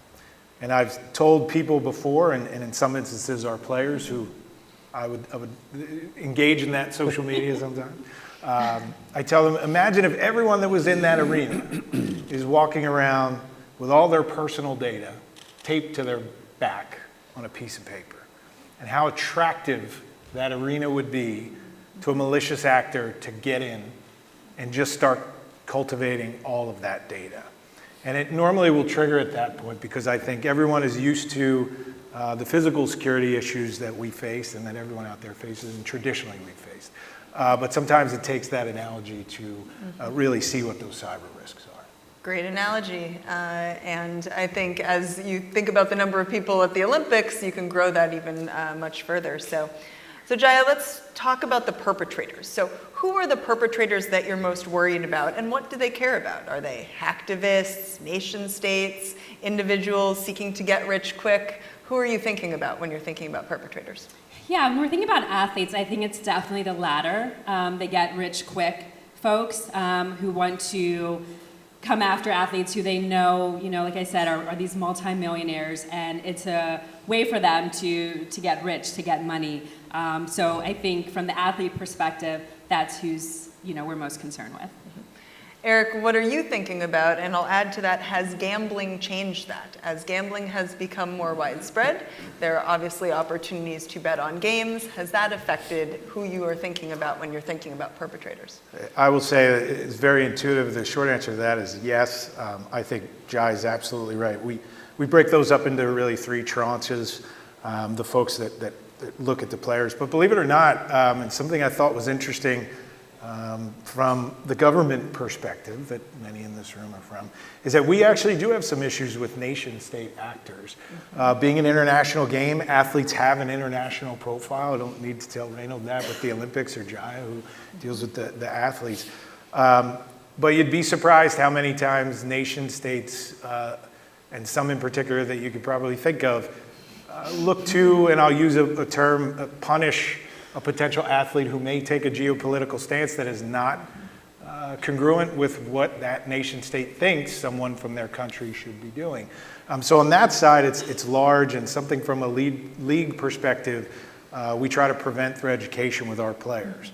On the other side of that, though, yes, the other big risk is that malicious, angry actor who really, you can't watch a sporting event now without seeing someone try to motivate you to bet on it.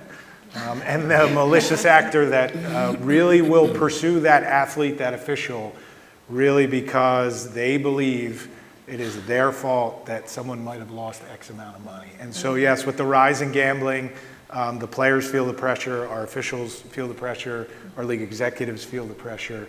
And so it runs from the potential of a nation state all the way down to that angry person from suburban DC who just lost a lot of money. And so Bill, can I just pile on for just 1 second? I think that really raises an important point. And so, we partner very closely with DHS, with CISA, and, the concern not only of, I'll just call it the goober in the basement, who's, trying to do something stupid, but all the way to nation state actors, right? And it's not just they're trying to get into our system and do something nefarious or take our money or steal our data and whatever it is, but there's another aspect that we saw in Paris, and that is disinformation campaign. And the Russians were very active in Paris trying to do disinformation to disrupt, right? And so the point of all of that for me is this is a team sport, cybersecurity, and we need to partner with the federal government, with DHS and CISA and Commerce and FCC and White House and others, because none of us, whether it's the Olympic Organizing Committee in LA 28 or the NHL or any other organization, we don't have the resources to fight against and defend our networks against a nation state actor. And it is got to become a team sport. And I will make a pitch for information sharing. I spent a little time in the intelligence world and other places, and everything was so super secret, and you couldn't tell anybody. Well, and we've still, I think, in that arena of everything is so super secret in the cyber world. And you don't need to know. I don't need to know how you found out. If you're in the government, how you found out what you found out, all I need to know is how are you going to help us and partner with us defend against the threat or recover from it. And my plea, and I think my piece is that It is not just trying to steal our data, it is now the disinformation piece that we have to do, and we cannot do it alone. It requires a public-private partnership, and it requires open and honest information sharing. Sorry, I get off my soapbox. No, it's a great soapbox. So building on that, when most people think about sports getting hacked, they're thinking of website hacks, they're thinking of ticketing scams. But take us inside the actual sporting event. Are you worried about actual results of sports being manipulated?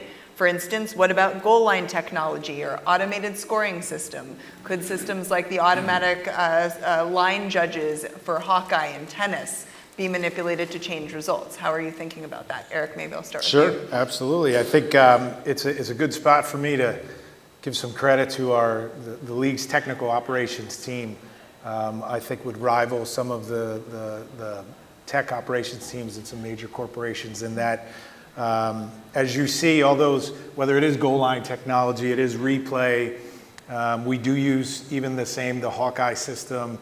We're watching, we're layering data over on our players, and that stuff is coming back both to medical committees, it's in-game stuff and everything. What I will say is it's pretty good from our perspective how we localize that, right? We set up our own local area network, and those things are really closed off. I am not going to say they're air-gapped. They are closed off, right, to a certain extent. But you do hit on something that's very important that'll tie us back to an earlier question. That data, though, and I think Randall's right, it is really a little bit about what they can do with the data. And one of those things is protecting where that data goes and making sure it's consumed by the right people goes directly to the integrity of our game. And if that data and those systems get out and there's loss of confidence there, that loss of confidence means there's an integrity issue with our game. And that goes directly to even legalized gambling, right? Someone gets information that others don't. It's almost akin to the financial services sector and the insider trading hypothetical. And so we really focus on that and make sure that the data is protected where it needs to be, health data, obviously, things like that. And then the game data is really being consumed by those who it's supposed to be consumed by, because that could affect the integrity of our game. And then ultimately, when we start to lose that piece, that definitely affects the revenue piece. And Reynold, building off of that, artificial intelligence is the buzzword of the day. And where we are today, it'll be very different by the time we get to 2028. So are you thinking about how artificial intelligence could affect the integrity of sports? For instance, you can imagine photo finish line, the photos being manipulated at that point of entry. How are you thinking about challenges like that? Yeah, look, I think what we saw in Paris was that we can protect the games, but it requires, as I mentioned earlier, it really requires a partnership effort. And it was an all-hands-on-deck effort in Paris to defend the networks. You know, it's a bit air-gapped, it's a closed network, and so we are very concerned about, you know, the integrity of the sport and the safety of our athletes and the safety of the fans that attend, and making sure that we can protect the data and keep that inbound, and the right people are getting the right data, right? So you think about, we have about 25,000 broadcasters and media people that come to the Olympics. It all funnels through the IOC, the International Broadcasting part. The IOC holds that, and so there is a lot of data, but we're trying to protect it, and we do it, as I mentioned earlier, as a team sport. Fabulous. So Jaya, other high-profile incidents in this space have involved the hacking of athlete healthcare data. So Simone Biles, Serena and Venus Williams, their exemptions for drug usage were revealed when the World Anti-Doping Agency was hacked. So how should we think about athlete protection in this space?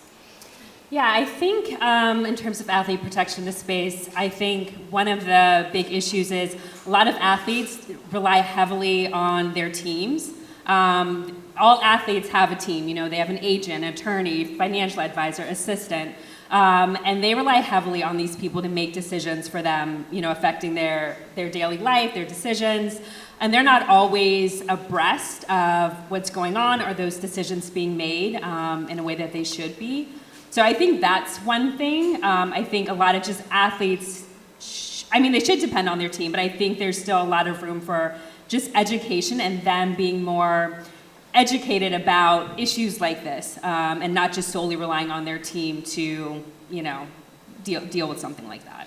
Any tips any of you would share for the athletes who might be out here wondering, okay, now what should I do? Stay offline. Yeah, much to Johnny's chagrin. You know, look, I'll just say, you know, as somebody who's had a number of fake Facebook pages, and they're still out there, it can happen to any of us. You know, we would tell general officers when General Milley was the chairman, you know, General Milley is not your friend on Facebook.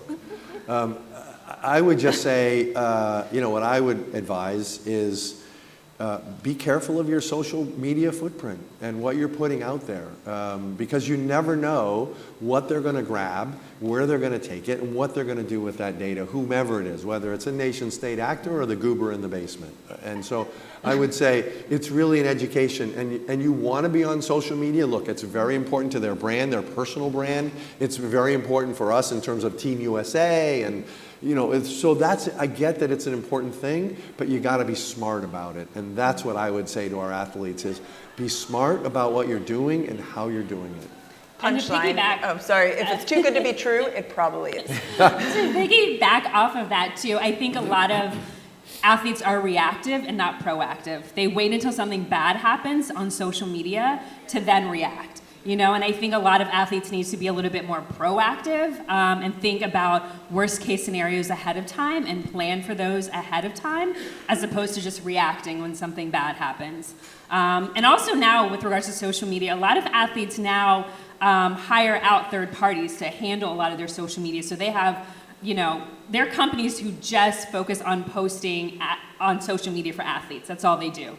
They create the content, they post the content, and once again, a lot of times the athletes don't always know what's going on. So once again, just staying apprised, staying abreast, staying educated are other pieces of advice I would give them. So Eric, we're entering the streaming era. I'd be interested, actually, raise of hands, how many of you still have broadcast TV in your homes? Wow, okay. So what are new challenges you're experiencing in broadcasting sports in the streaming era, and how are you thinking about cybersecurity in that space? I will tell you right out of the gate, the streaming potentials and what they're calling the distribution channels have evolved tenfold. And really, as everybody knows, in sporting leagues, you know, you're doing 8 to 10 year contracts for distribution rights. It's creating an internal tech challenge really to see how those rights, how the league will sell those rights, how the league will package those rights, will be distributed, things like that. But it really is a benefit to our game in that it allows us to reach different audiences, and not just by an age demographic, right? It allows us to reach different audiences. It allows us to do different things. And again, I know I keep bringing this back, but it allows us to tap potentially unused or undiscovered in the past revenue channels. With all of that said, similar to our league though, when we put a lot of faith in those distribution channels, we're putting a lot of faith in those third-party operating techniques and what their cyber protections are. We all know, you know, the ability for one of those distribution channels to promote or broadcast, for lack of a better term, one of our games during a major event. You know, losing that even for a minimal amount of time, you know, you're talking about advertising impacts and things like that. So the challenges are difficult, and we attack those really like any responsible organization would. We have very heavy third-party vendor requirements when we go into solicitations for that. We have a great broadcast and partnership team that digs their heels in for certain things as we look at those distribution channels. But we're excited for where that's going. But I'm not quite sure yet we've discovered all the potential pitfalls in that area. Fair enough. We might have time for an audience question, so if you do want to ask a question, feel free to get up for the microphone. Overall, we've actually seen a lot of success in preventing attacks. Paris Olympics, resounding success. Super Bowls have gone very well. To what do you attribute these successes? So, Reynold, maybe I'll start with you on this one. I think it's pretty simple. It's early planning, it's partnership, and it's information sharing. Mm-hmm. Fantastic. What about you, Jaya? Any thoughts on that? I would agree. I'll tell a story that maybe illustrates that if we have time. I'll try to keep it quick. So a few years ago, anyone that's a Colorado Avalanche fan, you know the Colorado Avalanche were in the Stanley Cup final. And if you've ever been out to Ball Arena, you will know that it sits at an intersection of multiple colleges. It's a very large campus in downtown Denver. The night of Game 5 of our Stanley Cup Final was also the night that the Supreme Court released the Roe v. Wade decision a few years ago. Busy day. Busy day.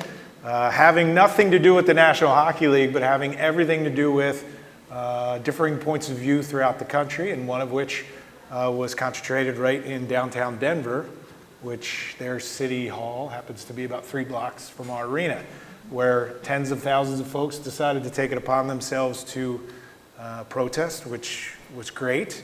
And they decided that the closest and most, or the largest amount of media cameras were actually down the street at Ball Arena at the Stanley Cup Final.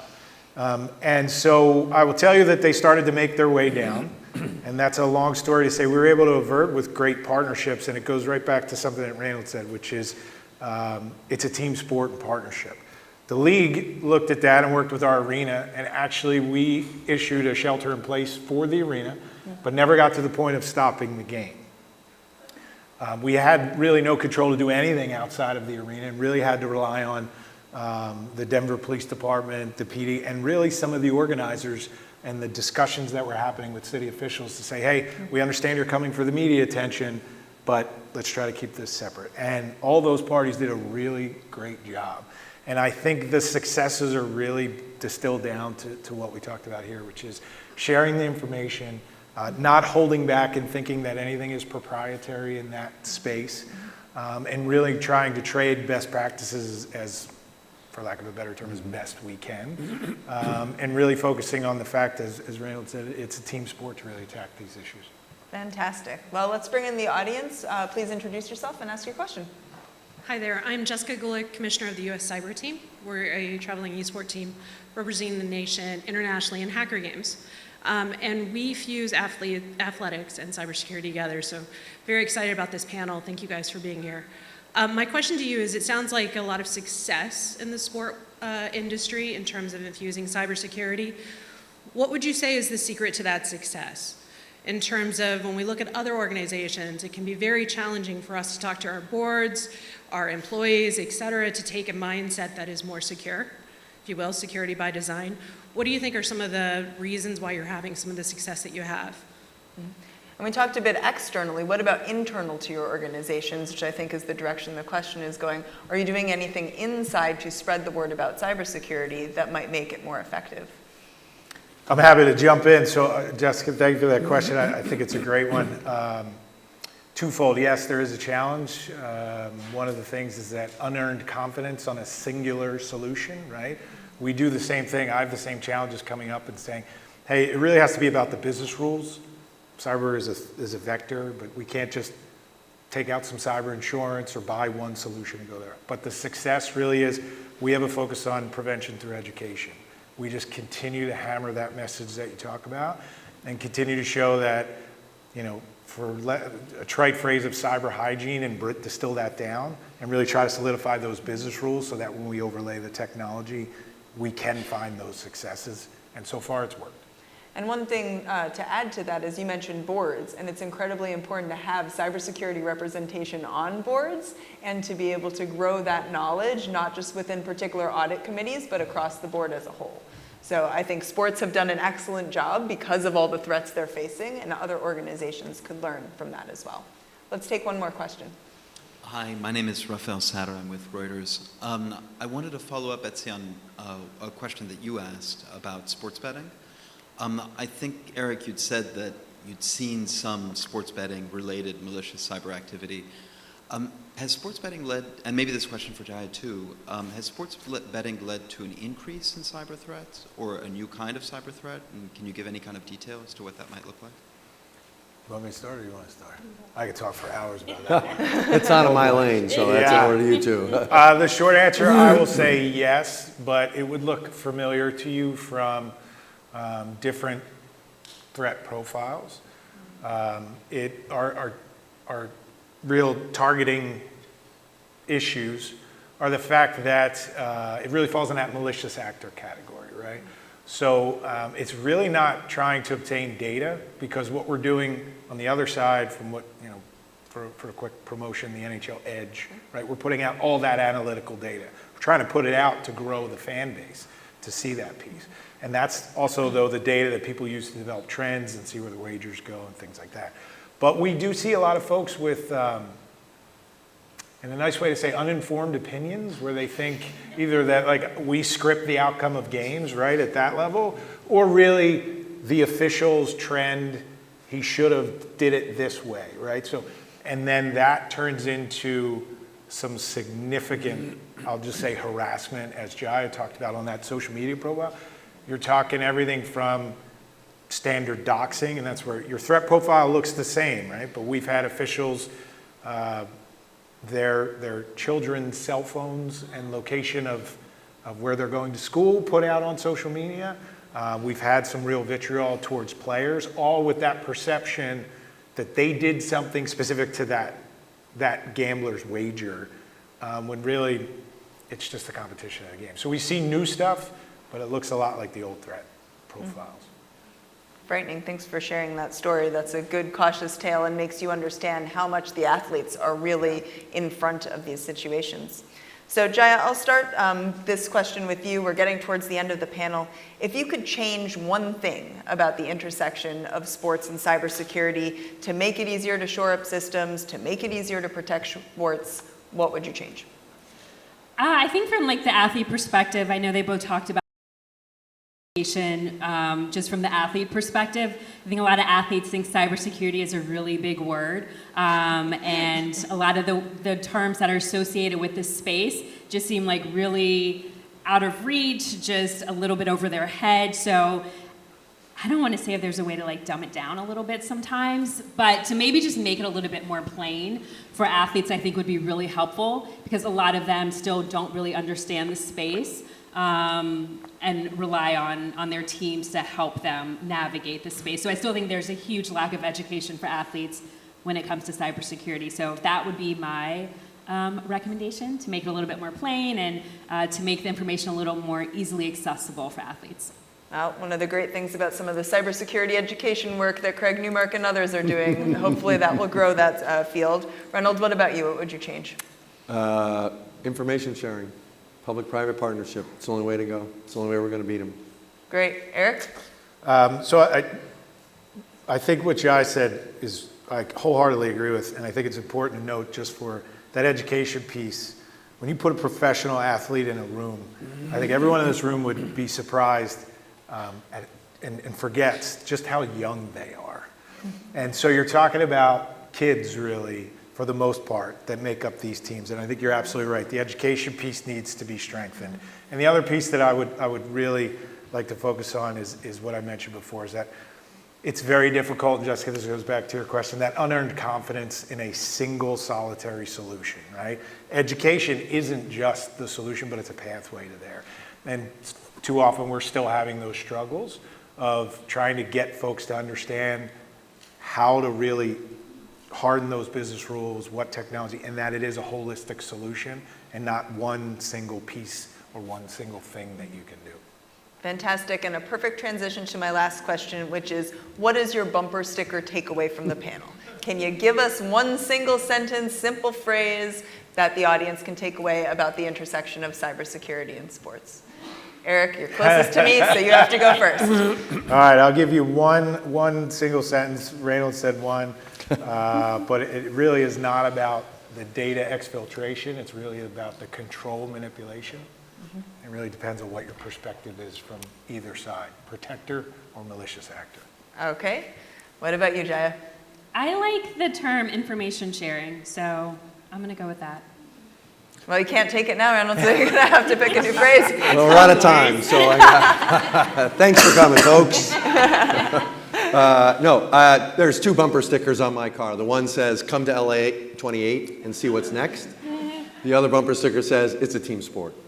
Love it. That's a great note on which to end. Thank you so much for being here. And now for a special presentation, the launch of a national public awareness campaign designed to show us that we have more power to protect ourselves than we realize.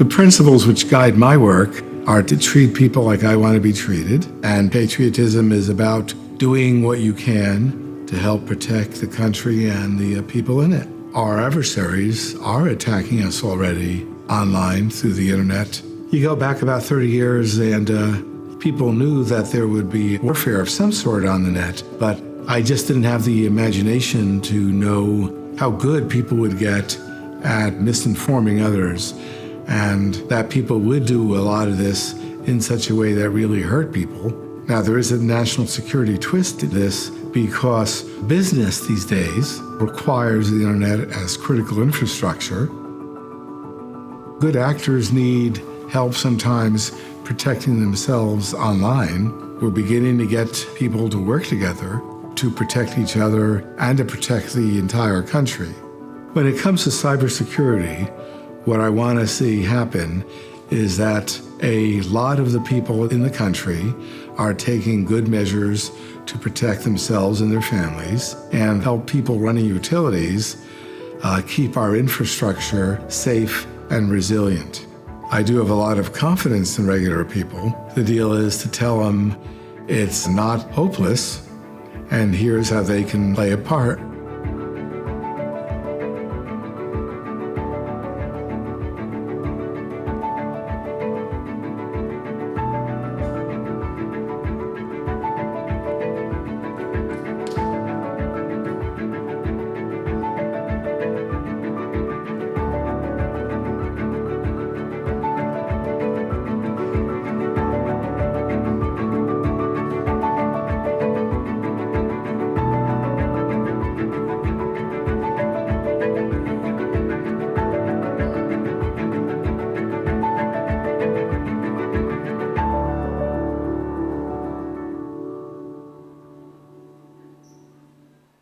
This is the email.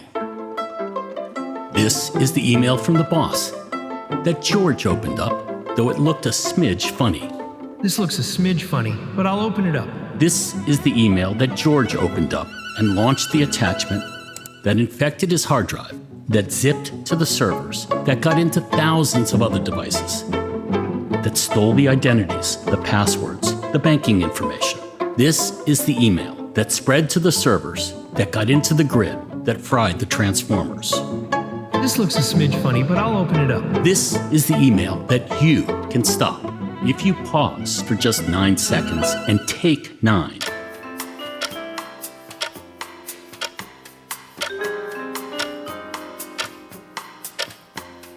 And think before you download, before you share, before you act.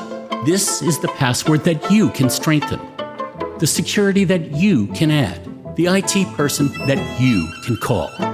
This is the chain that you can stop.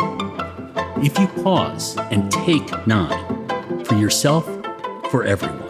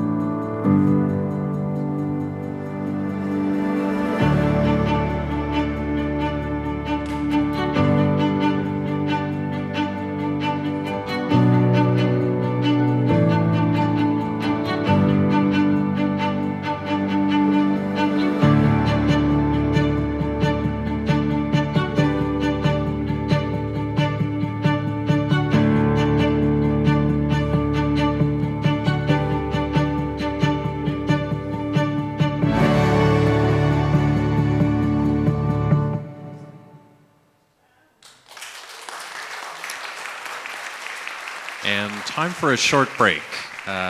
Refreshments are available in the lobby. We'll see you back here at 10 after 3.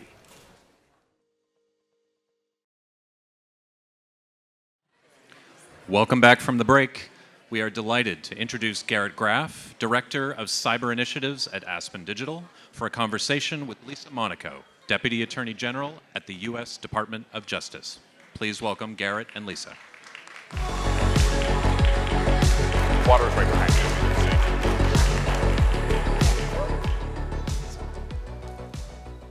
Good afternoon, everyone. Thank you for joining us after the break. I'm Garrett Graff from the Aspen Institute. Christy Canagello, who is the senior official performing the duties of the Deputy Secretary of the Department of Homeland Security, was supposed to be joining us this afternoon. We should say you were mandated to use that cumbersome title. Yes. But unfortunately, she is sick today, and so I am pleased still to be joined by solo Deputy Attorney General Lisa Monaco. Thanks for having me. So, Lisa, I want to start off today talking about some of the news that is unfolding today from the Department of Justice about Flax Typhoon. Director Ray mentioned it a little bit this morning, but I wonder if you could give us a little bit more detail about what has transpired and what action the Justice Department has taken. Sure. Well, first of all, thank you, Garrett, for doing this conversation. Thank you, Aspen Digital and Vivian and the whole team for putting this conversation together. I'm really glad you asked about this because it's another example of the Department of Justice working with the FBI, with the National Security Division, with all of our partners both here and abroad to take the fight to our cyber adversaries. And that's what we've done again today for the second time, I should say, Garrett, second time this year that we have taken action to disrupt a state-sponsored, in this case, a Chinese hacker group, state-sponsored hacker group that had established a wide-ranging global botnet. And the hacker group here we're calling Flax Typhoon, has been labeled so by the security community. And what they did was operating through a company in Beijing, which was really just cover for this hacker group to launch this botnet that had infected devices, more than 200,000 devices globally, including more than half here in the United States.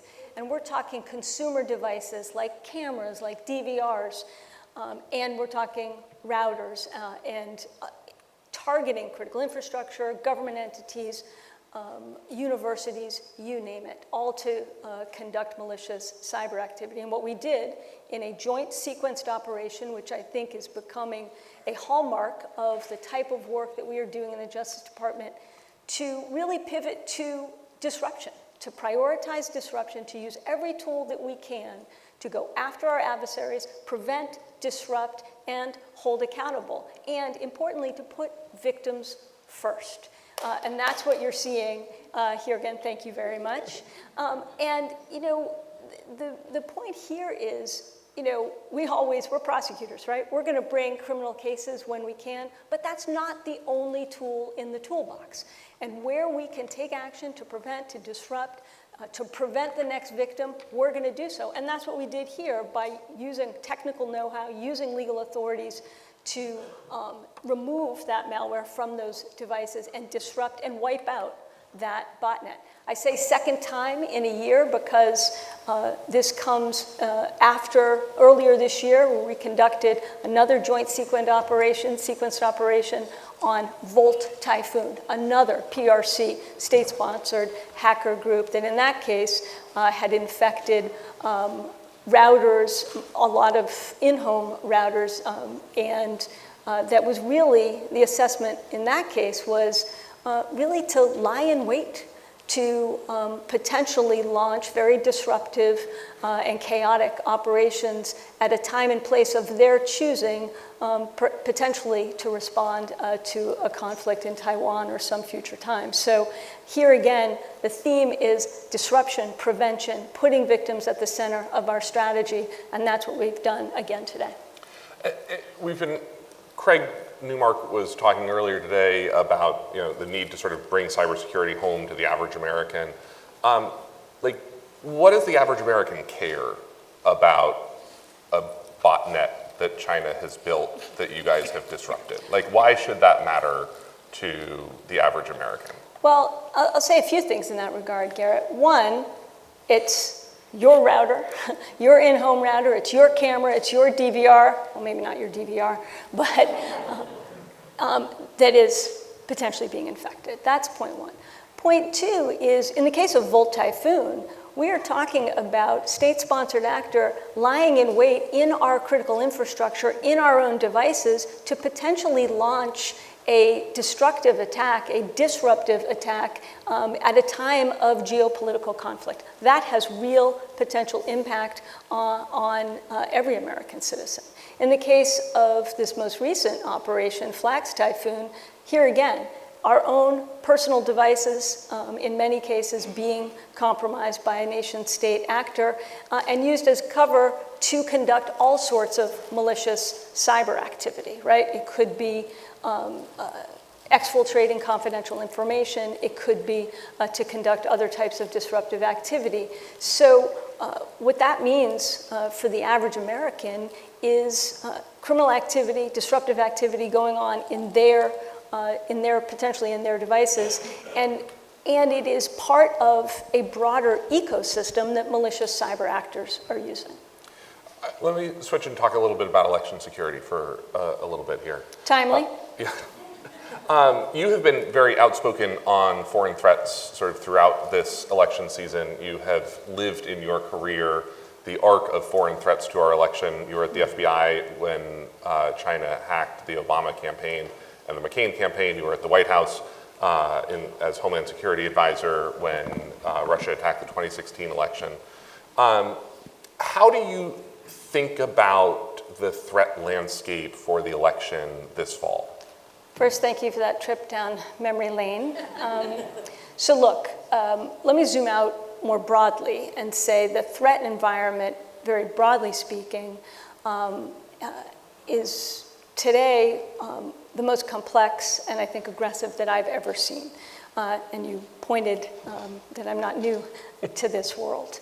And why do I say that? We've got more diverse set of actors acting more aggressively, all fueled by technology, and in particular, of course, AI. When it comes to the election security space, and election security threat, I think we've got, again, a more diverse set of actors in play here. They are acting more aggressively. They are doing so in a much more polarized environment than we've ever seen before, and they're utilizing more and more disruptive technology to do all this. And when I think about the election security threats, we kind of put them in a few different buckets. I think if Christy Canagallo were here, she'd want to be talking about election infrastructure. We're going to talk, I'm sure, more about foreign malign influence. That's another, of course, category of threats that we are very concerned about. And then something that I think we all should be very concerned about is a semi-new entrant in the threat landscape, and that's the threat to election workers. These are physical threats of violence and intimidation that we have seen an unprecedented and really disturbing rise in threats to election workers, threats to public officials of all stripes, and that's something I see almost disturbingly on a daily basis. When I receive reports from the field, I get something called urgent reports almost every day. Those of you who are Justice Department veterans in the audience know what I'm speaking about. These are reports from the field, from U.S. attorneys' offices around the country, sending in urgent reports for my review, for the Attorney General's review. And what I'm seeing on a more and more frequent basis is those reports containing reports of threats of violence to public officials, to judges, to prosecutors, to law enforcement agents, and yes, to election workers. That could be state election officials. These are folks who are elected to do their job, all the way to election workers who are simply volunteers. Volunteers to help us go to vote, to exercise our most fundamental right, the right that, after all, protects all the other rights. So these threats to election workers are something that I think we need to be and have been very, very focused on when it comes to the impact on the potential conduct of the election, because it's intimidating election workers from simply doing their job, and that's unacceptable. So we're seeing, when it comes to tactics, everything from mis and disinformation about, for instance, hacking into voter registration databases. And shout out to CISA and the FBI, who last week issued a public service announcement about the potential for that type of disinformation to sow discord and a lack of confidence in the electoral process, to foreign malign influence campaigns, which I want to get to, I hope, next, to this threats of physical violence to election workers. We've also seen outright political violence in this cycle. And I wonder if you could talk about the Justice Department's reaction to the seeming attempted assassination attempt over the weekend. Absolutely. I mean, I've just talked about the rise in threats to public officials, and there's no more stark and disturbing example of that than the attempted assassination against the former president back in July, and now the apparent attempted assassination again just over the weekend in Florida. That investigation is very much ongoing, but let me say this very, very clearly. First of all, thank God that the former president is safe, and that there is absolutely no place in this country for political violence. Not in July, not last weekend, not now, not ever. It's absolutely unacceptable. And what we are doing is everything we possibly can, both to address the broader challenge of threats to public officials, and then with respect to this investigation, very much ongoing. We are in the very beginning days, only a few days into this investigation. The full force and resources of the Department of Justice are working on this investigation. The FBI leading this investigation, very heavily engaged across a whole set of different resources. Our prosecutors engaged, and we will spare no resource to get to the bottom of what happened. Coming back to talk about the foreign threat landscape, we have seen sort of a host of actions by a wide variety of adversaries over the course of the year. China with the Spamouflage network. Last month, the FBI said, along with the rest of the intelligence community, in a joint advisory that it attributed the Iran as the perpetrator of an attack on the former president's campaign. And then just yesterday, Microsoft came out with a report saying that it's seeing Russia pivot its influence operations against the Harris campaign. I wonder if you could talk a little bit about the information operations side and sort of what you're seeing and how you're trying to combat that. Sure. So a few things, really. I mean, you mentioned the history of foreign malign influence operations from China in 2008 to Russia in 2016 to today, and obviously intervening actions in 2020 as well with Iran. As I said at the outset, what we are seeing is a more aggressive and diverse landscape than ever before, fueled by technology and having a lot to work with when it comes to feeding off our own internal divisions. Now, what we are seeing in particular is, and I will call out a number of nation-state adversaries here, but starting with Russia and Iran, both accelerating their efforts to influence the presidential campaigns. And we are seeing all of the major actors in this space, Russia, Iran, China, using AI to fuel their foreign influence campaigns covertly and online. Just take a few examples, Garrett. Last week, we announced the actions that we have taken to expose, in particular, two campaigns directed by Russia, foreign malign influence online campaigns. In the first instance, what we did is expose a Russian state media outlet, RT, that has been funneling millions of dollars into and through shell entities to a U.S. company to co-opt unwitting American commentators to push out Russia-aligned and pro-Russia propaganda, all in an effort to sow discord, to feed off our internal divisions, and also in this election cycle to undermine our support for Ukraine. So we've charged two Russia-based executives of the RT state media outlet with a conspiracy to violate the Foreign Agents Registration Act and other charges. Then we also exposed a Putin-directed campaign to use a proxy company, Orwellianly named the Social Design Agency.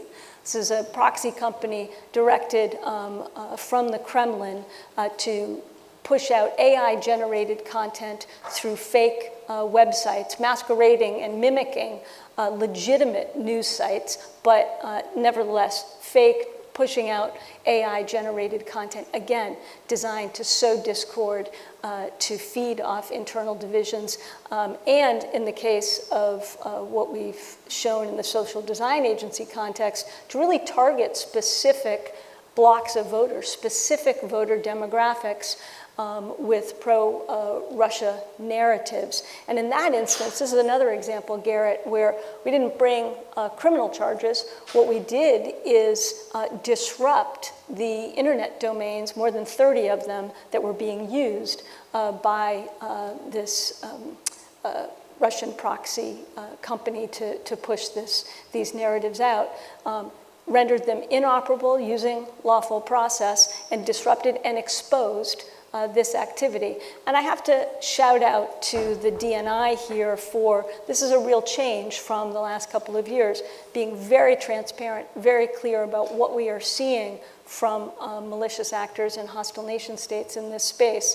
And you already mentioned Iran, but there too, they are accelerating their activity when it comes to foreign malign influence. I said this back in August, but it's very clear they are trying to influence the presidential campaign.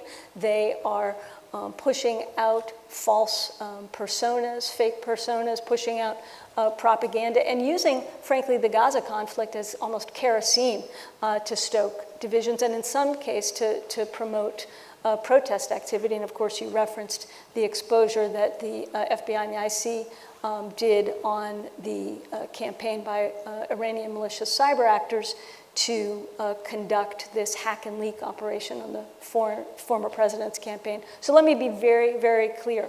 We are not underestimating the lengths to which Iran will go to influence this campaign. Let me ask one more question on the election and then pull back and look a little bit more broadly. How prepared is the Department of Justice for domestic political violence heading into this election?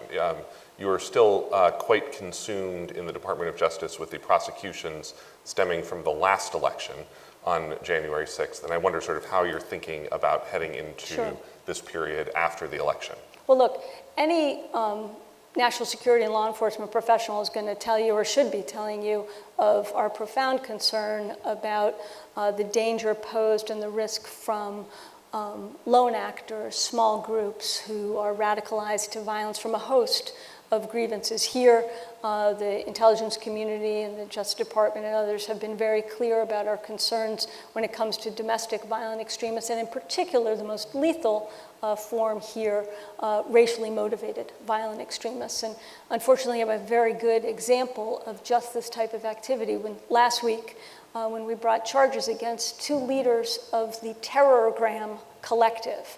I say Terrorgram Collective. This is a transnational criminal group that's been using the Telegram platform to promote and advance a heinous white supremacist ideology, to provide direction and guidance on conducting terrorist attacks on critical infrastructure, to advance guidance on hate crimes and assassination attempts of government officials. So that's the threat that we are dealing with, that we are exceptionally focused on. Here again, no place for political violence, not in the guise of the Terrorgram Collective, not in the form of attacks on the former president, which after all is an attack on our democracy.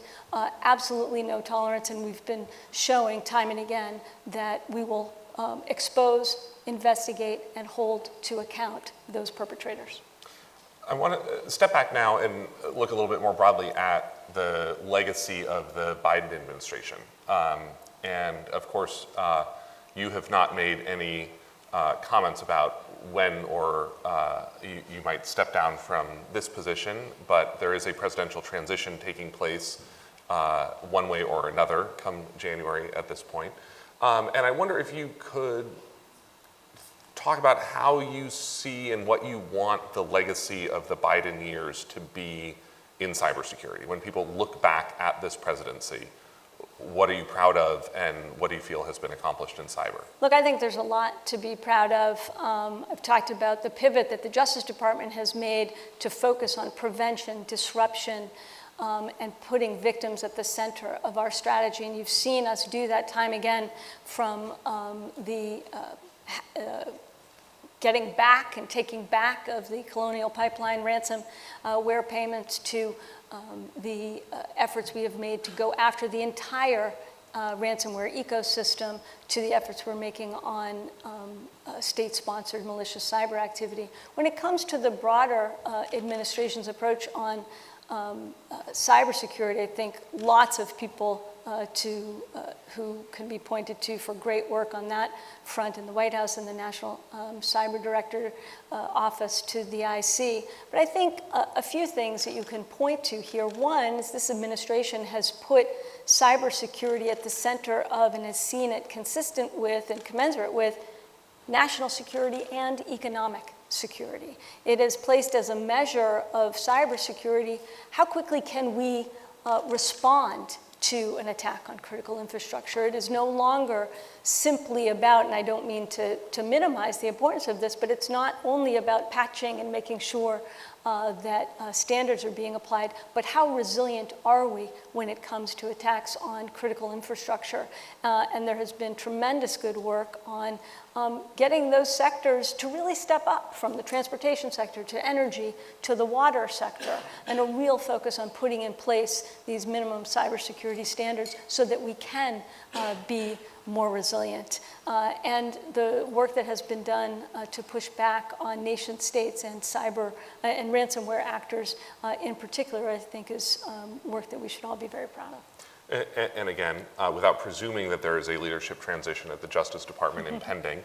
You really want to get me on that beach, which I am very happy to go to.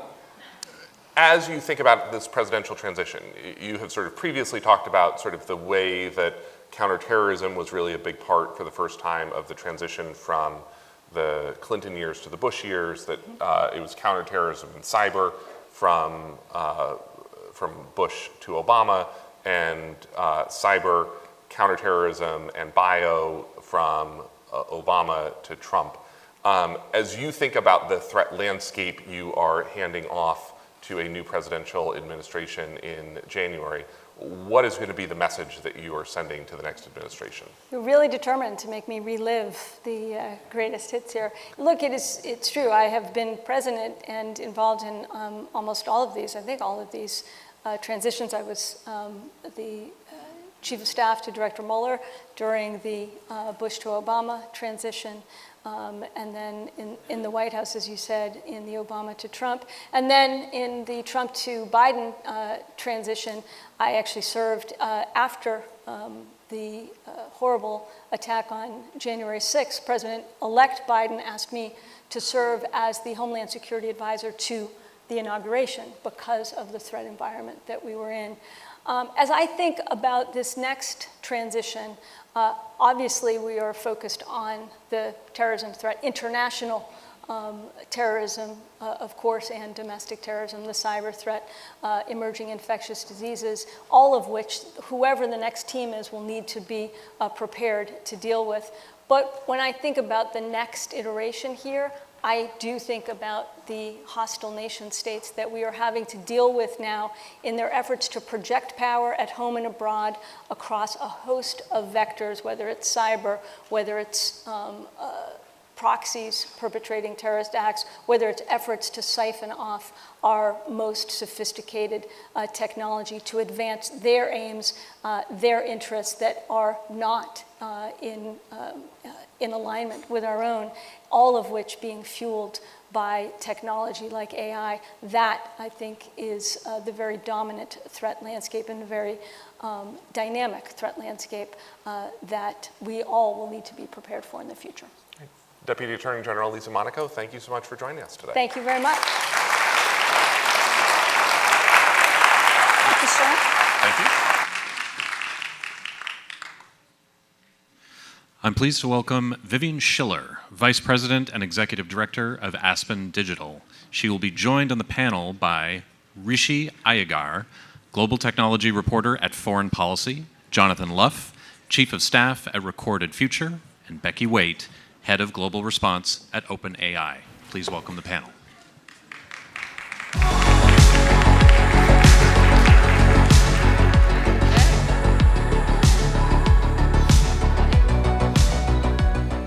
Hello, everybody. We're now going to talk about the elections. You just heard the Deputy Attorney General speak a little bit about threats to the election and threats that have been going on for a long time, particularly from adversarial nation states. And this is a form of hacking, right? It is perception hacking. It's been going on for millennia.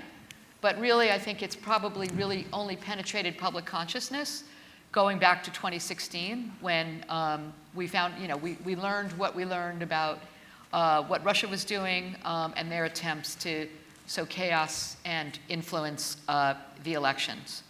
That was 2016. Here we are, it's 2024. And two phenomenon have, in the last year, the last 2 years, have combined to create something of a worrying state. I'll just put it, I will understate it that way. One is that 2024 has been an unprecedented year for national elections, a record year for elections. 47% of the people of the globe were eligible to vote in national elections in the last year. Many of those elections have happened. Obviously, some significant ones are still to come. At the same time, since the beginning, since late 2022, we have been part of sort of a just mania, for lack of a better word, about generative AI. And there has been a lot of hand-wringing, a lot of concerns about what happens when you take an already shaky information ecosystem, half of the globe going to elections, and add generative AI on top of it. So what we're going to talk about today is how that's going and where it's going. And we have some really great panelists to talk about that. Immediately to my right is Becky Waite, who is the head of global response at OpenAI, OpenAI, which of course set off that generative AI mania on November 30th, 2022, a day that shall live in infamy. Becky leads the Global Election and Rapid Response Team. We then have Jonathan Luff, who is Chief of Staff and Chief of Global Affairs at Recorded Future, soon to be a MasterCard company, where he is responsible for nation states, working with nation state partners worldwide. And finally, Rishi Iyengar, who is a reporter at Foreign Policy, covering the intersection of geopolitics and technology. In your programs, you may see there was supposed to be a fourth panelist, Fumzila Van Dam, but unfortunately, she was not able to make it. Okay, so I want to start by just talking about, again, we were all sort of very wary about this year. So I want to start by just talking a little bit about what's what have we seen, or and to what extent is this the dog that didn't bark, as I've heard some people say. So Becky, you've been looking through your systems around the world. So just give us what are you seeing about global elections overall? Yeah, so I was commenting in the green room. I've started a year ago. Tomorrow it'll be a full year. And the first several months that I was in the role, spent a lot of time talking with folks in civil society, in government, policymakers around the globe to understand what they're seeing, what their concerns were heading into 2024. And there were two themes that really emerged from those conversations. The first was deepfakes, and the second was misuse or abuse of our tools and technology and of AI. And that has come to pass. Those are the concerns that we've actually seen. But I think how that has manifested is a little bit different than what we thought back in January. So on the deepfake front, we have seen some examples. Famously, in the US, we had the robocall in New Hampshire during the primaries of President Biden. We've seen images in some other markets, and I believe my panelists will talk about some of those as well. But I think there have been sort of three things around deepfakes that I've been heartened to see. One is, the media and the information ecosystem has pretty quickly identified them as deepfakes. That's not to say that they are not impactful and that they don't have sort of a impact on the way that information is trusted, but they have been identified pretty quickly. Second, we've seen some positive guardrails be put in place around the technology and what can be used to create deepfakes. Just as one example, at OpenAI, we have a guardrail in place that doesn't allow our image generation model to create images of real people. So if you ask the model, give me a photo like realistic image of a candidate, it won't comply. And we're seeing sort of guardrails pop up in many of the major models that I think are really positive go forward actions that we can take. And finally, there has been also this industry-wide and beyond industry collaborative effort around provenance. And that's sort of the research area that's looking at how to identify the origin of a piece of content, an image, audio, or a video, and can talk about that further. But I think that broad industry-wide collaboration and effort has been really positive in our ability to quickly identify stuff when it actually is generated or otherwise altered. The second category, and I'll touch on this very briefly, is the misuse category. And this we've really been focused on, as a lot of the other panels have talked about, the impact of foreign influence operations and the use of these tools by these covert operations. And at a very high level, what we've seen to date is, yes, these entities are using these tools. They are starting to explore, but the sort of key word there is they're starting. The actual ways that they're using this technology is still pretty rudimentary. They're still learning what they can do with generative AI. That's not to say that it hasn't gotten a bit more sophisticated and that it won't continue to get more sophisticated. I think we can expect that. But to date, it has still been pretty rudimentary, and we haven't seen these operations have the impact that I think they're seeking to have. So, in short, I think we have to stay vigilant here. There's still 2 months until November, and then elections don't stop after November. No, they don't. Yeah. But, all right, well, we're going to come back to the U.S. elections in a minute, but just one quick follow-up. So you said you've seen in your second category some concern about misuse of OpenAI's tools, even if they're rudimentary. When you say misuse, like what do you mean exactly? Like, how are they using it? So what we've seen to date, and we've published a report on this, we've seen largely known foreign actors like Doppelganger, Spamouflage, these sort of like pretty well understood operation campaigns leveraging our tools, mostly for, perhaps surprisingly, perhaps not, content. So asking the model to come up with a bunch of comments for social media, for example, or for productivity. Just like you or I might use it to help us write an email. Great. So it really is still a productivity tool, and that's what they're using it for. So effectively what you're talking about is they're using your tools to do sort of more of the same, but at a greater speed and scale. Yes. All right, let's get a little bit more specific. Rishi, I'm going to come to you, and then I'll come back to you, Jonathan. We saw you've been particularly following the elections in India a few months back. What did you see? We're going to go into 2 case studies here. What did you see specifically in India as relates to the use of AI? So I'll just, before that, I'll kind of take a step back and rewind to sort of 2016, 2017. Great. I started as a tech reporter in New Delhi in what was the so-called sort of WhatsApp lynching era, where people were getting killed because of viral misinformation on WhatsApp.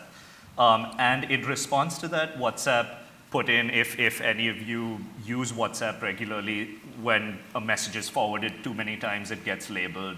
You can't forward a message to more than 5 groups. Those were all sort of innovations that came as a result of misinformation in India. So I say that to kind of set the foundation that India kind of serves as a lab for lab, proxy, bellwether, microcosm, pick your phrase for so much of the world and so much of the global south in particular. It's the most populous country, the largest democracy, and all that is especially true and kind of in overdrive around elections. So I think everyone was, this year, there was a lot of concern, similar to what Becky mentioned, especially around India, on how AI could be used to exploit sort of religious tensions that exist or other societal kind of fault lines. What we saw, and there's obviously a lot of reporting out there on this, is a little bit different, where AI was used, but it wasn't used to generate misinformation per se. It was used more for propaganda, but in a way that was very obvious. It wasn't that people were trying to hide the fact that this was created by AI. Like deepfakes, for example, were used to bring dead candidates back to life, and everyone knows that they're dead, to endorse their sons or daughters who were running for the same position. Or they were kind of used, so the Prime Minister Narendra Modi, who's sort of enthusiastically embraced technology ever since he first came to power in 2014.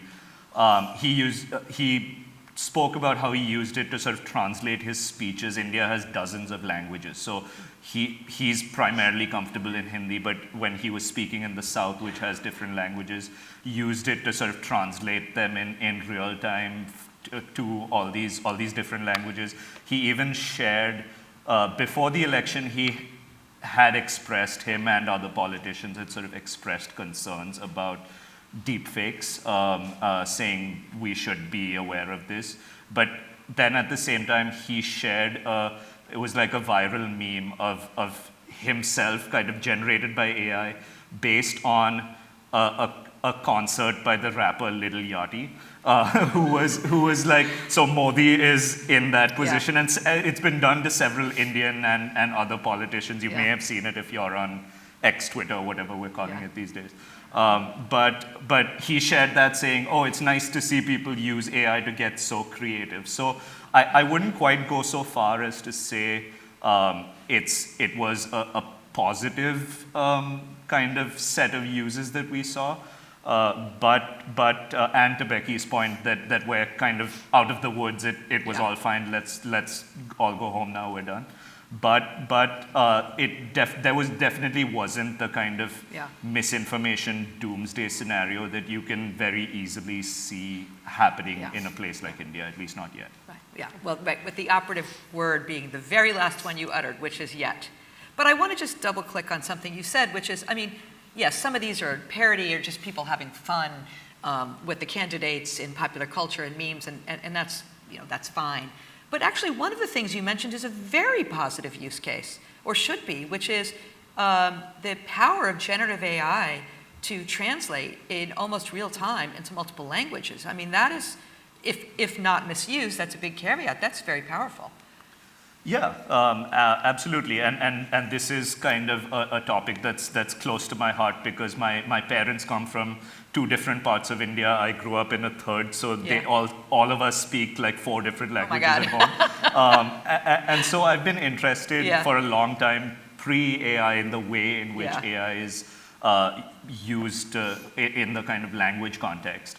The one thing I would look out for, and this was something that we saw in the social media era as well, where the companies kind of having the technology do it in a way that's effective and captures kind of local context and language cues, and often it's fine, it's great, works great in like French or German or Spanish, but like when you go to some of these again, global majority languages, there are often, with Facebook, for example, we saw a lot of blind spots. Yeah, sure. And so that obviously goes into, and I'm sure Becky can speak more to this, kind of the way in which it's trained and the languages, but that's just one caveat that I would put out there. Yeah.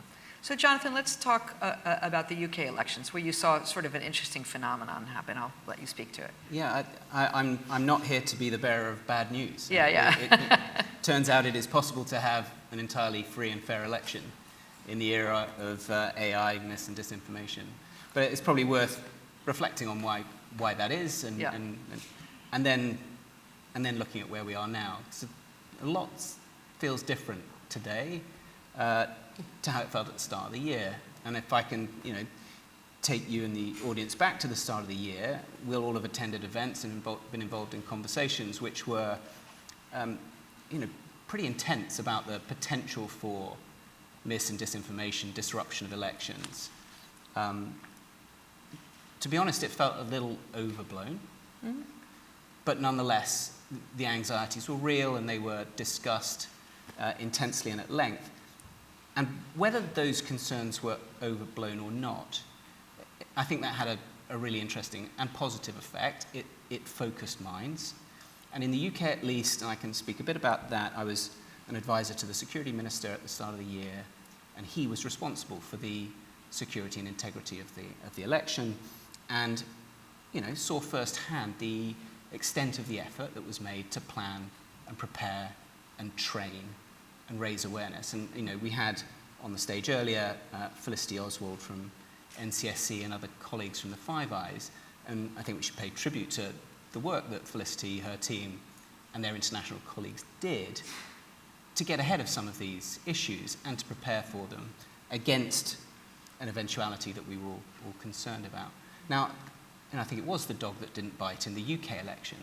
It was it really did not. We did not see a great deal of mis and disinformation or the use of AI in any way that shaped or affected the election.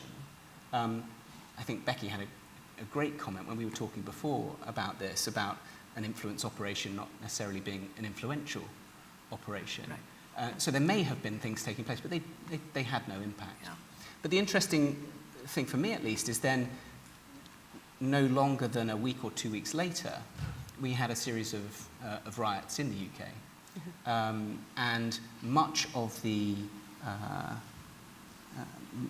that was driven by false information being spread on social media. I should say that I asked the Recorded Future team to look at that specific set of events to see whether there was foreign influence, deliberate attempts to incite violence and exacerbate tensions, and we've seen no evidence of that. So it was just homegrown mis and disinformation. It was spreading virally. Yeah. Interesting to hear Rishi and Becky talk about viral misinformation. Yeah. Been around for a long time. Yes, turns out still a thing. Yeah. Right. Yeah. All right. Well, we're obviously within 50 days of the U.S. election. What are sort of the risk lessons for the U.S. here? I mean, do we just say, no concerns whatsoever? I mean, we've heard a parade of speakers today talk about nation-state threats and foreign adversaries trying to influence our election. And even if they are not using, some spectacular deep fakes, which are probably not an effective way of using it, again, you made the point that AI is an amplifier to be able to facilitate the spread and targeting of that mis and disinformation. So, you're looking at foreign operations. What are you seeing inside the United States? You talked earlier about the rest of the world. Yeah. So I mentioned earlier that we've seen sort of these well-established entities, Spamouflage, Doppelganger. And I mentioned that what we've mostly seen them do is productivity and creating content to post on social media. But I do want to double click on what Jonathan said, that, these groups have been around for a very long time. They are continuing to operate, but the content that they're creating does not necessarily get distributed. Just like any of us on social media. We have some bombs, a lot of bombs, yeah. I don't know if anyone has tried on behalf of an organization to have something get a ton of distribution and go viral. It turns out it's very hard.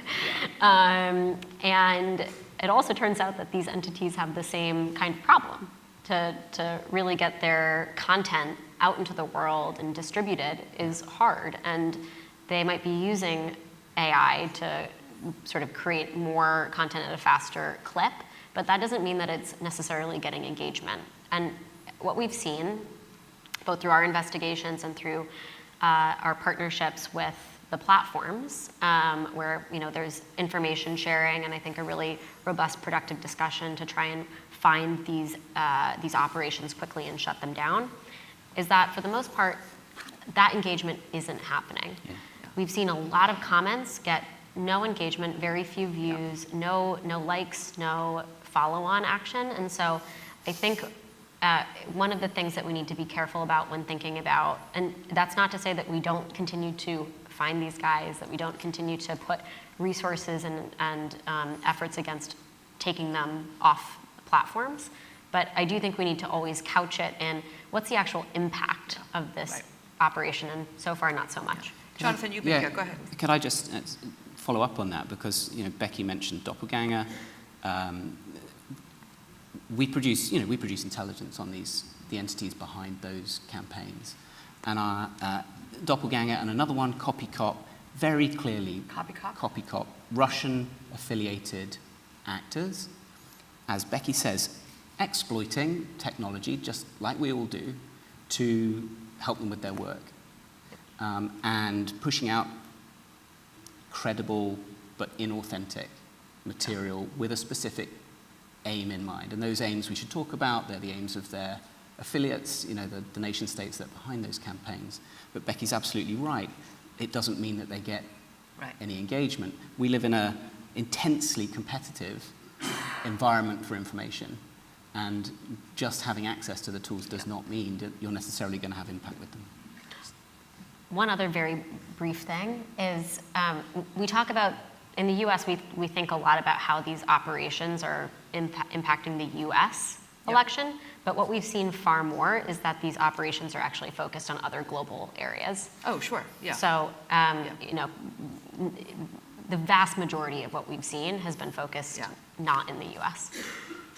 If I can just add one thing, because what Becky said reminded me of something around the Indian election. I was talking to some researchers who focus on WhatsApp and WhatsApp misinformation, and something one of them said stuck with me, which was that even if you use AI to make the most kind of sophisticated thing, and like 20 people see it, but you hastily Photoshop something, or even just take a picture from some other conflict and put a caption on it saying this is happening in India, and that blows up. That it's more to your point about the distribution mechanisms. But the other thing I'd say is that in India, and this is I think true of a lot of other countries, Indonesia comes to mind as an example, Brazil, where a lot of people, literally like tens of millions of people, hundreds of millions of people have come online. In India's case,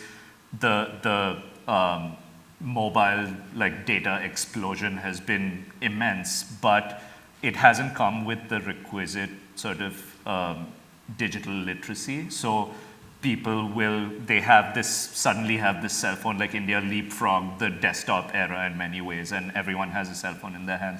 And there's a significant chunk of the population that will believe I saw it on my WhatsApp and that's why it must be true. And that's something, that's a kind of dangerous sort of dynamic as well. Right. Can I just jump in there, because I think the phenomenon that Rishi's describing there, you see in these campaigns and they are campaigns, and we should be concerned about them, and we should continue to monitor them. You see an erosion over time of confidence in certain forms of media and certain institutions, and that's very definitely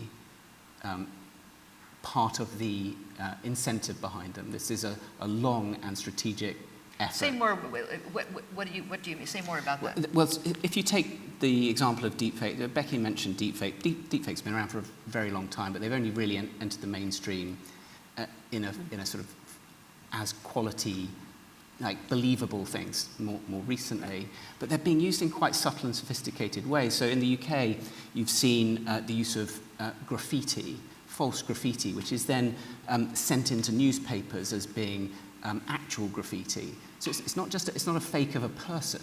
It's sort of rather interesting and sophisticated, and then that gets spread via mainstream media, and and then is debunked, and then you get a sort of general kind of loss of trust in the system in general. And I think that's a very... But isn't that part of the point? It's something I wanted to talk to you about, which is there has been so much, and I blame, as a recovering journalist, I blame my dear colleagues in the news industry in a way for doing so much reporting about the potential risks around AI. A lot of it about, the big spectacular deep fakes, which, never really felt like the tremendous risk. It was the quieter, more targeted, synthetic media that I think many experts were worried about before we even went into this year. But is there not a risk that with so much coverage is basically saying, don't believe what you see, that it will continue to erode what is already record levels of trust basically in anything? How big a concern is that? So I think there's sort of a couple of things. First, we can't put it all on journalists. Thank you.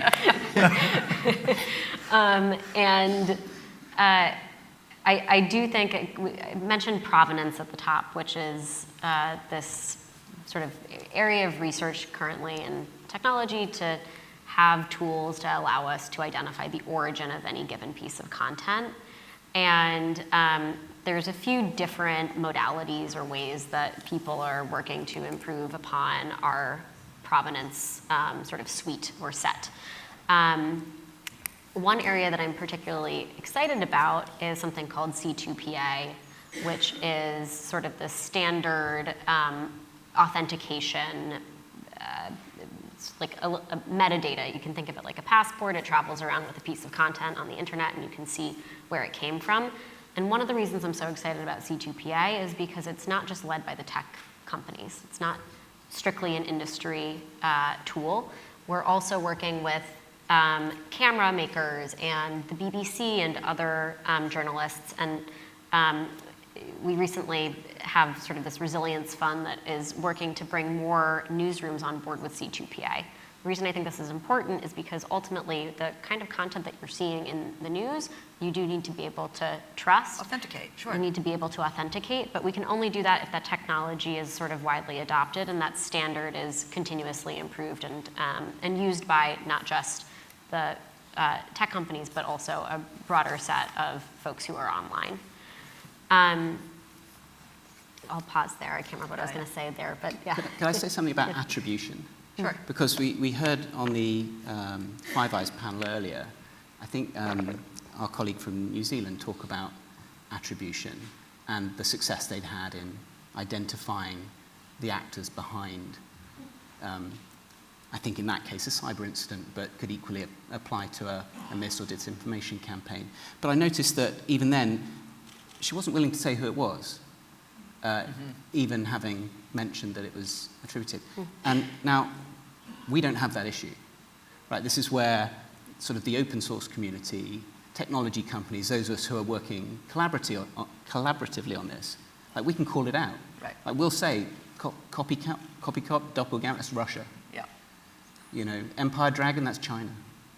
You know, we can call these things out because we see it, we have the evidence for it, we can attribute malicious actions to those actors.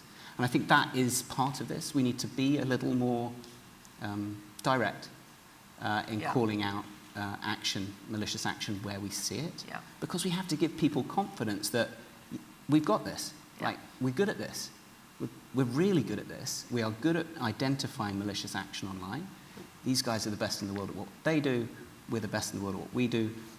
And we work together. And we will spot bad actors where they're taking that action, and we'll call it out. Yeah, I have noticed, I mean, we even seeing even just today, more sort of openness to be able to share with the public. We heard it from Director Wray, we heard it from the Deputy Attorney General. more sort of sharing what they know when they know it. Maybe not in the full way that you can, but it certainly seems like quite a step change. That's part. Sorry, Rishi. That's sort of part of my point. Yeah. Sometimes it isn't possible for the FBI or for whoever it is to share. They have sources they have to protect. They have legal constraints. If you have identified something from open, publicly available, unclassified material, you don't have those constraints. As the non-recovering journalist on the panel, I feel compelled to speak up. I think what you said, the slight sort of counterpoint to that, and I'll use a specific example of another election I wrote about, which was the Taiwan election. And I was talking to a lot of folks there, government, civil society, and the civil society sort of fact-checking organizations there. The message from them was, even in Taiwan, there was a lot of AI-generated news anchors going viral on TikTok about one of the candidates, and they were saying that what saved them, quote unquote, or what prevented it from being really damaging, was the level of societal awareness that they were able to. So Taiwan, one, is used to facing an onslaught of Chinese cyber and misinformation campaigns. They've done it for years.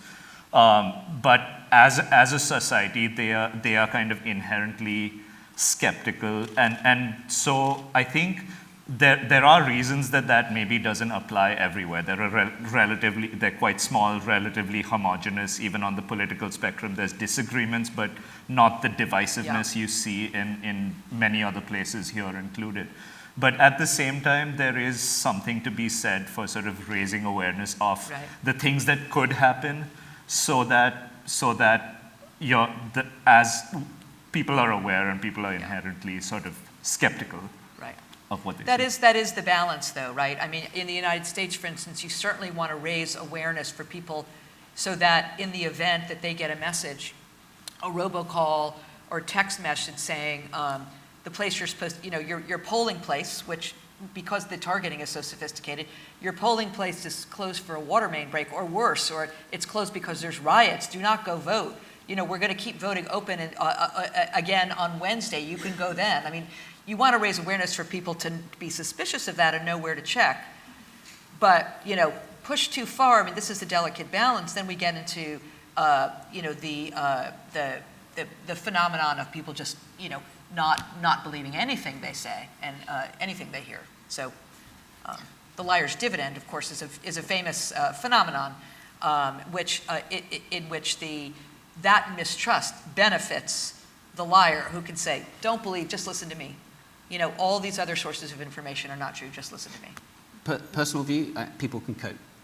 Give them the information. Yes, we're definitely in a different information age. Yeah. We need to adapt. Yeah. We adapt with access to information. Yeah. So I'm maybe a little more bullish on this than some. And again, I go back to the experience in the UK this year. Really, really serious efforts to prepare both within government and then using public communication so that people kind of knew what to expect. Yeah. And look, it's a very different situation here. The election will be fascinating. The whole world's watching, by the way. Super interesting. But I'm much more on the side of talk about it. This is such an optimistic panel. My God, it's great. I do think you need to pair that with, for certain populations that are maybe more vulnerable to maybe believing misinformation or something that doesn't quite smell right, pairing that with digital literacy. We this year, in partnership with Microsoft, they were here earlier today,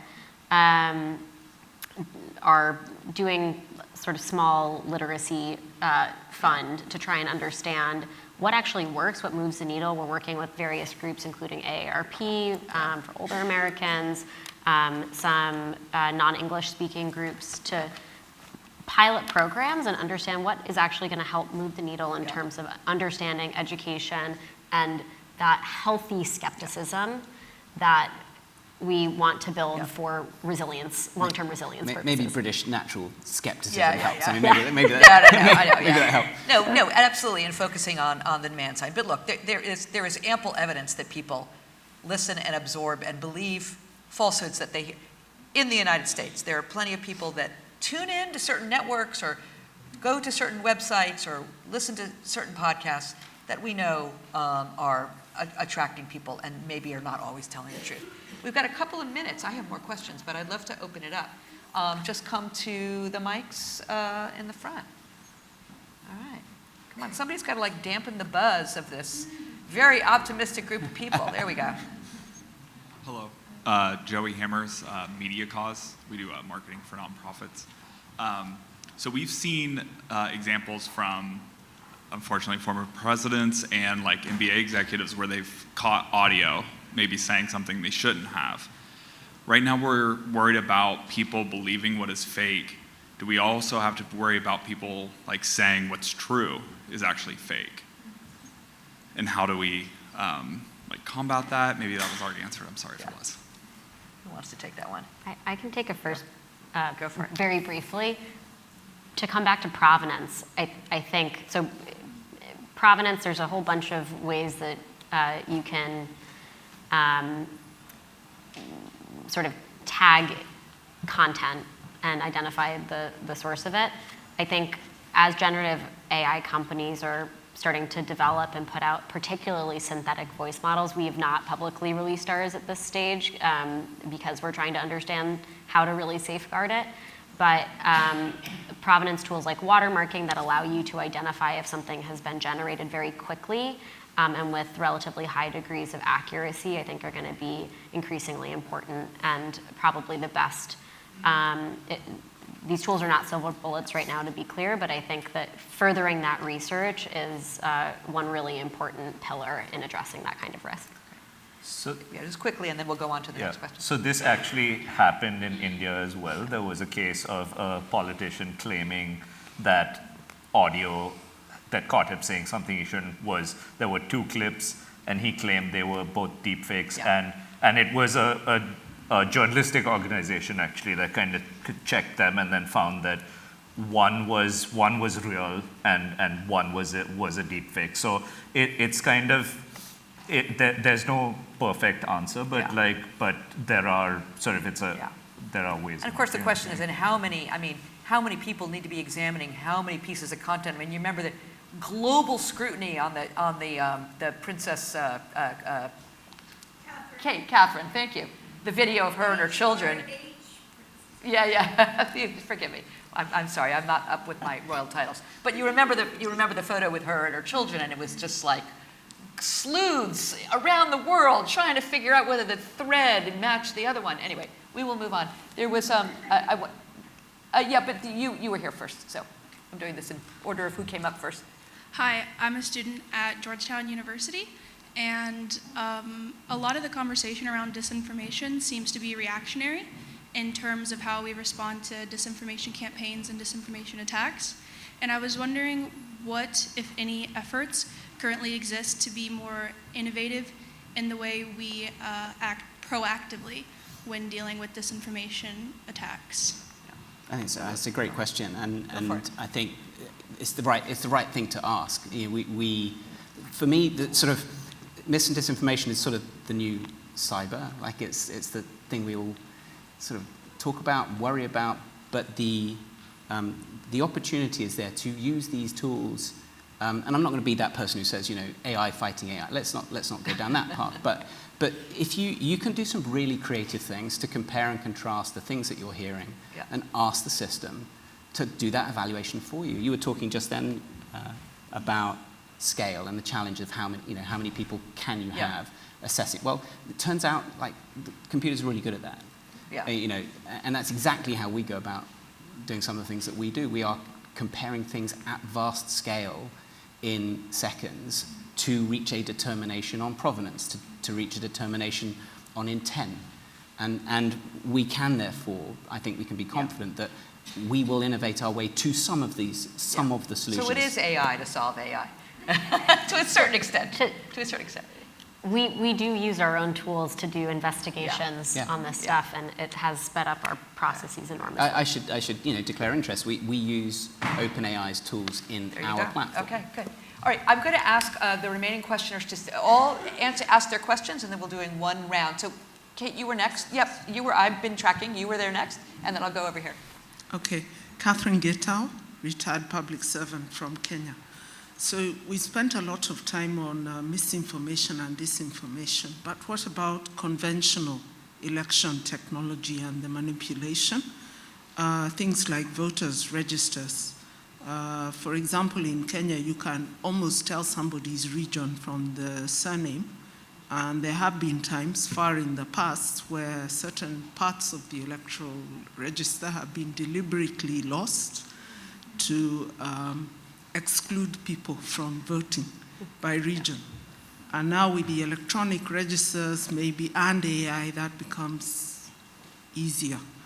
There have also been allegations of manipulation during transmission of election results, especially from remote areas.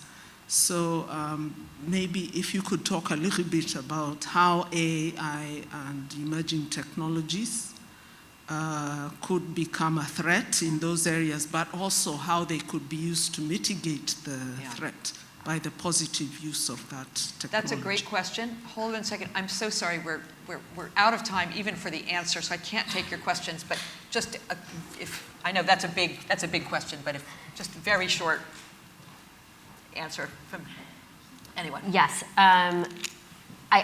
It's a great question and demands a much more in-depth answer than I'm going to be able to provide. But I think on sort of the very traditional cybersecurity front, evaluations to date, my understanding is sort of like where the frontier models are. We haven't seen capabilities that to date are sort of above and beyond allow for these cybersecurity, sort of breaking into, hacking into any kind of traditional election security stuff. So it's something that we need to have really good evaluations around to understand how robust both the mitigations are and how advanced the technology is for this as it continues to develop. And I'd just say that there are fallback systems. You need to have as much it's process as it is technology. Paper balance. Okay, thank you. Thank you so much to our panelists, and appreciate your attention. Thank you.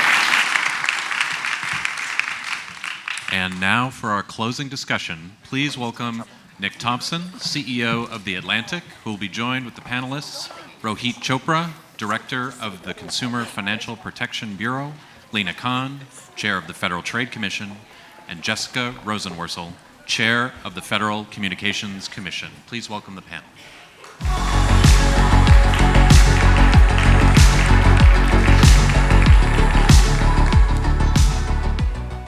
All right, greetings, good afternoon. Hello, everybody. This is an incredible honor to be on stage with these three regulators. I feel a little bit like I'm on stage. Remember that Barcelona team that had Messi, Suarez, and Neymar up front?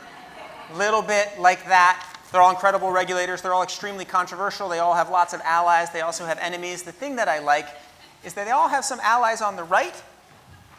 Rosenworcel, huge support from the Republican Senate when she was announced. Lena Khan, J.D. Vance's favorite regulator in all of Washington. Rohit Chopra, career saved by Clarence Thomas. So, all right. Well, there was a Supreme Court ruling where they tried to take away all his funding. Supreme Court opinion saying no, don't take away his funding was, am I wrong? He did vote for it, yeah. He did write the opinion, did he not? Okay. All right, let's get cracking. So the first question I want to ask you, what I want to do in this conversation is I want us all to leave with a little bit of a sense of what you've gotten done in the last 4 years, what some of the most important frameworks to understand are, and then a little bit about what you think needs to happen to set us up for this age of AI, and what you hope will happen in the next few years. But I want to start with the question, that was the question, and any of you can answer this. You all work on sort of some similar issues, individual privacy, competition, making sure everybody has access of getting online. The first question in the Harris-Trump debate was one that's relevant, which is, are we better off than we were 4 years ago? Do you think on the issues of your concern, particularly the size of the tech giants, access, privacy, do you think we are better off than we were 4 years ago? Rohit, you have a small smile. Bring it. Well, I think if I compare the last decade, and I actually want to go back 40 years, it's pretty clear that a lot of the agencies, instead of actually regulating, they more were in the mind of worshiping. They got really interested in seeing how bigger could always be better. And across so many sectors of the economy, we're finding where bigger is actually exposing some real vulnerabilities. It wasn't that long ago where we saw just the inconvenience of the CrowdStrike meltdown, but actually could have been disastrous, potentially leading to problems with our electric grid, our banking system, and so much more.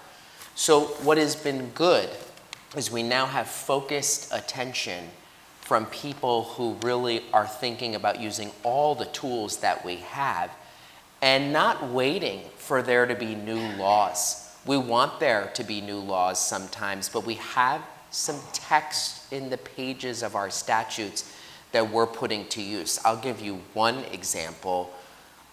I'm really mostly a consumer protection and fair dealing regulator, but the CFPB was put very forward in an executive order on national security, protecting people's personal data from being sent to countries of concern. And we know, take the big credit reporting conglomerate Equifax. It wasn't just the CFPB and the FTC. We found out later that it was China's People's Liberation Army behind a lot of it. So we're going to be using some laws from 1970 to cover these data brokers who have been hoovering up information about all of us, and it's being sold all over the world, sometimes for some really harmful things. So I think, Nick, we have woken up to the need that tech needs to be something that combines with our personal values, not just we're going to hope for the best when we move fast and break things. Though it is also true, is it not, that the idea that bigger is better, the large tech companies are a lot bigger than they were 4 years ago. So Lena, do you think we're better off than we were 4 years ago? Nick, have you missed? We've sued Facebook, we've sued Amazon, we've sued Google. I believe you've sued them all. So I think if there's a sense that can we snap our fingers and things happen, we live in a democracy, we live in a place where there's checks and balances, we live with courts.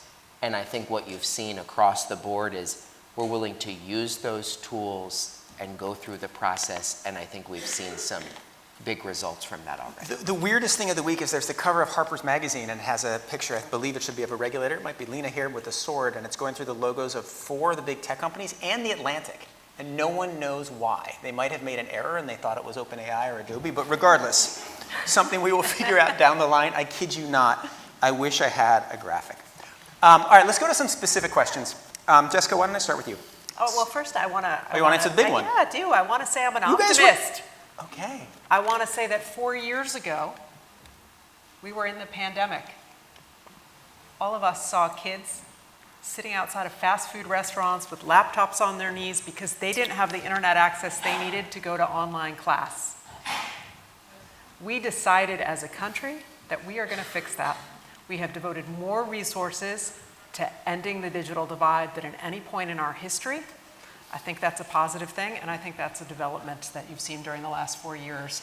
And we're still working on it. We're not done, but I am proud of the work my agency has done to help that, and also the work we've done to be data-driven in our efforts to do so, because we now map exactly where broadband is and is not in this country down to the household, so that when we do have federal dollars to help address the digital divide, they go to the right places.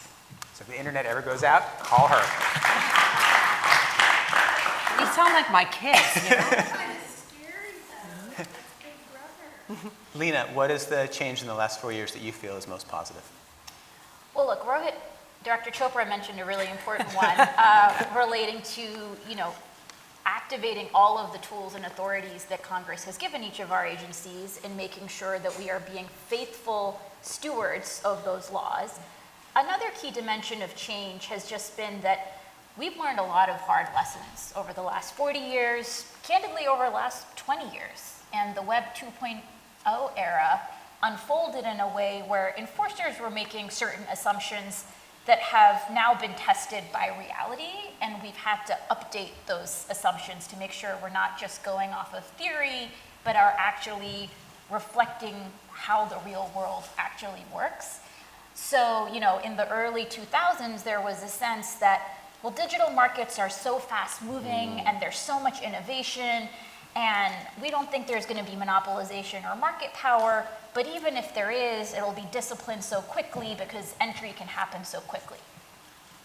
A couple of decades on, we know those assumptions weren't just wrong, but they were actually the exact opposite of what we see, which is that in digital markets, you actually have significant entry barriers. We see how the reinforcing effects of data, network externalities can actually allow these markets to tip, can actually allow monopolists to really entrench and deepen their moats in ways that becomes much more difficult to fix on the back end and is much better handled through being vigilant and active on the front end. And so there's just been a real recommitment to reality, candidly, and wanting to make sure that we are using all of our tools in a way that's reflecting how markets are working in the 21st century, rather than working off of assumptions and theories that are just somewhat outdated.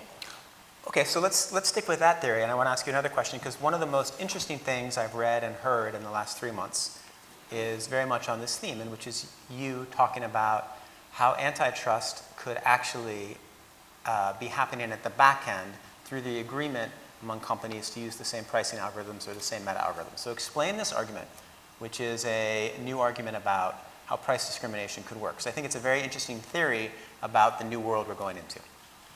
So there are a couple of different things going on. So there have been a set of lawsuits bringing to the surface how companies may be effectively colluding through algorithms. And so you have, major lawsuits against property managers alleging that all of these landlords, through using the same algorithm, effectively may be engaging in price fixing.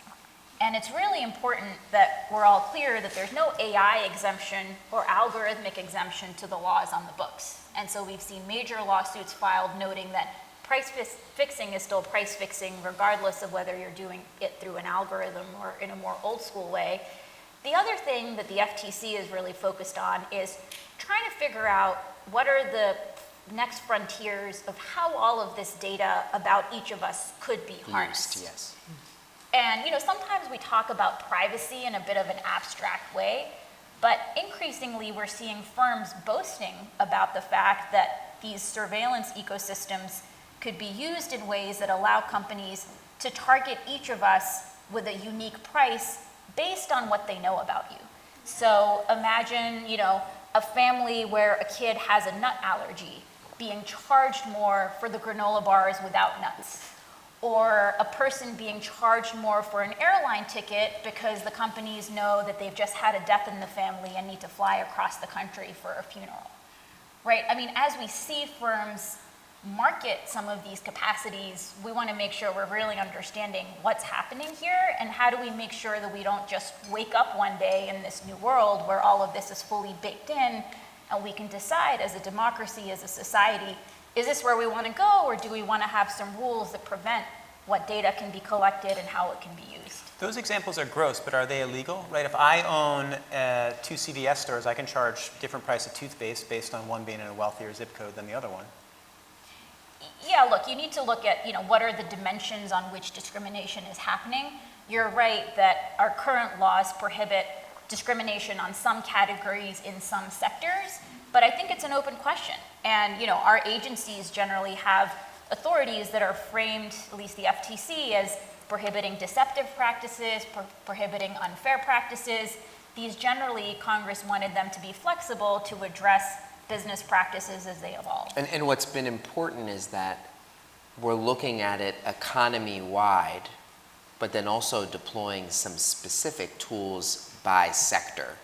So, I've spoken with some of you a lot about this. We've had personalized pricing in financial services forever, and we've had a social score for a while called FICO, and that determines the price that you pay on so many parts of your financial life, giving an incentive for sometimes you to be manipulated or coerced when someone has put inaccurate information in there or distorted that. And these are tough questions, but what's interesting is some of them were already answered. In the 50s and 60s, there were literally people who were making dossiers about all of us, including rumors about your reputation. And we basically said, why is this stuff being bought and sold about us? And we passed laws forbidding some of it. Those dossiers, which later became credit reports, are some of the same type of reports that large data intrusive companies are using as well. And personalized surveillance-based pricing is one of the ones we really need to tackle now to figure out where to draw even more lines. Because what the economists thought was that this would create all sorts, this was like magic. We could just personalize, price everyone, and optimize our graphs, but actually it serves also to be a tool for abuse as well. It could be a, Jessica? Yeah, I want to talk about a different dimension of surveillance. Because something that we learned at the Federal Communications Commission is a while back, our wireless carriers were making a marketplace out of where we go and what we do with our phones. That's some awfully sensitive data. Where you go and what you do is a record of who you are. And we learned that our largest wireless carriers were taking this data, selling it to an aggregator, to a skip tracing firm, and then to a bail bondsman and bounty hunters so that you could virtually look up anyone's information about where they go and what they do in the United States. So we took our old law, in this case one from 1996, and we made sure that the sections that protect consumer privacy and communications prohibited this behavior. And we fined the companies and stopped it. But it is a measure of just how much the digital age can trace where we go, what we do, what we buy, and how much we have to be nonstop vigilant to try to draw lines where we think it's inappropriate before those become markets that are harder to police. The worst is this kind of thing, right? Because it's not only tracking me, but it knows everything I'm doing. It knows I'm not wearing one. Yeah. Just saying what I know. Well, in fact, those I just published mine off the devices, internet. Fitness, others, we were actually able on a public website several years ago to see the running patterns of active duty service members in supposedly undisclosed locations in North Africa. And really, we used to think of data breaches as, oh, it's just like a scammer or a hacker. If you look at the very largest intrusions into our commercial companies, not just Equifax, Anthem, the Marriott, the long list, most of it is by state actors. And I think we need to start also worrying that we used to have this kind of debate about privacy undermining national security. It's sort of flipped now. And it actually feels that greater protection of personal data is now also a way to better secure our homeland. And I think that's been a big change in thinking. You make it hard for us reporters, you know, like I rely on looking at tech executives on Strava to figure out who they're meeting with and what deals are coming. Let's talk a little bit about the age of AI, because one of the things that's coming that is so interesting to me is that because of the development of AI and the path that the AI companies have pursued, it will be very soon that you will have systems that can perfectly impersonate us, right? In fact, we already do have that. Our voices, our text, eventually our images, clones will be coming very quickly. Why don't we start with you, Jessica? Sure. You had a fun example, maybe 9 months ago, where you had to crack down on voice calls cloning the voice of President Biden. What are you going to do when the same thing happens, but much more efficiently and much better the day before the election? Well, let's roll back and describe earlier this year, a bunch of voters in New Hampshire woke up to find out President Biden was on the phone telling them not to vote in the primary election. Needless to say, it was not the president, but a voice-cloned version of the president. And it was a very clear example of just how cheap and easy it is to take the voice of a public figure and distribute fake stuff en masse. So when this happened, I turned to my colleagues very fast and said, okay, this is the early warning shot. We have got to figure out what law prevents this, because I don't want to live in a world where we don't have laws that prevent just this kind of voice cloning and fraud intended to manipulate an election. So we found in the Telephone Consumer Protection Act of 1991, there's a prohibition on artificial and pre-recorded voices. And we very quickly decided that this applied. And we fined the carrier that sent this call $2 million, the individual behind it $6 million, and we worked hand in hand with the Republican Attorney General of New Hampshire to make sure that this individual is getting prosecuted. So we sent a very clear early signal with that call. But we're going to have a lot of work to do because it's so cheap and easy to do this, and as we near the election, I think we all have to be on guard for more of this fake stuff coming our way. There's one thing in there that you said that scared me, which is that the law comes from 1991, and I remember 1991. We all had landlines. And we didn't have a lot of deep fakes. I think I had an AOL account and was proud of it. The history of writing tech regulations based on, say, laws from 1934 and 1991 is imperfect, right? Or even as we have now, the 1994, right, and Section 230. How do you think through, maybe Rohit or Lena, do you have a framework for how you think about when you can use an old tech law to solve a modern problem and when you just need to have a new law? Well, we're under a statutory command that laws don't sunset unless it's in the law. So it's still prohibited to do these things. And often it's in some ways like a little bit of a trope to say like, well, they couldn't possibly have thought of this. But they're actually solving something through the democratic process on a values-based orientation that I think gives a lot of clues about really where were the lines being drawn. Look, we would love if they amended and updated things as things were going on. It would make our lives easier, but we have the tools that we have. And all of us essentially have derivative laws from a very long time ago, often the 30s or the teens, that is a prohibition on using these types of words: unfair, deceptive, unjust. They have a very values-based orientation and a clear framework for how you condemn them. So we go through that process, and often we've had great success. Do we want more tools sometimes that help us get things through the courts quicker? Of course. Do we want there to be more certainty as to really where we can stop things? Do we want to stop harm before they happen? Of course. But I think technology, you know, I'm also a financial regulator. There was lots of things that are happening today in AI that feel as magical as the launch of wire services many years ago. But the principles that protect Fedwire are some of the same ones that protect your voice and your image. So I think what you're going to hear from us is we're going to use what we got, and we're not going to pretend that we're powerless and helpless, because we saw when regulators perceive their own powerlessness, the results are catastrophic. Do you think there should be a federal law banning the use of cloned voices in the banking system or of AI voices like in customer service? I mean, that seems super efficient, right? I call Chase, I'm like, God, it would take me forever. Like a bunch of voice clones, people I could talk to, it'd be so much better. Well, I think we sort of operate in a very discreet way. So if Chase is cloning your voice we don't and want that, saying no, this no. is Nick Thompson. They're cloning your voice. No, I'm just kidding.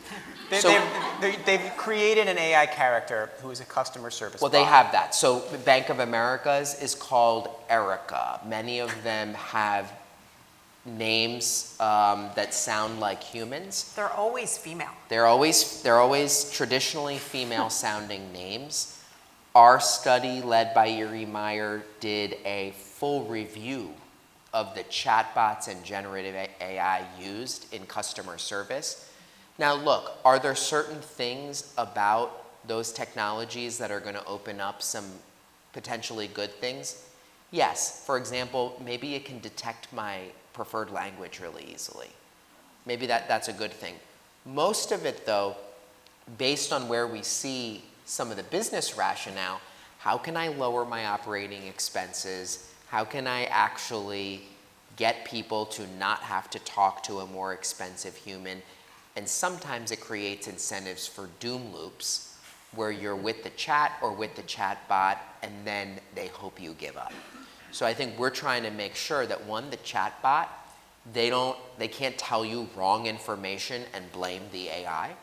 They have to actually make sure it works. Two, if there's existing protections on the book, such as disputing a fraudulent charge, it better be able to do that or at least get you to the right person. The CFPB is also considering a rulemaking that would at least create some balance, including a potential dial zero for a human requirement, especially for those having an urgent need or emergency. What about in the other direction? So what if I make a Nick bot to handle all of clone my voice with 11 Labs, and I make a Nick bot to go out and sort of, not do my banking, because probably I want to deal with my banking, but like set up my dentist appointment, should there be regulations restricting that? I don't regulate dentistry. Okay, yeah, that's true. But certainly, I think the value system I'd use, and I think Chair Khan has talked about this, it's a big difference when you've authorized your voice to be used and how versus your voice being mined and cloned and deployed. That seems fair. Chair Khan, let me ask you a question about AI regulation, which is something I wonder about a lot. So when AI came out, a lot of the big tech companies came to Washington and they said, please regulate us. And they wrote op-eds and they said, please regulate us. And they held committees, they joined groups. How much of that was because of something you mentioned earlier, which is locking in your power, right? And if you can get regulations that create a real hurdle of compliance, and you need many, many lawyers to comply with the law, then a small company can't compete. To what degree has the desire for regulation actually been a desire to lock out competitors? Well, look, every time I've sat down with founders and startups in Silicon Valley, they have this exact concern. And they're very suspicious when they see a parade of big tech CEOs come into DC and have the red carpet rolled out for them, that there is going to be a risk of regulatory capture. And it's important to remember that not all rules and regulations are created equally, right? There can be regulatory regimes that are extremely bureaucratic, that are creating red tape, and that big companies can navigate much more easily because they have all of the expensive lawyers on their team. At the FTC, I have a preference for rules that are clean and simple, that are, codifying bright line rules that everybody can understand, and you don't have to go hire an army of lawyers to try to navigate. So it is important to remember that not all regulations are created equal, and there are ones that can actually help level the playing field rather than create some of those distortions.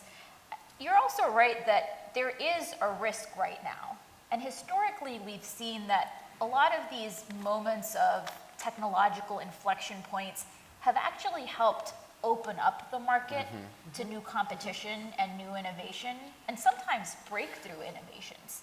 But oftentimes, those breakthroughs come from the outsiders and the disruptors that are not worrying about, oh, will this new technology cannibalize my existing revenue stream? Yeah. And it's the disruptors and the outsiders and the entrepreneurs that see things a different way, spot an opening in the market. Sometimes monopolists get lazy, right? It's like historically we've seen that. And so making sure that we have markets that are open and allow the best ideas to come in and scale up and compete on a level playing field is going to be absolutely critical. At the FTC, we've made clear that we are looking across the entire stack, from the compute and the cloud, to the models, to the data, to the underlying apps, to make sure that, especially if you have layers where we do already see some consolidation, that that's not being used to undermine or co-opt competition in a different layer. And so earlier this year, we launched an inquiry into some of these partnerships and investments that we're seeing between existing incumbents and some of these newer firms to try to understand what's really going on here. Are there particular strings attached? Are there ways that this is going to allow for certain types of special privileges or special access or exclusion in ways that will undermine competition? And we've made clear that these markets in particular are ones where we need to make sure they're staying open and competition is allowed to actually flourish. Where else are you seeing signs of potential anti-competitive behavior in the stack in AI? Well, look, I think we're already seeing some of the allegations around how these models could be, both scraping information from entities across the web and then maybe spitting out stuff that is competing with them or diverting I've heard of that issue. traffic from them. Yeah, you might be familiar with it.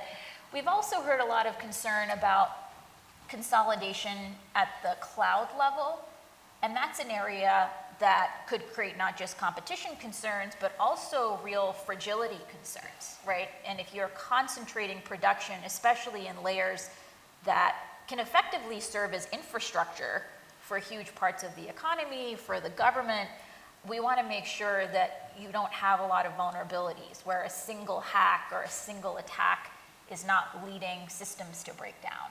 So we've seen concerns at that layer as well. So let's go back to something you were talking about a little bit more, which is the trade-offs, which was sort of the premise of my previous question. I'll ask any of the three of you. So I had an AI startup, and we were trying to build AI to make conversations online better, to try to lead people to positive conversations and understanding instead of toxicity. And we launched a little beta, and we didn't launch it in Europe because we couldn't figure out GDPR, right? We're like, no kids, no Europeans. Everybody else in the world is fine. And that was a function of European law, where it's a series of trade-offs, but they did make it significantly harder for small startups without lawyers. Are there any rules or regulations where you've thought this might be a good thing, but we're worried too much that it's going to create just another hurdle for little startups, and so we're not going to do it? How do you weigh those choices? So we think about that literally all the time in terms of, I inherited, the CFPB was started after the financial crisis, so all the rules and orders were stripped from the Fed and the FTC and given to the CFPB. And it was very obvious that many of those rules were because the agencies were twisting themselves into a pretzel to accommodate the incumbents. So it's hard because there's a lot of pushback on bright line rules often. We see it everywhere that, well, what about these 13 circumstances? And I think sometimes we have to discipline ourselves that the regulatory process is going to be over-indexed on input from incumbents and way under-indexed on the voices of the people and companies that don't yet exist. Or consumers. Of course, and I think what we, for example, think a lot about open technologies, our open internet as a foundational driver of so much. Next month, we are finalizing rules that will set the parameters for open banking, the ability to switch in a more frictionless way, permission your data, not allow companies to form moats or make you jump through hoops to switch in the same vein that the FCC made sure that every wireless subscriber can port their number. We take it as a given right now, but if you look at the history of the agency, when we first proposed the idea that you should be able to take your telephone number from service provider to service provider, incumbents rushed the agency because they wanted to lock all of us in. And look at new players, it changes But the there's game. competition for your phone business and your wireless phone business in particular as a result of that portability. And the question is, how can we export that to other markets and make it just the expectation of consumers that we have that friction-free experience, that if we don't like a service, we can pick up and walk somewhere else. Let me ask you a question about the age of AI we're going into. So one of the presidential candidates, I can't remember which one, said they wanted to be dictator for a day. And the idea would be to come in and just sort of do whatever you want for one day. So let's say you got to be dictator for a day, and you could change any rule or any policy You could set up a new agency. They'll have complete control of AI. You can give all control of AI to the FCC. What is the thing? What is the thing that you would do? What is the problem that you would solve if you had, suddenly you have the presidential pen, you have control of Congress, and you can just make one thing better? You know, I don't know, as regulators, if we ever really think through that frame. So I'm sort of making something But you're up, also like but smart, interesting, intellectuals. Well, I think for me, the worry I have as a law enforcer, which is primarily my job, is I really worry that we've baked into some of our statutes the concept of scienter in a place where algorithms can commit crime that is serious and people can say it wasn't me. We have to really make sure that our laws adequately capture the recklessness and all of the ways in which serious harm, fraud, and others can occur. And until we can hold individuals accountable, it won't really be sufficiently deterred. So that's just something I think about a lot when it comes to how generative AI can be used in ways to impersonate and create real, real experiences with actual carbon-based humans that harm them, and there's no accountability around it. So how do you do that? Well, we have criminal laws on the books, and I think there's got to be work, and the executive order on artificial intelligence set out some framework for thinking about how do we protect against some of these harms. And I do think there may be places where some of our criminal statutes need to be amended. Okay. Chairwoman Khan? So one thing that I worry about is how do we make sure we're getting the liability framework right in this area? And how do we make sure we don't have markets where bigger firms and the entities that are really designing and creating and setting the rules of the road are allowed to let some of these technologies and tools out into the wild, and the cleanup is done by enforcers and, you know, civil society who have less resources, less information, and less ability to fix the stuff on the front end. And I worry about the bad incentives that could be created when you know, allow that type of moral hazard effectively, and where liability is not being aligned with capability and control and resources. And so making sure we get that right so we don't have a situation where civil society and enforcers and others are having to do the cleanup, and a situation where we're not creating enough deterrence in the market because the entities that would be best positioned to prevent a lot of this harm are not at the end of the day carrying the ramifications. So, okay, so the logic, massive oversimplification, but we spent the last 20 years debating it. The logic of Section 230 was essentially the platforms are not responsible for the actions that people take on them or the things that happen because of that. Do you think that logic should be flipped around, and the creators of base level large language models and base level AI should actually be responsible for what is done with their products by users? Well, look, there probably will need to be some fine-tuning, and it's hard to answer at that type of categorical level. But I don't think you should have a system where the entities that are enabling and facilitating the lawbreaking in a way that is somewhat foreseeable are at the end of the day totally able to walk away from the situation. And so the risk of that, let's just stay on this because this is an extremely interesting thread. The risk of that is that you then disincentivize people to, if I'm trying to decide whether I want to do I've got a great idea for a new large language model, new generative AI system.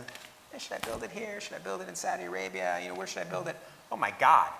Somebody's going to use this thing and they're going to like make a they're going to do something bad. They're going to do something harmful. They're going to plug it into a car. It's going to crash all over the place. I don't want to be liable for that. I'll go build it in Saudi Arabia. What is the risk that you drive some of the innovation out of this country? Because the argument made with Section 230 is, okay, it's led to a bunch of bad stuff on the internet, you know, maybe twisted an election or not, but all these companies are here. Do you worry about that?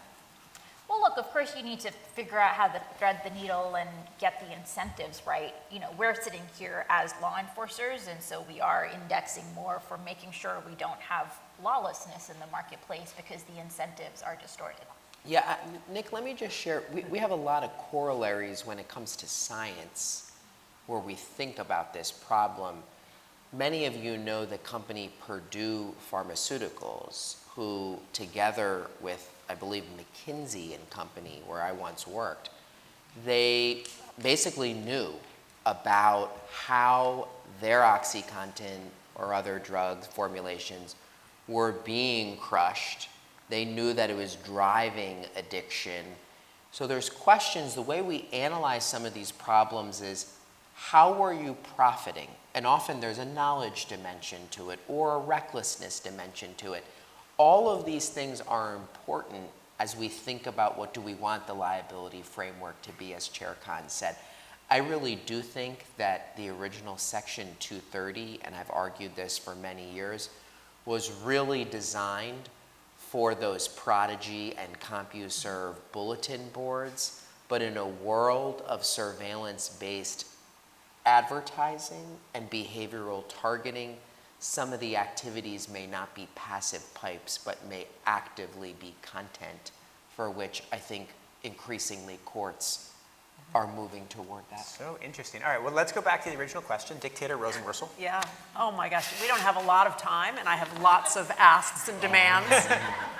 You know, were you, Congress, talking to me about what authorities I want? But let me just focus on something simple with artificial intelligence, because we have done in Washington a lot of hand-wringing and pearl-clutching about artificial intelligence and what it's going to mean for our broader economy. And there's a lot to be concerned about with concentration and the lack of completeness in models and who gets a job and who gets a loan and who gets parole. We should be concerned about all of that. But I think we also have to return to first principles, and I think transparency is the most essential one. If you are talking to a bot that's acting like it's a human, it needs to disclose that fact. If you are getting a robocall using voice cloning technology, it needs to be disclosed. And if you are watching an advertisement for a political campaign that manipulates an image, that also needs to be disclosed. Because I think that baseline of transparency will allow us to understand its effect on our civic life and our economy, and also let us as viewers, voters, and citizens make informed choices. What do you think is the worst idea circulating right now in AI regulation? There's a big competition for that. Well, one just final plug I'll make is it's incredibly important that these markets actually stay open. And one risk we see is that the incumbents actually may already have a leg up. Yeah. And that's why making sure we are allowing things like open weight models to really open up the market and allow entrepreneurs and startups to have even a foothold in the market is going to be really important, rather than doubling down on rules or regulations that protect the incumbents. So that's kind of a plug for Facebook there at the end, Chairman Khan. Well, look, we need to also remember that we've seen historically companies engage in a bait and switch, right? Where they'll have openness in the beginning, try to gain scale that way, create reliance and dependence, and then be able to flip the switch. And so we need to stay vigilant. All right. Transparency, shifting liability concerns, open competition, a lot of great hopes for the age of AI. We're out of time. They're all doing amazing work, and they're wonderful to speak with on this panel. Thank you so much. Your mic thing fell in the seat below you. I'm just going to drop it.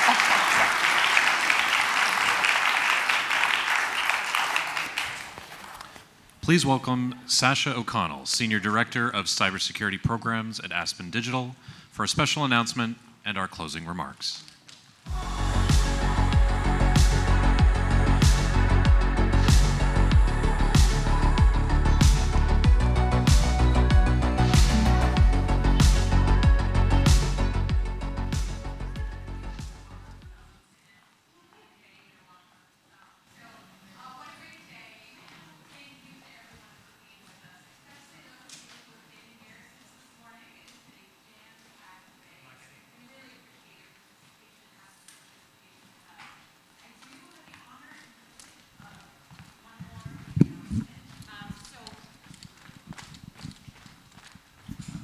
So,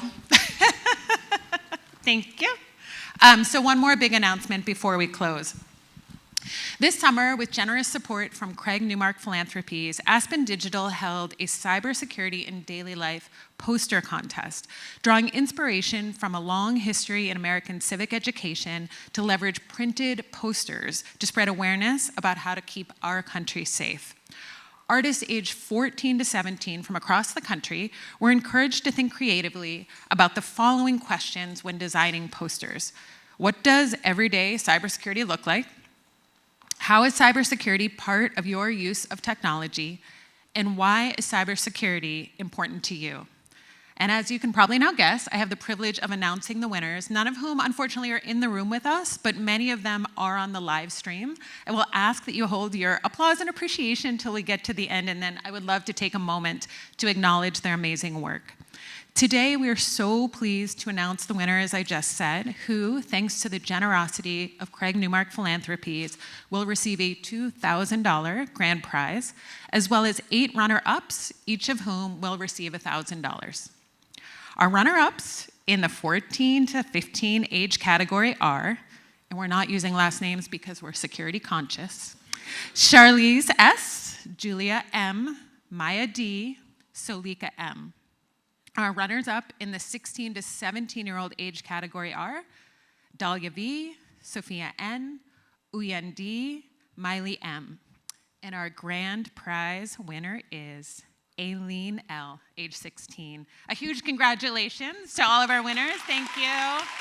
It's really inspiring and beautiful work. So if you'll bear with me, just a few more announcements and directions to join us for our reception this evening. Of course, I want to once again thank our incredibly generous sponsors, without whom we would not be able to have this day with all of you. So a special one more thank you to Craig Newmark Philanthropies, Google, Splunk, a Cisco company, Capital One, PwC, Apple, Arte, Paladin Capital Group, Booz Allen, Brunswick Group, Coalition Inc., Recorded Future, AWS, and SAIC. A huge thank you again to our sponsors. We appreciate you so much, so much. And ask, of course, from me, this week you will receive a follow-up email with a request for feedback via survey. Please take the time and give us feedback. We value you as partners, and we really do want to hear from you. I understand our brilliant team also rigs it, so if you fill out the survey, you get access to photos from the event.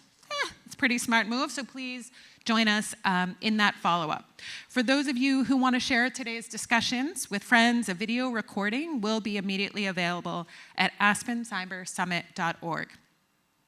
To find out more about Aspen Digital programming throughout the year, and please do come see us again on cybersecurity, AI, responsible innovation, and more, you can visit us at aspendigital.org. And now I invite you to join us upstairs at the Skylight Pavilion. So it's up and up again. We have staff throughout the room and on the way to show you the way for refreshments and drinks. And I look forward to seeing you there. Thank you again for joining us, and we'll see you soon.